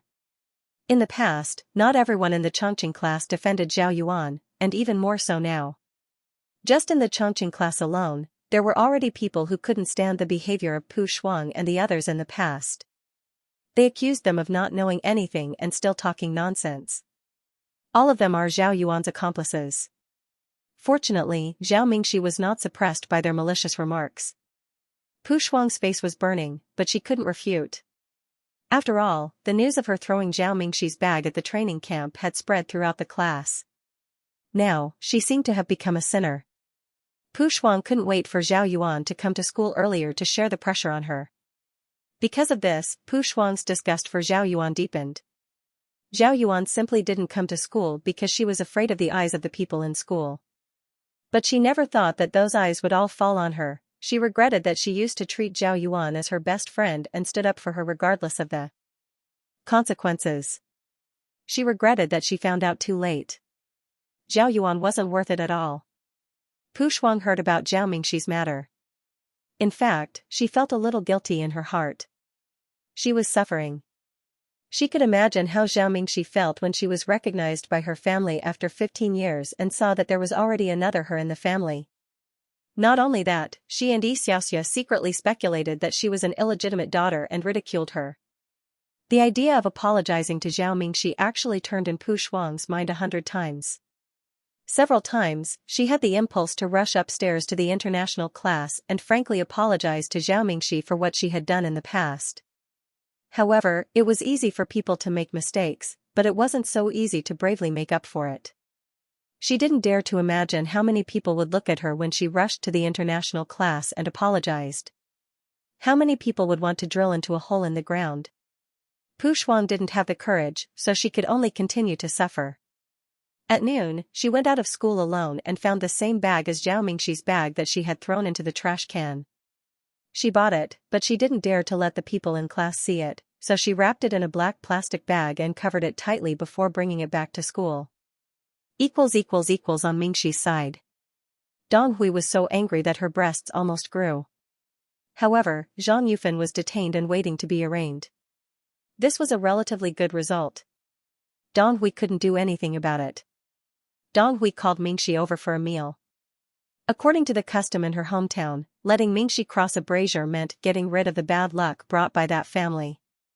Compared with Dong Hui and many people who were indignant on her behalf, Mingxi didn't have such a big wave in her heart. Her feelings were indescribable, but she wasn't that angry. In the eyes of others, Zhao Mingxi's progress was unbelievable. In just 3 to 4 months, she had climbed from the middle of the ordinary class to the top 20 in this building. This time, it was even more exaggerated. She had directly become the 3rd in the school and the 35th in the province. However, perhaps only Mingxi herself knew how much effort she had put in. Before coming to this city, she had worked hard for more than 10 years. Anyway, from the moment she stepped into the range of Zhao Yuan's halo, her efforts were directly wiped out. Just in the first 2 years of her life in the ordinary class, she had worked hard day and night in order to change classes. She did not know how much harder it was than these people. After changing classes, while she used her life to rely on Fu Yangxi's luck, she had never relaxed her focus on her studies. It was precisely because she had been working hard and running that at this moment, when she finally saw the obvious returns, Mingxi felt as if she had rushed out of a dark alley. Excitement and grievance climbed up her heart together, and finally turned into an indescribable excitement. At first, she accepted the system's binding because she wanted to make a last resort. She had no other choice. If she did not bind, her final fate would definitely be a tragic death like in her previous life. However, it turned out that the system did not lie to her. As long as she worked hard, everything would be rewarded. Fate could also be changed. At that moment, Mingxi's eyes were actually hot, so she turned around and hugged Fu Yangxi in time, secretly wiping away the tears at the corner of her eyes on his clothes. When she raised her head again, Mingxi was a good Mingxi who never cries again. The system said to Mingxi in Mingxi's mind, "I didn't lie to you, right? You can still continue to work hard. When the potted plant accumulates to 500 points, it will accumulate the female lead's luck. At that time, you will also have the female lead's halo." Mingxi did not think that far ahead, and her ambition was not that big. Now, she wanted to accumulate 500 points and completely get rid of the negative luck. After all, during the preliminary exam, she could still vaguely feel the shackles of negative luck. Although it was much better than before, she still could not use 100% of her strength. As long as they logged in, they would be able to find the list of finalists. Therefore, in just 10 minutes, the news had spread throughout the entire building. A total of 9 people were shortlisted. Zhao Mingxi from the China elite class was ranked 3rd out of the 9 students, ranking 35th in the entire province. Not only were the students in the three classes shocked, even Teacher Yi Bing, Teacher Jiang, and the others in the office were shocked. From their point of view, it was as if a transfer student from a normal class had overcome 5 difficulties and 6 generals within 3 months, directly rising from the mediocre to the clouds in one go, climbing to the top of the province. There wasn't even a process of climbing? Did he just charge forward? Wasn't this too inconceivable? But no matter how unimaginable it was right in front of his eyes. Could it be Professor Cao's work? Compared to Shen Liao and other contestants who were sure to be shortlisted without any suspense, Zhao Mingxi, the dark horse, directly attracted everyone's attention. During this period of time, the news of the real and fake daughters had already spread like wildfire. In addition, she was ranked third in the entire school, only 5 points away from Shen Liao. It was hard for everyone's topic not to be focused on her. Is she a straight-A student? A girl from the change class said in shock. During the training, Pu Shuang and the others even quarreled with her, which ruined their mood. In the end, it didn't affect her at all? Only Pu Shuang and the others were affected? Pu Shuang was not shortlisted, and Zhao Yuan was not shortlisted either. Only one guy from the change class was shortlisted, which was a disgrace. However, there was another provincial ranking for the people who were not shortlisted. In the past, Zhao Yuan and Pu Shuang were ranked 130th and 300th respectively in the province. However, this time, Zhao Yuan's score fluctuated to 180th place, and Pu Shuang's score fluctuated even more, falling to 800th place in the province. Because Zhao Yuan was not around, the homeroom teacher, Yi Bing, had very seriously called Pu Shuang and the other 2 students whose scores had dropped too much to the office to analyze the reason. Not only is she a straight-A student, but she is also a genius. Look, she is only 5 points away from Shen Liao. Maybe in another year, she will surpass Shen Liao. She won't surpass God Yao.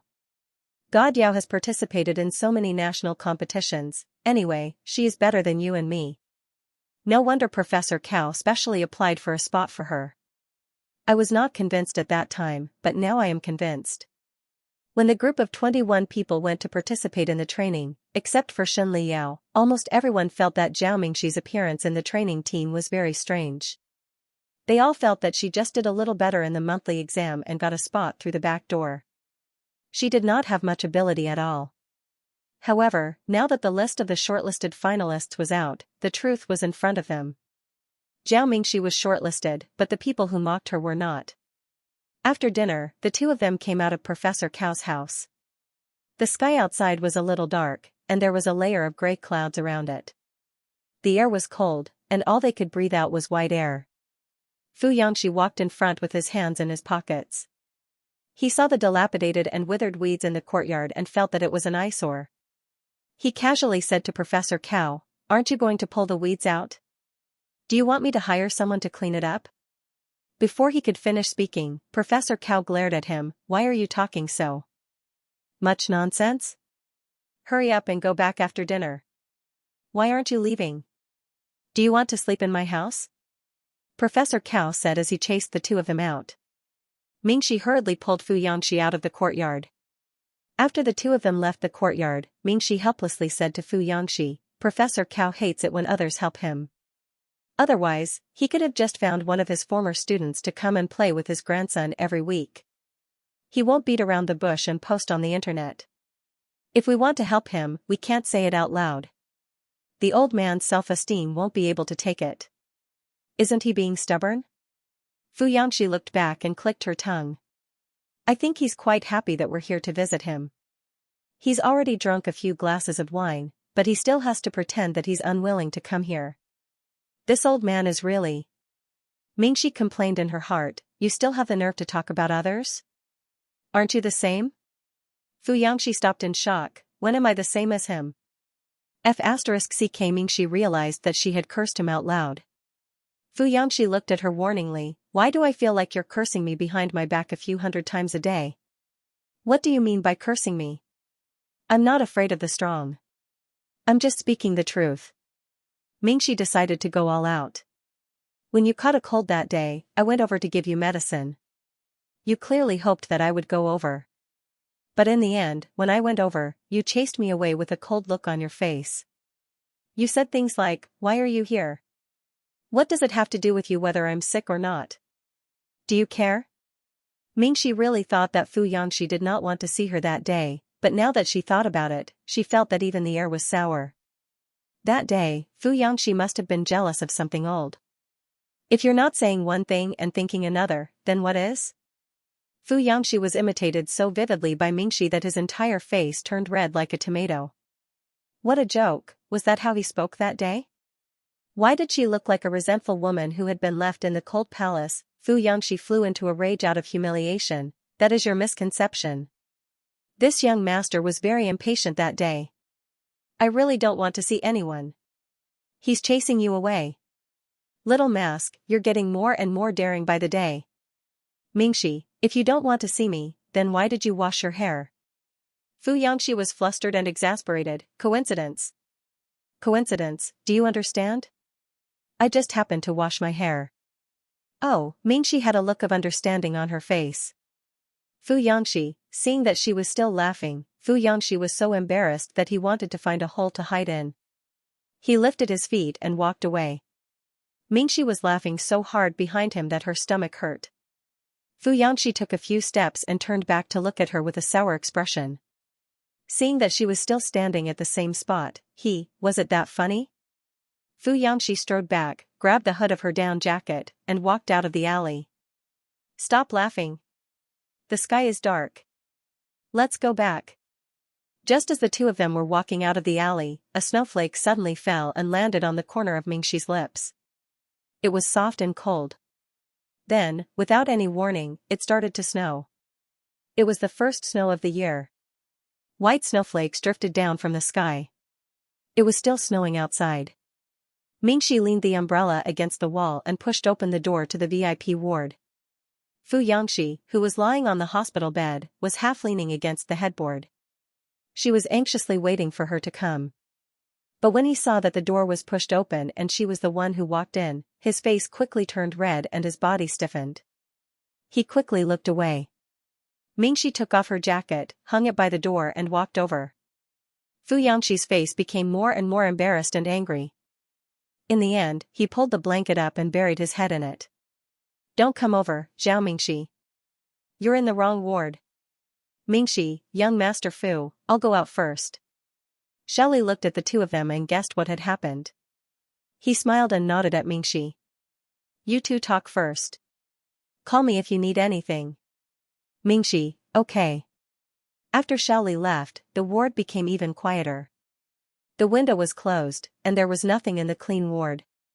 Fu Yangxi's coat was thrown on the sofa, and there were some bandages scattered around the bed that had not been cleaned up. The air was filled with some embarrassing blushes. Mingxi bent over to clean up the bandages and threw them into the bin. Then, she looked at his left ankle that was in a sling. She had asked the doctor before she came in and the doctor said that it was not a big problem. It was just a slight fracture. Boys at this age had a strong recovery ability and he should be able to remove the cast in less than 40 days. But, he was too careless. Mingxi's gaze fell on the pile of blanket. She knew that she could not laugh at this time. Otherwise, Fu Yangxi would remember it for the rest of her life. She tried hard to keep a straight face and sat down on the chair beside the bed. Where did you fall? Does it hurt? Apart from the fracture of your left ankle, are there any other injuries? Fu Yangxi buried himself in the blanket and did not say a word. Only his long leg, which was in a cast, and the tip of his ear were exposed. The tip of his ear that was exposed was getting redder and redder. It was almost bleeding. Even if he was suffocated by the blanket, he would not come out. It was too embarrassing, he had never been so embarrassed in his 8 lives, how could this be? This was completely different from the cool and domineering confession scene he had imagined, and she even laughed at him. She still laughed at him when his leg was broken, she had just said that she liked him, and now she was laughing at him. Could it be that she no longer liked him because he had done something so embarrassing? Fu Yangxi's face was as red as a tomato under the blanket. He suppressed the uneasiness in his heart and felt as if there was nothing left to live for. Mingxi asked, Huh? Why aren't you saying anything? Have you all done films before? Yes. Fu Yangxi tried to save his face. He tried his best to lower his voice so that it sounded like the voice of a mature and handsome man. It's not my fault. The slippers are too slippery. I don't know who mopped the floor last night. It's winter and it's still wet in the morning. Mingxi understood and said, that's for sure. Xianxia heaved a sigh of relief. Mingxi smiled and drawled, that must be because the floor was too slippery. It's not because you were too excited when I said I like you. Xianxia, Mingxi, were you that happy when you heard me say that I like you? Xianxia, Mingxi sighed softly. Luckily I didn't say too much. Otherwise, I would have been really worried that you would have fallen even harder. Xianxia gripped the corner of the blanket tightly. He flew into a rage out of humiliation and shouted under the blanket, which eye of yours saw that I was happy? I'm not happy. Why should I be happy? Isn't it just a confession? It's not a big deal. Do you think I've never been confessed to before? I've been through a lot, okay? Mingxi had enough of laughing and stopped. Otherwise, she was afraid that Xianxia would be so embarrassed that it would affect his wound. He still had a leg in a sling, and it was not a joke. Mingxi sat back on the chair, straightened out the blanket that Xianxia had messed up, and tucked Xianxia's body in a serious manner. Okay, let's eat something. What do you want to eat? I'll go downstairs to buy it. It's still snowing outside. What are you going to do? If you come back with food with your small arms and legs, it will all spill. Xianxia was still unwilling to let go of Zhao Mingxi's hand. Why don't we let Xiaoli do it? He held her hand and reached for his phone on the bedside table with his other hand. He started to search for Xiaoli's number. What do you want to eat? Mingxi listed a few dishes. Xianxia looked down and typed with one hand. He typed quickly and entered all the dishes that Mingxi wanted to eat. Mingxi looked at him and found it funny. She squeezed his hand and said, so it won't snow if Xiaoli goes outside? And the food won't spill? Xianxia felt that she was asking the obvious and was deliberately teasing him. After Xianxia finished sending the text, he put down his phone and crossed one leg. He looked at her calmly and said, Xiaoli receives his salary. What's wrong with letting him run errands? Mingxi said, you can also give me a salary. Xianxia, Mingxi, know what? You know that I treat you as a partner. How can this be the same as Xiaoli? Why would I feel bad for Xiaoli? I don't treat Xiaoli as a partner. Xianxia's face was burning, and he said this recklessly. He saw Mingxi licking her lips and smiling. He raised his hand and pinched Mingxi's face angrily. Why didn't I realize that you were such a bully before? Mingxi quickly apologized. I'm sorry. But you want to return the goods now? Xianxia's heart skipped a beat.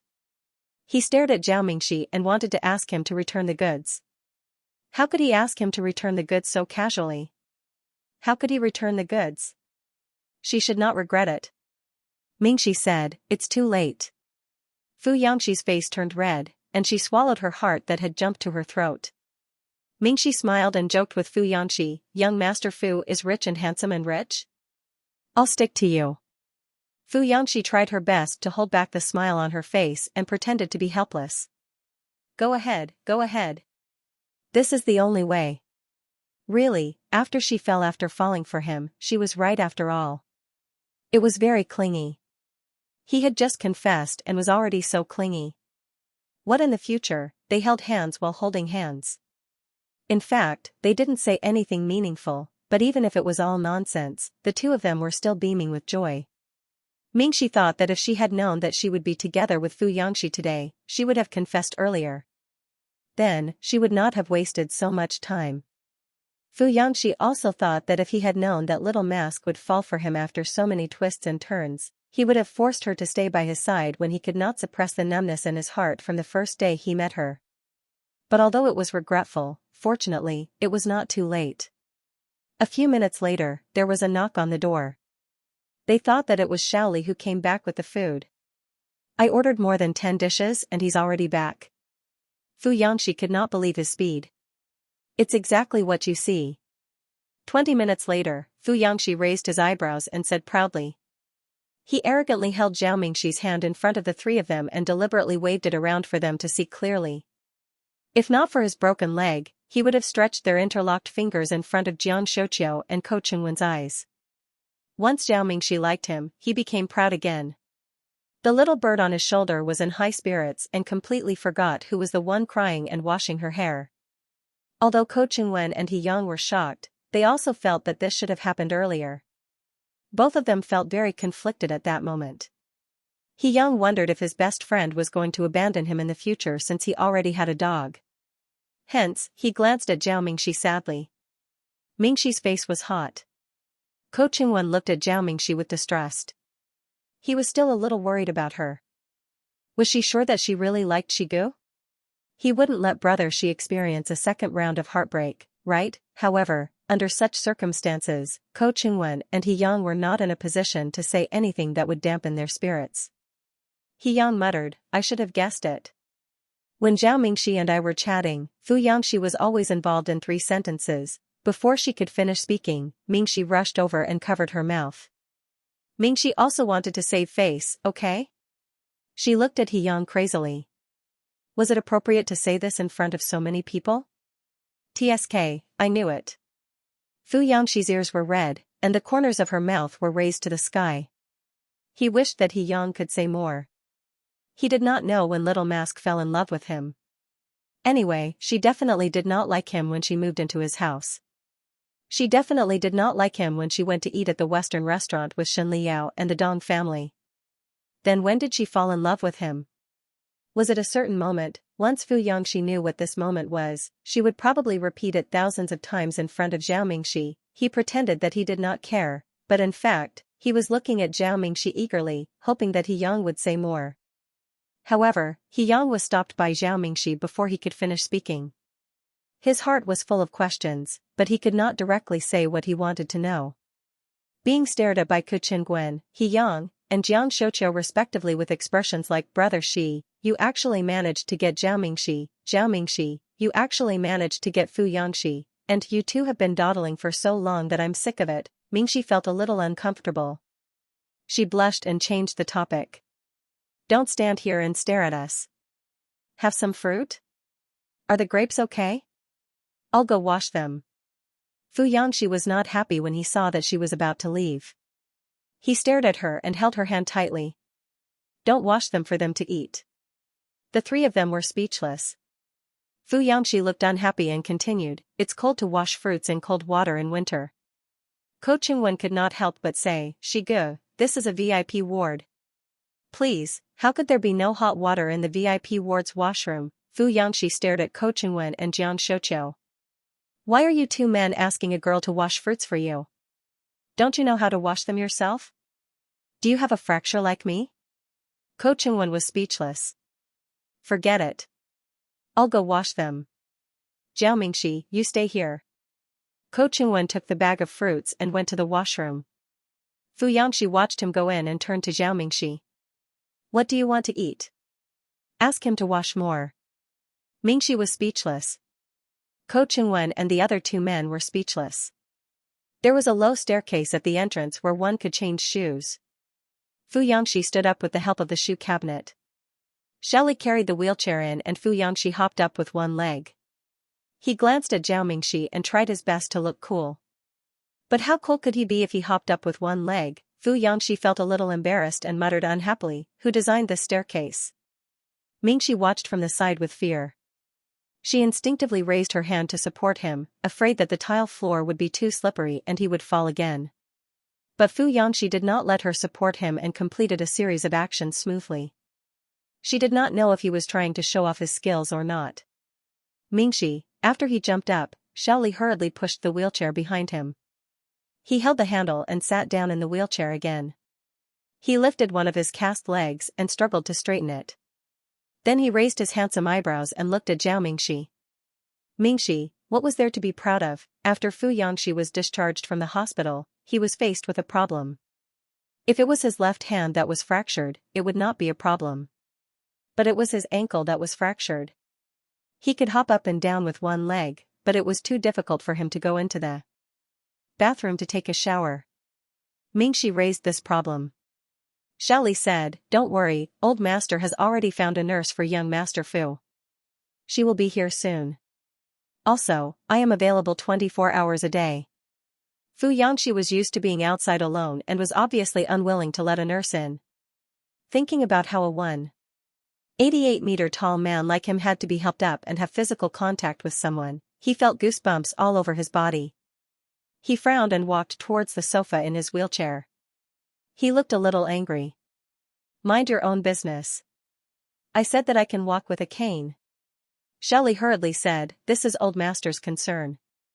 Young master, you must not say this in front of old master.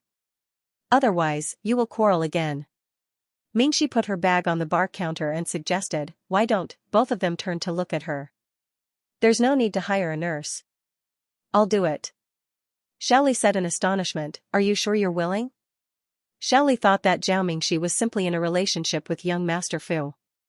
If she was in a relationship with a rich third-generation heir, she could enjoy the money and other benefits brought by the rich third-generation heir.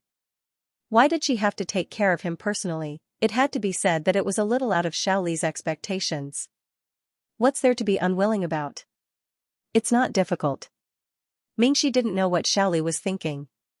She only thought that Xiaoli thought that she wanted to earn money from being a nurse.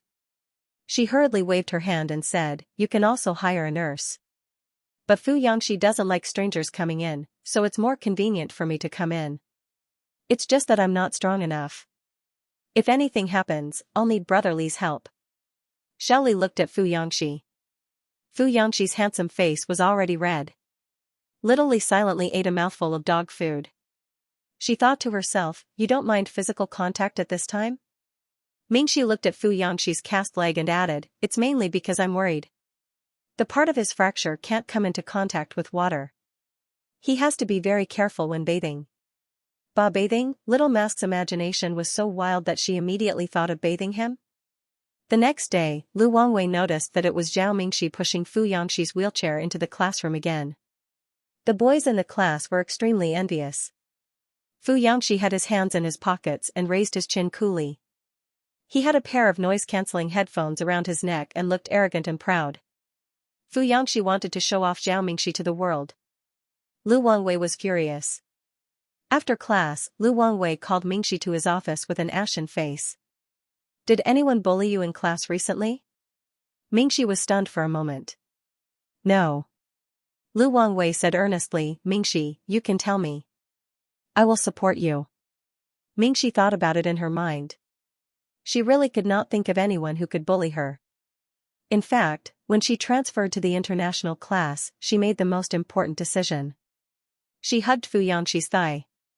This might be the so-called to catch bandits, first catch the ringleader. From the start, no one in the class dared to do anything to her. Now, they were completely on her side. I really didn't. Lu Wangwei thought that Zhao Mingxi did not dare to say anything because he had succumbed to Fu Yangxi's abuse of power. He simply asked someone to call Fu Yangxi to the office. He scolded Fu Yangxi to his face. Zhao Mingxi is the only one in the class who has entered the finals. Don't you know how precious time is? It's fine if you usually cause trouble, but you're still bullying a girl when the finals are approaching. When it comes to pushing a wheelchair, which one of your friends can't do it?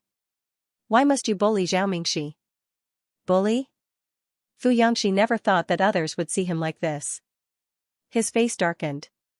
Mingxi did not know whether to laugh or cry. She quickly suppressed Fu Yangxi's temper and said to the form teacher, Teacher, you misunderstood. Recently, I moved out and live very close to Fu Yangxi. That's why I push him to school every day. He's not bullying me. I don't believe it. Lu Wangwei said angrily to Fu Yangxi, you're injured, why don't you hire a nurse or let Ko Chingwen help you? Why do you keep ordering Zhao Mingxi around? Could it be that Zhao Mingxi was willing to help you? Wasn't he just afraid of offending you? It can't be that you're in a relationship. Fu Yangxi glared at Lu Wangwei and suppressed his anger. What do you mean? He didn't want to waste Little Mask's time, so he woke up early every day to match Little Mask's time. Being able to go to school together, he was overjoyed. But how could Lu Jiangwei say that Little Mask helped him out of fear of offending him? Was he that bad? Before Fu Yangxi could finish his sentence, he heard Mingxi say, yes, we are in a relationship. The school doesn't seem to have any rules against early relationships. Lu Wangwei, the air was silent for 2 seconds. Lu Wangwei was dumbfounded. He slammed the teacup on the desk and jumped up in shock. What? Fu Yangxi crossed his cast leg and snorted. The bird shook its feathers proudly. But before he could feel proud, Lu Wangwei looked at Zhao Mingxi with disappointment, as if he couldn't wait to shake Mingxi's shoulders. Mingxi, why are you so stubborn? If you have any difficulties, you can tell me. Fu Yangxi, grass, a type of plant, the two of them came out of the office. In his shock, Lu Wangwei reluctantly accepted the fact that the two of them were dating. He held his forehead with a pained expression that said, "Let me slow down." It was as if his cabbage had been eaten by a pig. Fu Yangxi, on the other hand, felt deeply discriminated against. In the dictionary of these people, a school bully couldn't be in a relationship with a top student. Being in a relationship was not a proper job. His proper job was to sleep, bully classmates, and donate a few buildings. And Zhao Mingxi was willing to be in a relationship with him because he coerced Zhao Mingxi. Mingxi walked beside him and poked his handsome face. Are you unhappy? Fu Yangxi was usually too tall to poke, but now that he was in a wheelchair, there was no pressure to touch his head. Fu Yangxi said in a domineering tone, "Woman, don't poke." Zhao Yuan returned to school before the school anniversary. She sneaked in from the back door of the classroom early in the morning. After entering, she walked to her seat with her head lowered and a cold face. Everyone in the class was stunned. Their eyeballs almost fell out. They didn't realize that it was her at all. Because they hadn't seen her for more than a month, she looked completely different, her cheekbones were thinner, she had long eyelashes, and her makeup was thicker. Her style of dressing was completely different from before. If she was a rich young lady before, then now she looked like a member of a cheap girl group. What's the situation? Did she participate in the girl group talent show? I heard a little. One of my uncles works in an entertainment company. I heard that Zhao Yuan signed a contract with her agent and is now preparing to debut. There was really nothing in the big world. She was going to debut while studying. It was really Rizabai. His life was much more colorful and legendary than theirs. Zhao Yuan stayed in a hotel outside for a month. At first, she was used to staying at the Hilton, but after a few days, she found that the Zhao family had cancelled her card. Zhao Yuan was completely disheartened. She hated the Zhao family's ruthlessness. The cash she withdrew was only a few thousand yuan. She couldn't survive for long. Was she supposed to live on campus? But almost all the students who applied to live on campus were poor students.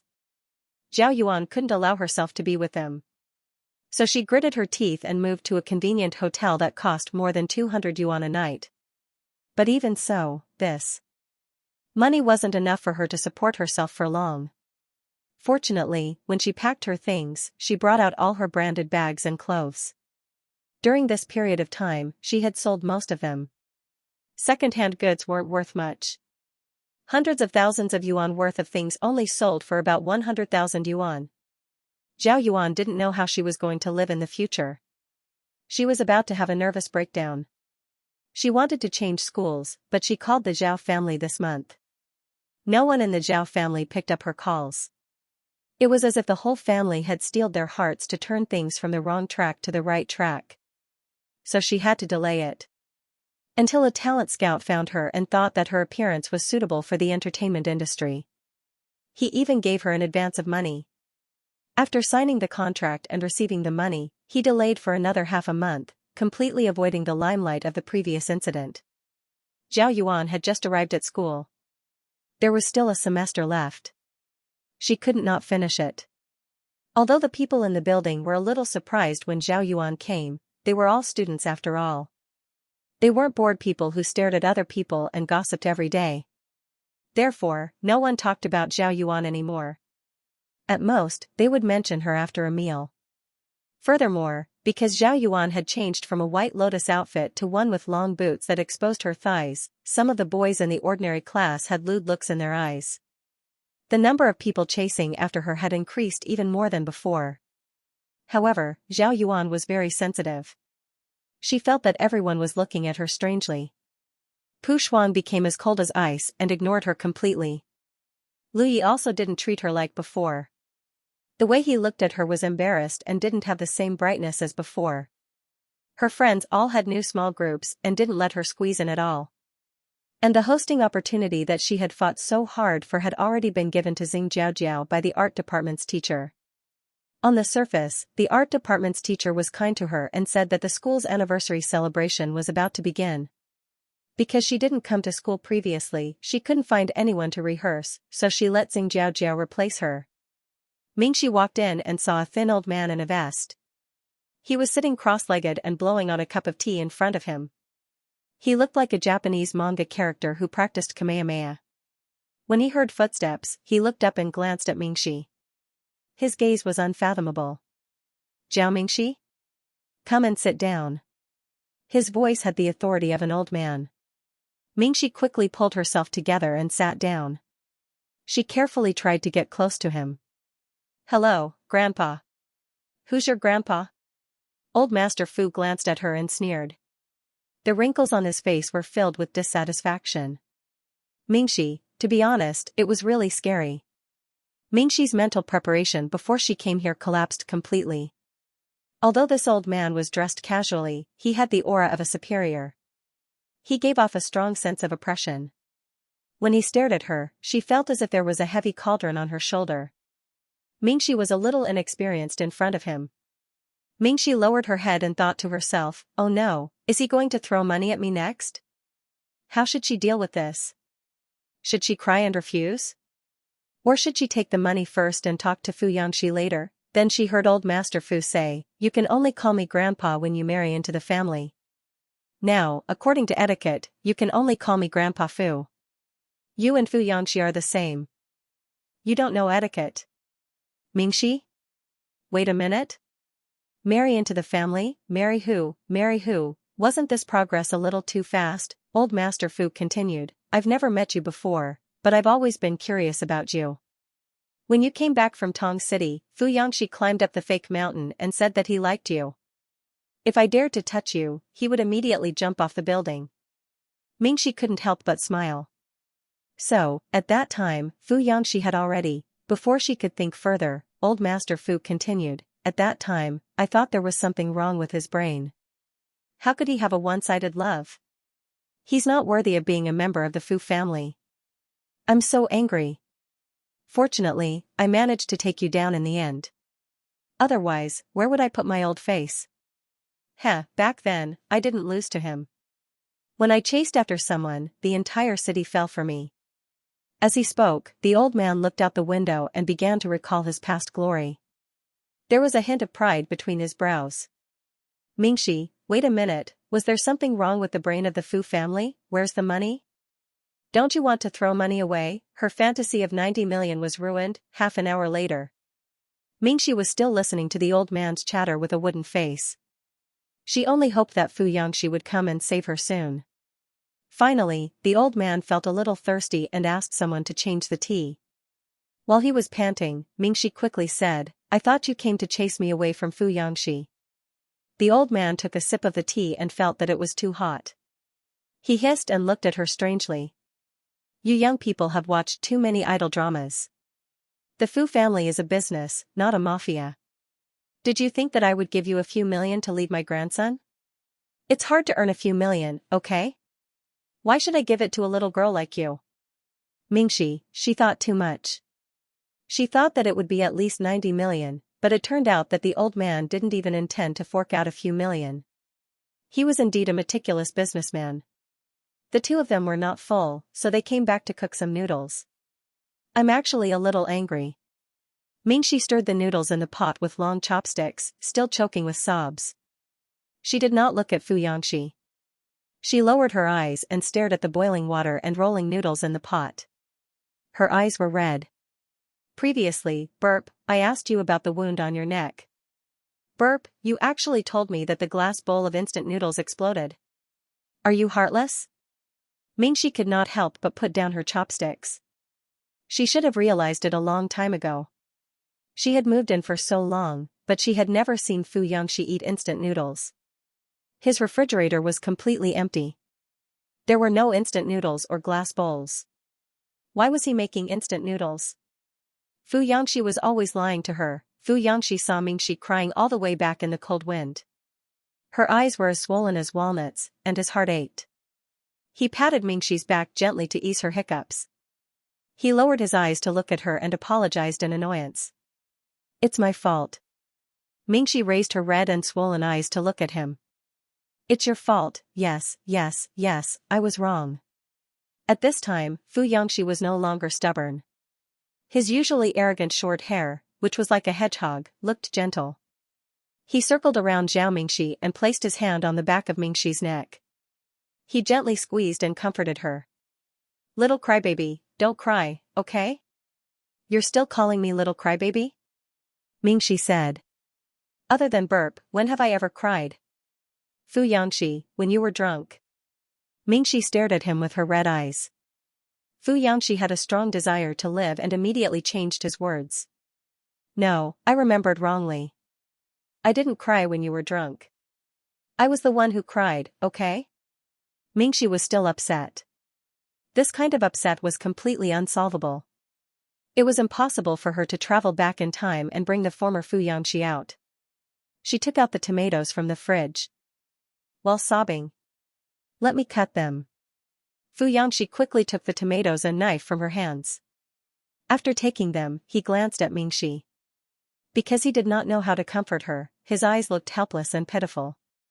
He paused and said again, I'm sorry. I won't hide anything from you in the future.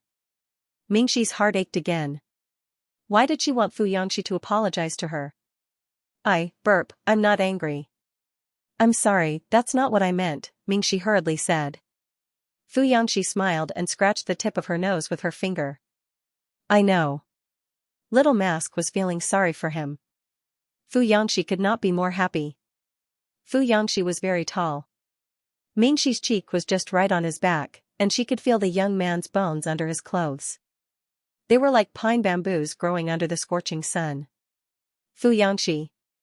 Yes? I only have one thought now. I want you to become smaller. Mingxi suddenly said. Mingxi's words came out of nowhere.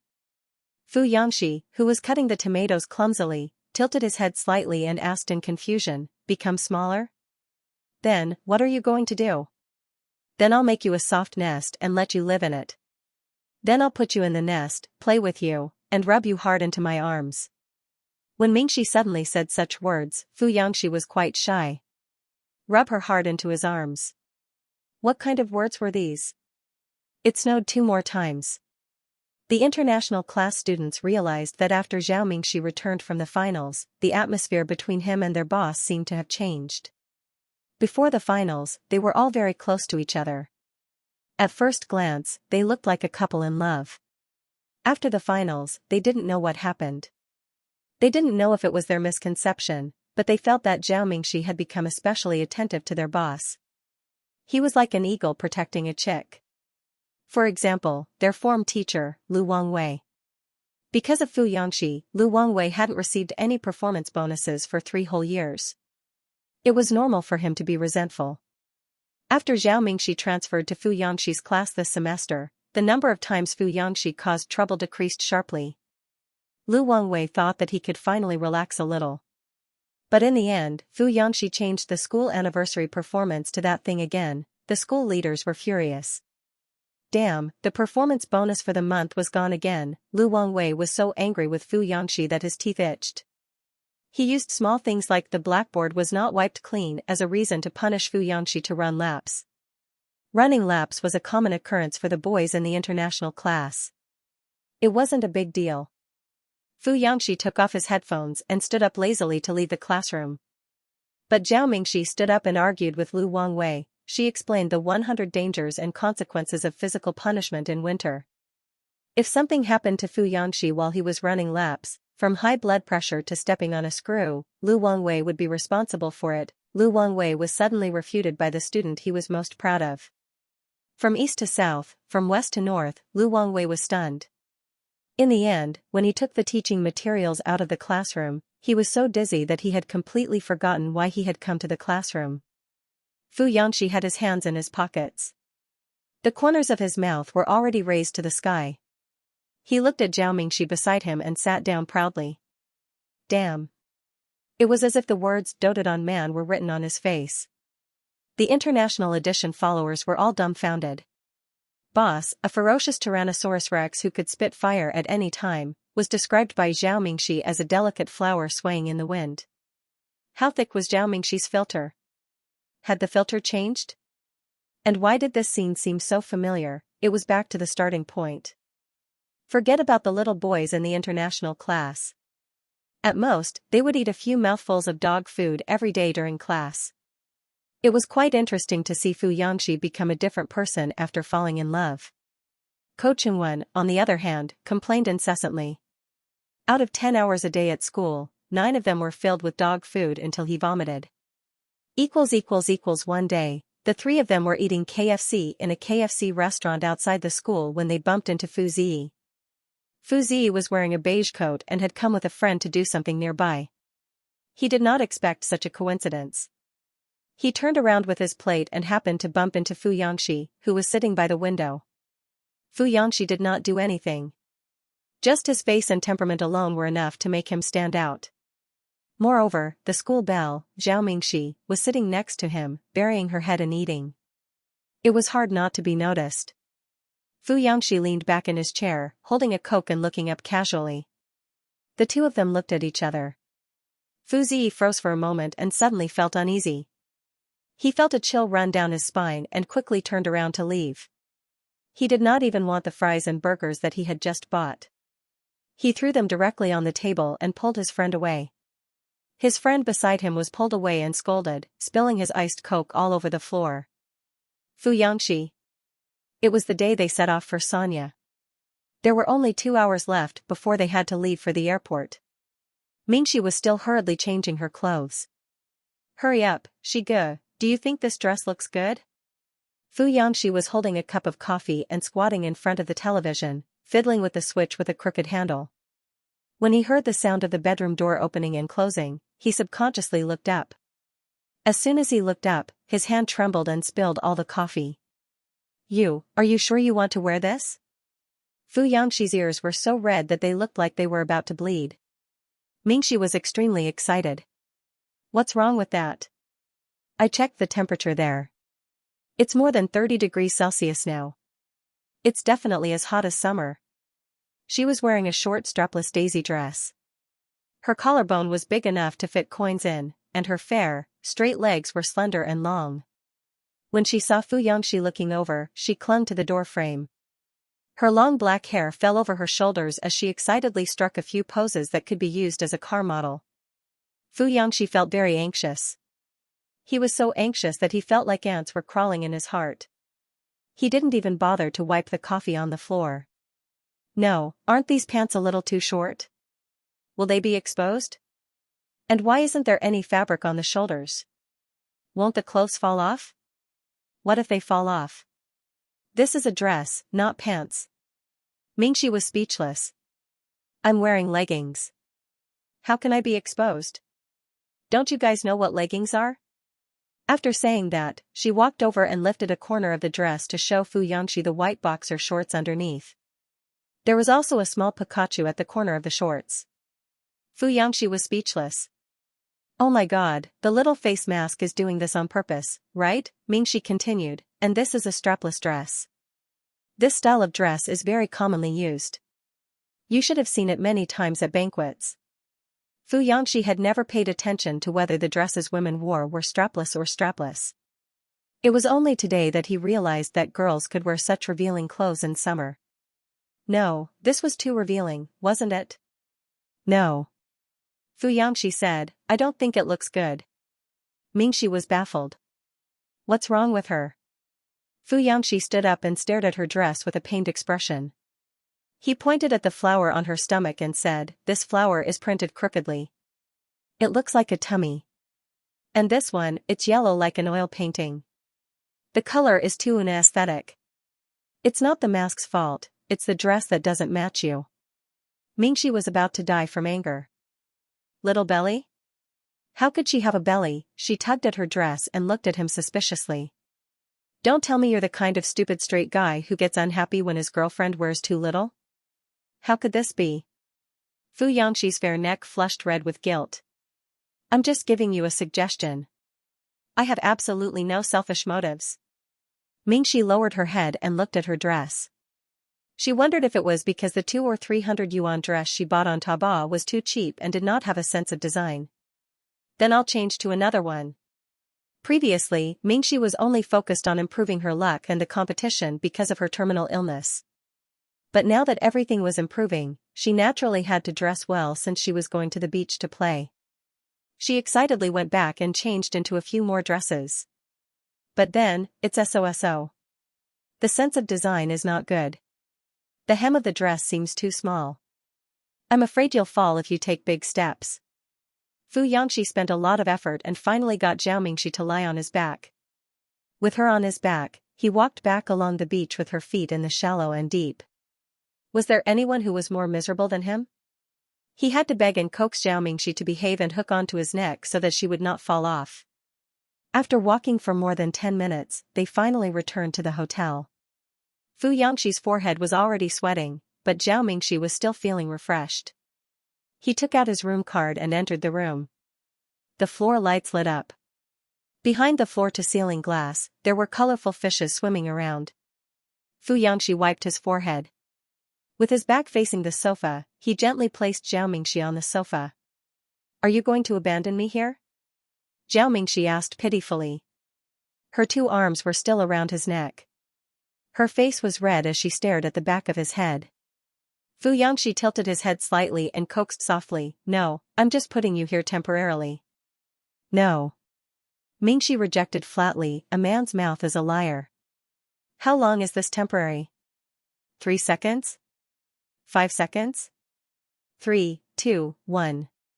She let go of Fu Yangxi's neck for 3 seconds, then hugged him anxiously and wrapped her legs around his waist. 3 seconds is up. God, why was Little Mask so clingy after getting drunk? Fu Yangxi was so adorable that his heart was trembling. He licked his lips and felt proud and happy. Little Mask, you can't leave me? Yes. Zhao Mingxi would not let go even if she was beaten to death. She almost strangled Fu Yangxi to death. Fu Yangxi could not help but chuckle. Then you can change your name. You can be called Little Sticky Cake. Oh. Mingxi still did not let go. Fu Yangxi had no choice but to turn around and face her. He supported himself with both hands on the back of the sofa while she was trapped in it. Her long hair was messy and she looked at him with her bright eyes. Fu Yangxi could not control himself. He lowered his head and gently pecked the corner of her lips. Mingxi felt very comfortable being kissed by him. She obediently allowed him to kiss her. She even threw her arms around his neck and let him lower his head a little. Between his lips and teeth was a hot and sweet beer taste. But Fu Yangxi's damn upright gentleman thought came up again. He felt that she was dead drunk. Although he only kissed her once, he was taking advantage of her. No, he had to hold back and stop kissing her. Therefore, Fu Yangxi raised his head and said to Mingxi with a straight face, Let go of me. Go take a bath before you sleep. Mingxi stared at him blankly. Suddenly, she burst into tears. Of course, it was just a dry howl without tears. Her acting skills were off the charts as she complained, You yelled at me. Fu Yangxi, he was even more wrong than Doi.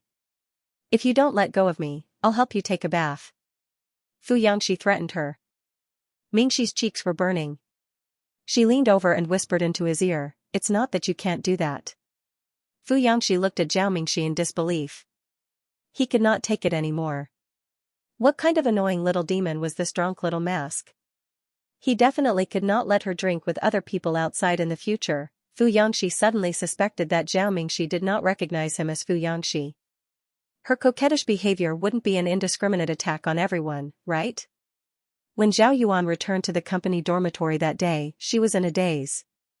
The dormitory was 6 girls to a room. Zhao Yuan was lying on the top bunk, very close to the chandelier on the yellow ceiling. She could see tiny flying insects coming in through the window and flying around the lampshade that hadn't been cleaned for a long time. Zhao Yuan remembered that when she lived in the Zhao family's villa, she had never seen any flying insects indoors. There were some in the garden, but the gardeners hired by Zhao Zhanhui were very professional. They would spray special insect repellents, so when spring came, even bees couldn't be seen. She endured the buzzing of the flying insects, closed her eyes, and bent her legs. But when she turned over, her feet kicked a pile of clothes. Zhao Yuan's heart was suddenly filled with overwhelming resentment. Her room used to be bigger than the 3 dormitories combined. Her cloakroom was more than 10 square meters, and she could match the branded clothes and jewelry she wanted. At that time, she never knew what the word poor meant, because as long as she wanted something, unless it was as expensive as a plane, the Zhao family would buy it for her. But here, the wardrobe was less than half a meter wide, so it was not enough. So she had to pile most of her clothes on the bed. The whole single bed was very messy, and some of the clothes were wrinkled. When she wore them out, she didn't have the temperament she used to have. Now, she couldn't even sleep with her legs straight. Soon, the girls came back from the dance studio and closed the door as soon as they entered the dormitory. One of them had dyed her hair pink. It was only spring in March, but she was already wearing sexy denim hot pants and a vest. The other girl's hair was dyed indigo, and she was dressed in a neutral style. She had a cigarette in her mouth and was holding a basin of clothes that hadn't been washed for a long time. Zhao Yuan closed her eyes tightly and faced the wall. However, the smell of sweat in the air, the smell of various kinds of clothes from several people squeezed together in a dormitory, the smell of nail polish, and the smell of 10 yuan takeout all mixed together to form a smell that made people want to vomit. Zhao Yuan gripped the bedsheets tightly, and her stomach churned. Everything was different from what she had imagined. After leaving the Zhao family, Zhao Yuan realized how difficult it was outside. After signing a contract with her manager, she thought that she could enter the entertainment industry directly and make a comeback. However, she didn't expect that there were so many girls like her under her manager. Some were even prettier and better at dancing than her. Moreover, these trainees were of different levels. Some of them had only reached elementary school. Take Pink Hair for example. His scolding words were pig and whore over and over again. The one with indigo hair did not like to talk, but she was extremely unclean. Her underwear had been soaked in water for more than 10 days before she washed it. There were only 3 washing machines outside the dormitory, but there were more than 10 trainees crowding around. After seeing people throw their underwear into the washing machine for more than 10 days, Zhao Yuan could only wash her underwear by hand. She watched helplessly as her life slowly turned into an abyss of suffering, while Zhao Mingxi's life was smooth sailing.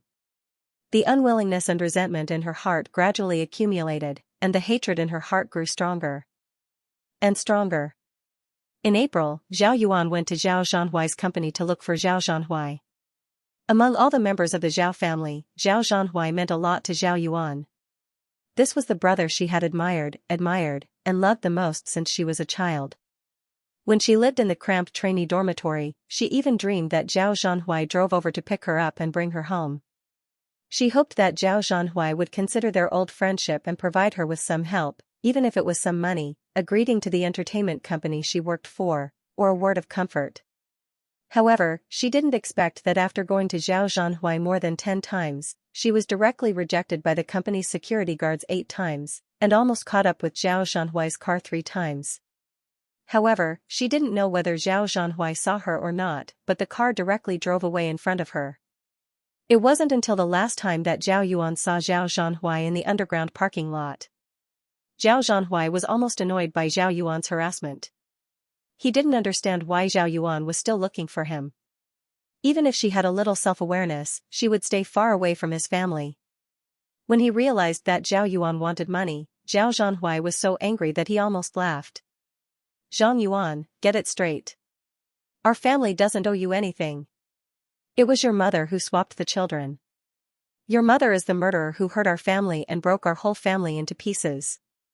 Our family has spent tens of millions on you over the past 10 years, if not tens of millions, at least millions, right? Our family even cared about our old friendship and didn't even ask you to pay back the debt. Under such circumstances, I don't understand what kind of mentality you have to come to me to ask for money. Zhao Zhanhui's face was very ugly. A man who is never content is like a snake trying to swallow an elephant. If you continue to pester me and squat at the company's entrance, I will call the security guards.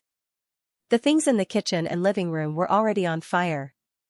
Crackling sounds could be heard as the crazy flames engulfed everything around them. The thick smoke choked people's throats and lungs as if they were about to explode.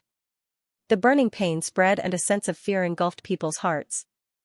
The high temperature made people's vision blurry. The child's eyes were filled with fear as he hid beside the toilet. Mingxi wrapped the blanket around him and rushed out with him in her arms. Suddenly, a beam broke and fell down. Mingxi, wake up. Jiao Mingxi, it's all right. Mingxi was sweating profusely as if her head was soaked in sweat. From her eyelids to her fingertips, there was no strength in any part of her body. She was terrified and tried her best to open her eyes. Then, she found that she was already in the hospital. The clean ceiling came into view. The pungent smell of disinfectant finally covered the thick smoke. Her heart was beating wildly. She turned her head and saw that Dong Hui's eyes were red. He was wiping the dirt on her face and neck with a wet towel. He Yang was not far away. She's awake, she's awake. He Yang rushed out and said to the doctor. Mingxi heard the doctor outside say, then she's fine. She just inhaled some of the smoke and damaged her throat. Try not to talk for the next few days and drink more water. She'll be fine after she recovers. Dong Hui and He Yang were relieved when they heard this. She was already out, the burning sensation seemed to remain on the surface of her skin. Mingxi felt a little unreal. Wait, where's Fu Yangxi? Mingxi found that she was barely able to speak as soon as she opened her mouth. Her voice was so unpleasant that it sounded like she was in her 70s or 80s. She struggled to sit up, but only her mind could move. Her body was as heavy as a shot put. She couldn't even lift a finger. Especially her arms, they were so tired that every cell in her body was sore and weak. She remembered the moment when the crazy flames rushed up and the child almost fell from her. In the twisted heat, she fell into a cold embrace. The blanket on her body was about to burst into flames from the high temperature. At that moment, a new wet sheet wrapped around her body in time, and someone rushed out with her. The force that lifted her up felt like it was taking her to a new life. He's in the ward next door, Dong Hui said. Sure enough, it wasn't an illusion. Mingxi's internal organs clenched in fear. What's wrong with him? All right, stop talking. If you keep talking, your throat will be damaged. Dong Hui hurriedly pressed Mingxi, who was struggling to prop herself up, back down. He said to her, he's fine. He's just not awake yet. Everyone is fine. Mingxi, you saved that child's life. But I'm afraid that the professor's house was burned down. The firefighters only managed to save half of it. Before he could finish, Dong Hui saw Mingxi desperately propping herself up with her elbows, trying to climb down from the bed. But because she didn't have the strength, she fell off the bed with a bang. Sigh, I said I'm fine. You're really? Dong Hui and He Yang hurriedly came to help her up. The two of them looked left and right but didn't see any frame to support her. They had no choice but to help Mingxi sit down on the bed. Dong Hui squatted down to help Mingxi put on her shoes. He said, your Uncle Dong went to talk to the police. We haven't told Dongshan about this yet. It's not good to disturb your rest with too many people. Let him bring you soup tomorrow. He Yang, go downstairs and rent a wheelchair. 2 days later, Mingxi and Fu Yangxi were discharged from the hospital together. The wound on Fu Yangxi's shoulder healed very quickly, and the doctors were very shocked. Usually, this kind of injury would be easily infected, and it might take 3 weeks to remove the gauze. However, Fu Yangxi could remove it in less than 4 days. However, everyone only thought that it was because Fu Yangxi was young and had a strong recovery ability. On the day of her discharge, Zhao Yuan was already detained. Because she did not cause any serious harm to anyone's life and only caused property damage, she was only sentenced to 3 years in prison. This was a fair and just judgment from the court. The Fu Corporation did not intervene, otherwise, the sentence would have been even heavier. Another gangster friend of hers, who unknowingly helped her from the art school, was also sentenced to 7 months in prison. Zhao Yuan was 18 years old when she was sent to prison, and she would be 21 years old when she was released. She was still considered young, and she could start all over again. However, the problem was whether she wanted to start all over again. Undoubtedly, no one in the Zhao family wanted to see things come to such an irreversible end. The Zhao family was angry that Zhao Yuan almost killed Zhao Mingxi, but they were also heartbroken that it would end so miserably. Zhao Zhanhui naturally thought that it might have been because he had ignored Zhao Yuan more than 10 times, which provoked Zhao Yuan. The last time he disliked and treated her coldly in the garage, it directly became the fuse that set her on fire. However, Zhao Zhanhui asked himself, had his family ever done anything wrong to Zhao Yuan? He did not think so. Not to mention that they had taken good care of her for more than 10 years. Even after they found Zhao Mingxi and found out that Zhao Yuan was not their biological daughter, their family still treated Zhao Yuan the same as before. It was only when they found out that Zhao Yuan's biological mother, Zhang Yufan, was the murderer who swapped the 2 children that their family broke down psychologically and chased Zhao Yuan out of the Zhao family. Not only because they could not face Zhao Yuan, who was the murderer's child, but also because under such circumstances, they still kept Zhao Yuan at home. How could they let down Zhao Mingxi, who had led a wandering life for so many years and suffered so much? Because of their last trace of old affection, they did not even ask her to compensate them, nor did they report the matter of her instigation of Zhang Yufan to escape to the police. However, things still came to this point today. Perhaps their family's education had failed from the very beginning. Father Zhao and Mother Zhao had taught their children when they were very young that if they wanted something, they had to get it at all costs. When they lived good lives, this way of educating them, without a doubt, they would be more motivated. However, Mr. and Mrs. Zhao forgot how to educate them and what they should do when they encountered setbacks. As a result, when Zhao Yuan returned to her original living environment from the sea, all she thought of was to seize it at all costs. In the end, she went astray. To some extent, Zhao Mingxi's grandmother, who adopted Zhao Mingxi, might have been more successful in educating Zhao Mingxi than Mr. and Mrs. Zhao. At least, Zhao Mingxi learned how to be strong and grow in adversity from her. This matter caused a lot of reflection in the Zhao family. But things had come to this point and there was no turning back. After the Zhao family found out the time when Mingxi would be discharged from the hospital, they drove to the hospital in advance and waited for a few hours. When Mingxi was still in the ward, there were people from the Fu family near the elevator, so they could not get close. Now that Mingxi was out of the hospital, they could finally see Mingxi before she got into the car. Before Mingxi got into the car, it was only for a short while. She was wearing a gray sportswear and her hair was tied into a ponytail. Her slender neck was fair and she looked very energetic. She was talking to Professor Cao, who was also picking up his grandson from the hospital. Seeing that Zhao Mingxi was fine and that she had lost some weight after staying in the hospital for a few days, the Zhao family finally let out a sigh of relief. After the college entrance examination, Mingxi actually met Mother Zhao once. She came out of the examination hall after finishing her last exam. When the other students were running towards their parents, she saw Mother Zhao holding an umbrella under the shade of a tree outside the school building. Mingxi's heart skipped a beat. She thought that Mother Zhao was going to cry in front of her again, but unexpectedly, Mother Zhao did not come up to her this time. Instead, she just looked at her from afar. That day, Mother Zhao stood under the shade of the tree and watched as Mingxi and He Yang's group walked away. She finally fulfilled her responsibility as a mother and accompanied her child on his last journey in high school. It was July, and the weather was hot. There were a few things to do: help Professor Cao settle down in a new place and rebuild the old house. Fu Yangxi went to the sanatorium, and Mingxi went with him to old Master Zhao's place for a meal. When they came back, everyone in the international class had a meal together. The underlings were in tears. They could not fight with the Chongqing class anymore. They rushed over to hug Fu Yangxi and Zhao Mingxi, but Fu Yangxi pulled them away in disdain. After everything was done, Mingxi and Fu Yangxi planned to go on a trip and wait for the results of the college entrance examination and the national competition.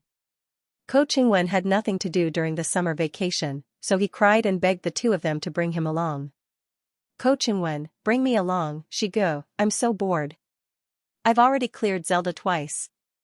The game is not fun, the TV is not good, and the weather is so hot. I don't want to play basketball. Fu Yangxi squatted on the ground and stuffed his shoes into his suitcase. He said coldly, "You're thinking about eating peaches. Do you think the sun is not bright enough for us to bring a light bulb like you along? You're already 18 years old, can you walk on your own? Ko Chungwen, I don't need to be a light bulb. I can roast meat, read maps, and carry luggage. You definitely won't lose anything if you bring me along. Who do you think doesn't know how to barbecue meat? Is this even worth mentioning? Fu Yangxi sneered, the barbecue meat that Zhao Mingxi ate at the barbecue shop last time was all cooked by me. Why would I need you? Ko Chungwen, Shigo, are you shameless? Did you eat the pieces of Zhao Mingxi that you roasted? Didn't you throw them all away? Fu Yangxi gloomily said, your guts are big, aren't you? Are you the only one with a good memory? Ko Chungwen saw that begging Fu Yangxi was fruitless, so he turned to Mingxi, who was watching a TV series at the side. Please, I beg you, Zhao Mingxi, for the sake of us being classmates for a year, do. Before he could finish, Fu Yangxi cut off the call mercilessly. Ko Chungwen on the other side of the phone, Mingxi smiled and said, actually, it's quite lively with more people. Why don't we bring him along? Fu Yangxi snorted, usually, when we whisper in class, we'll be surrounded by onlookers. Now that the two of us can finally go out to play without any distractions, isn't this a rare opportunity? Little Mask, why don't you look excited at all? I'm looking forward to it. Zhao Mingxi said, but didn't we already go out to play alone last time? This time it'll be more lively with more people. Fu Yangxi, ? Fu Yangxi, do you not love me anymore? Mingxi, speak properly. Hurry up and put away your shoes, don't dawdle. Also, we're only going for half a month at most. Why are you bringing more than 30 pairs of shoes? Fu Yangxi, you really don't love me anymore. You don't even allow me to bring more shoes. Mingxi was about to die of laughter, he, that's right. Did you not work out yesterday?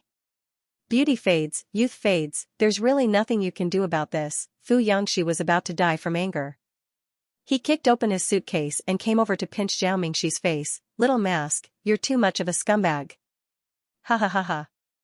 Zhao Mingxi laughed until he was out of breath, spilling his snacks all over the floor. Who asked you to lie on the same bed and still blush? Can you still do it? Fu Yangxi had a sorrowful expression, I'll show you now if I can still do it. Before they set off, Mingxi's seedlings had already accumulated 698 points, and Fu Yangxi's injuries had completely recovered.